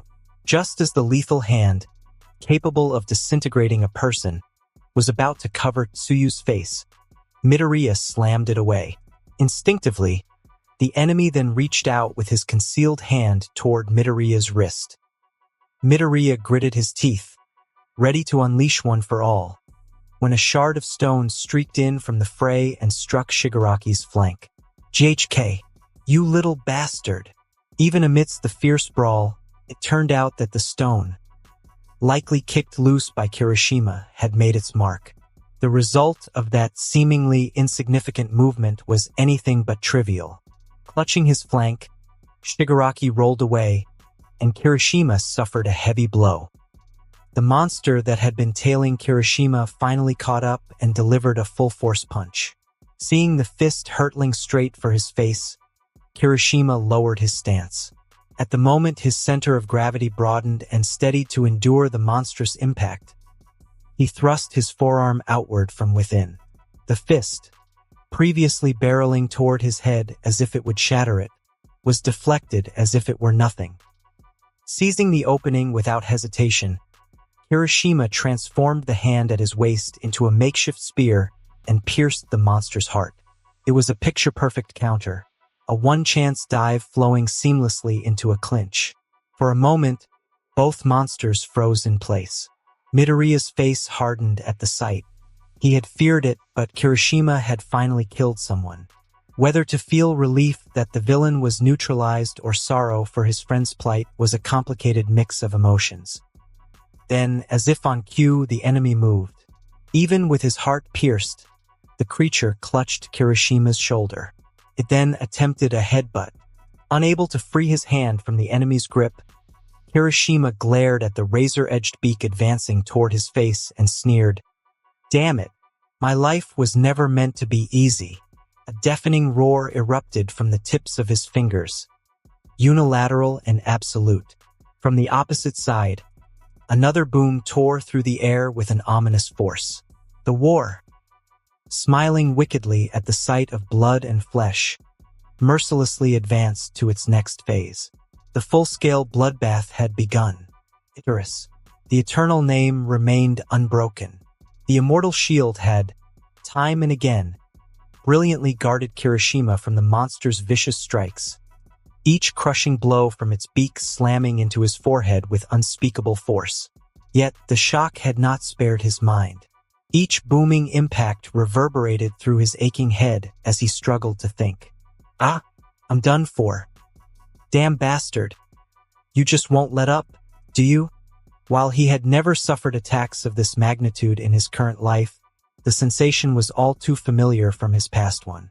Every time he had allowed even a slightly careless strike to connect, the piercing pain that followed was inescapable. After so long without this searing agony, Kirishima clenched his teeth hard. The monster's arm, wrapped around his shoulder, was unyielding. In this brutal contest of raw strength, it was painfully obvious that Kirishima, overpowered and pinned, had little chance of wriggling free. And at this distance, landing a decisive blow was nearly impossible. This was the same brute who had barely flinched even when struck with his entire weight. An assault launched from such an unsteady, pinned position was doomed to fail. He was clinging to hardened resolve, strengthened by a material structure once hailed as the harbinger of a new age. Yet he found himself trapped in a situation devoid of escape. There was no path forward, only despair. Damn it! Just as another furious attack hurtled toward him, Kirishima scoffed at the encroaching crisis, refusing to acknowledge it. He was not merely a man. He was a conqueror who never retreated, a devil who refused to kneel, the undisputed master of an unassailable throne.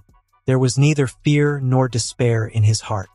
He would fight to the very end. Even if his arm were severed, he would rely on his legs. If his legs were cut, he would crawl and, if necessary, fight tooth and nail, until his final breath was extinguished beneath the weight of his enemies. He would scorch his soul in order to vanquish them. In that critical moment, something shifted within Kirishima.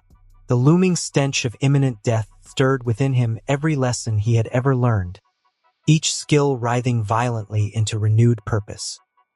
Martial arts was not merely about defense, it was about striking down one's foes.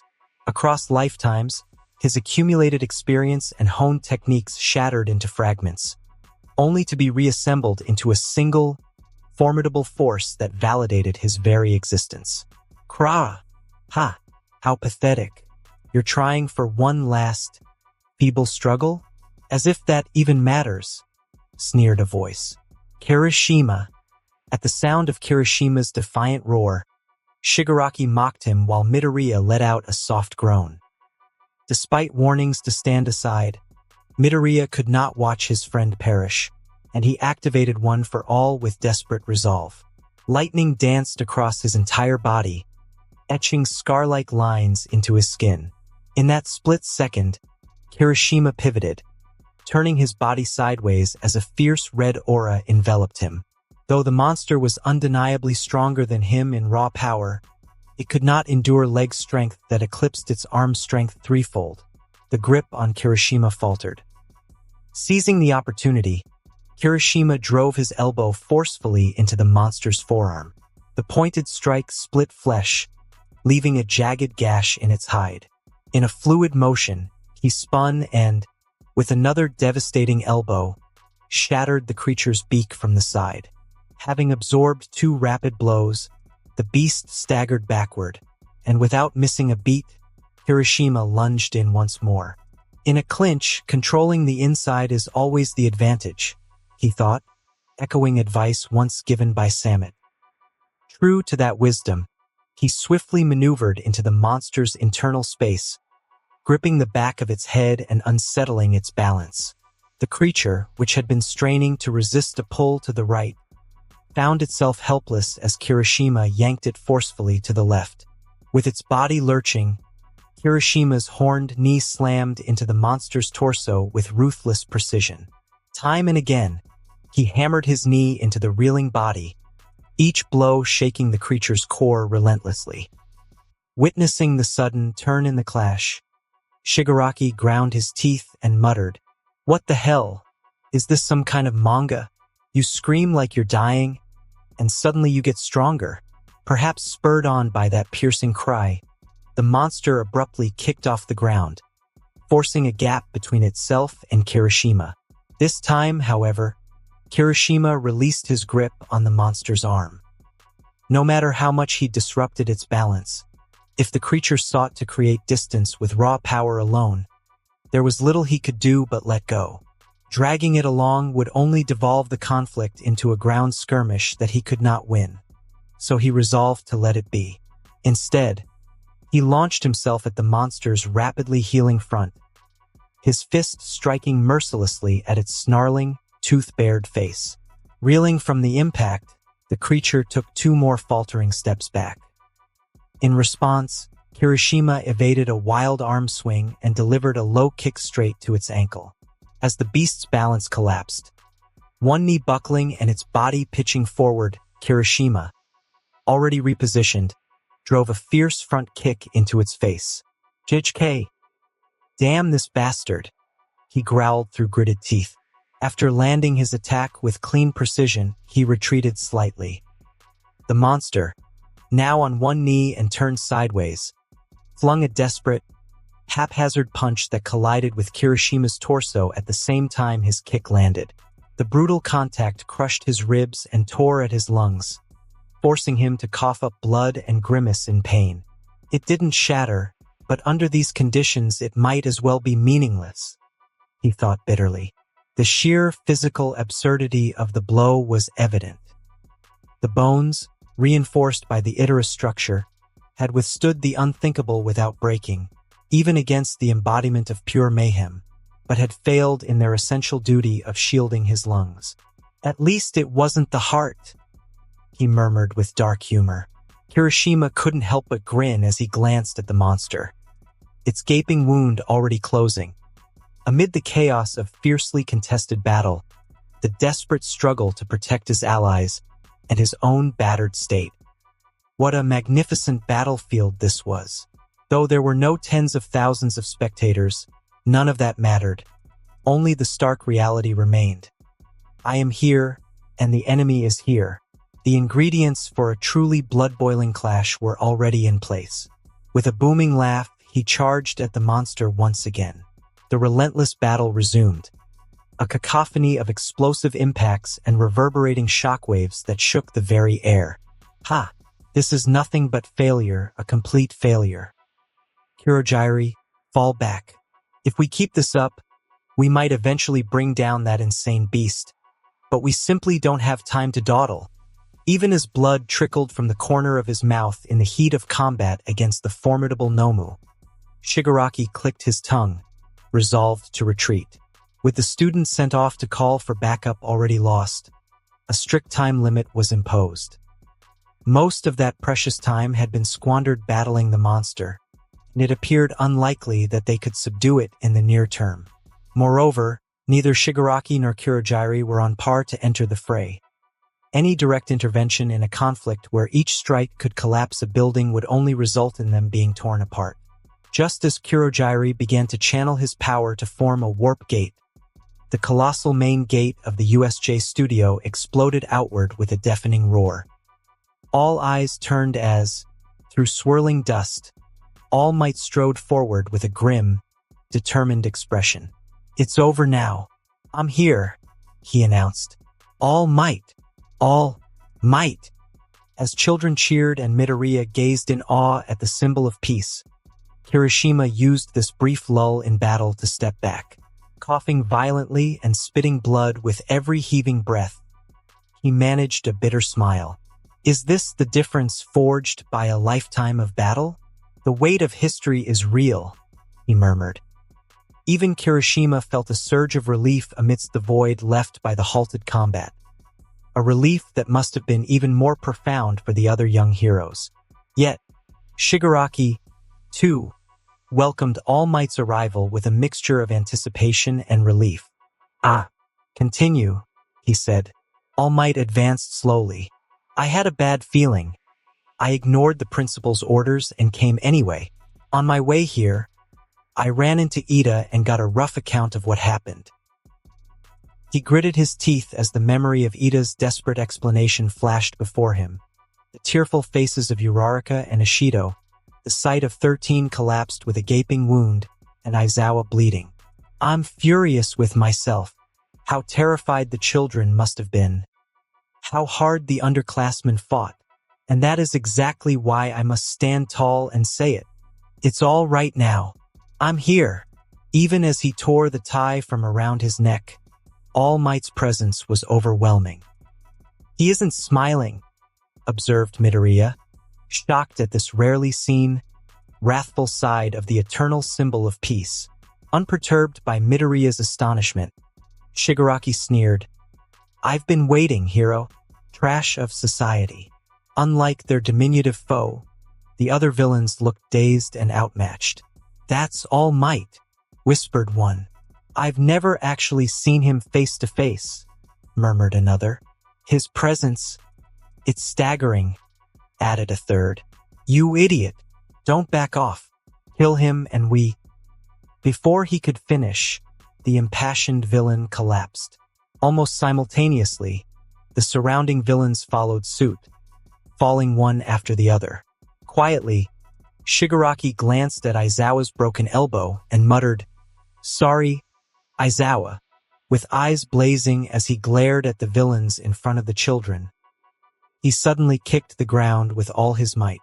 Meanwhile, Kirishima, coughing up blood as he struggled to maintain his faltering demon form, was lifted and set before Midoriya and the others by All Might himself. "Kirishima, did you protect the children? Good work. Leave the rest to me now," All Might said, expressing his gratitude as Kirishima's face finally returned to normal. Then turning to Midoriya's group, he commanded, "Everyone, head for the entrance. Look after Aizawa, he's unconscious. Kirishima is still standing, but he could collapse at any moment. Get out of here now." Y yes. At that moment, Shigaraki cupped his face with one hand and collected a fallen hand as he muttered, "No, no, no, I'm sorry, father." Muttering incoherent words as if on the brink of madness, he pressed his hand against his face before his tone finally steadied. "I got hit while being rescued. Ha ha ha. State-sanctioned violence. Just as expected, he's fast. Too fast for me to follow with my eyes. But he isn't as fast as I had imagined. At best, he's as quick as that devilish bastard, maybe a bit faster. So it was true after all. The rumors that he'd weakened." His bloodshot eyes, visible through the gaps between his hanging fingers, gleamed with malice and anticipation. A chill ran down Midoriya's spine at the sight. Gritting his teeth, he shouted, "All Might! No, that brainless villain." Kirishima hit him, and the shockwave was enormous. Yet he didn't even flinch. "He's definitely Midoriya. It's fine." All Might interrupted, flashing a sideways V with his hand in reassurance. Without hesitation, he charged at the monster and unleashed a cross-shaped chop. Carolina Smash. The impact burst through the creature, sending a pillar of water soaring upward as the shockwave struck the surface. Yet the monster showed no visible damage, instead attempting to envelop All Might in a crushing embrace. All Might dodged its grasp and struck its stomach with tremendous force. But again, the attack yielded no effect. It really just won't listen. It's not listening because it's built to absorb shock. If you want to damage a Nomu, you must tear its flesh apart, just like that devilish bastard did. Whether or not you allow it to do so is another matter, explained Shigaraki with a mix of derision and admiration. Expressing his thanks for the unsolicited advice, All Might circled behind the Nomu. "Thanks for the explanation. I guess that makes it easier." Grabbing the creature around its waist, he hurled it backward. A blast of sound more tremendous than any before tore through the air, sending clouds of dust skyward. Watching that display, Kirishima ground his teeth and, summoning every ounce of strength, transformed once again into his demonic form. Though his demon form, which should have taken only 10 seconds to fully manifest, stuttered and stalled, he managed to shout to Midoriya and the others, "Head to the entrance, just as All Might said. There are others waiting over there. Get out of here now. Aren't you coming too, Kirishima?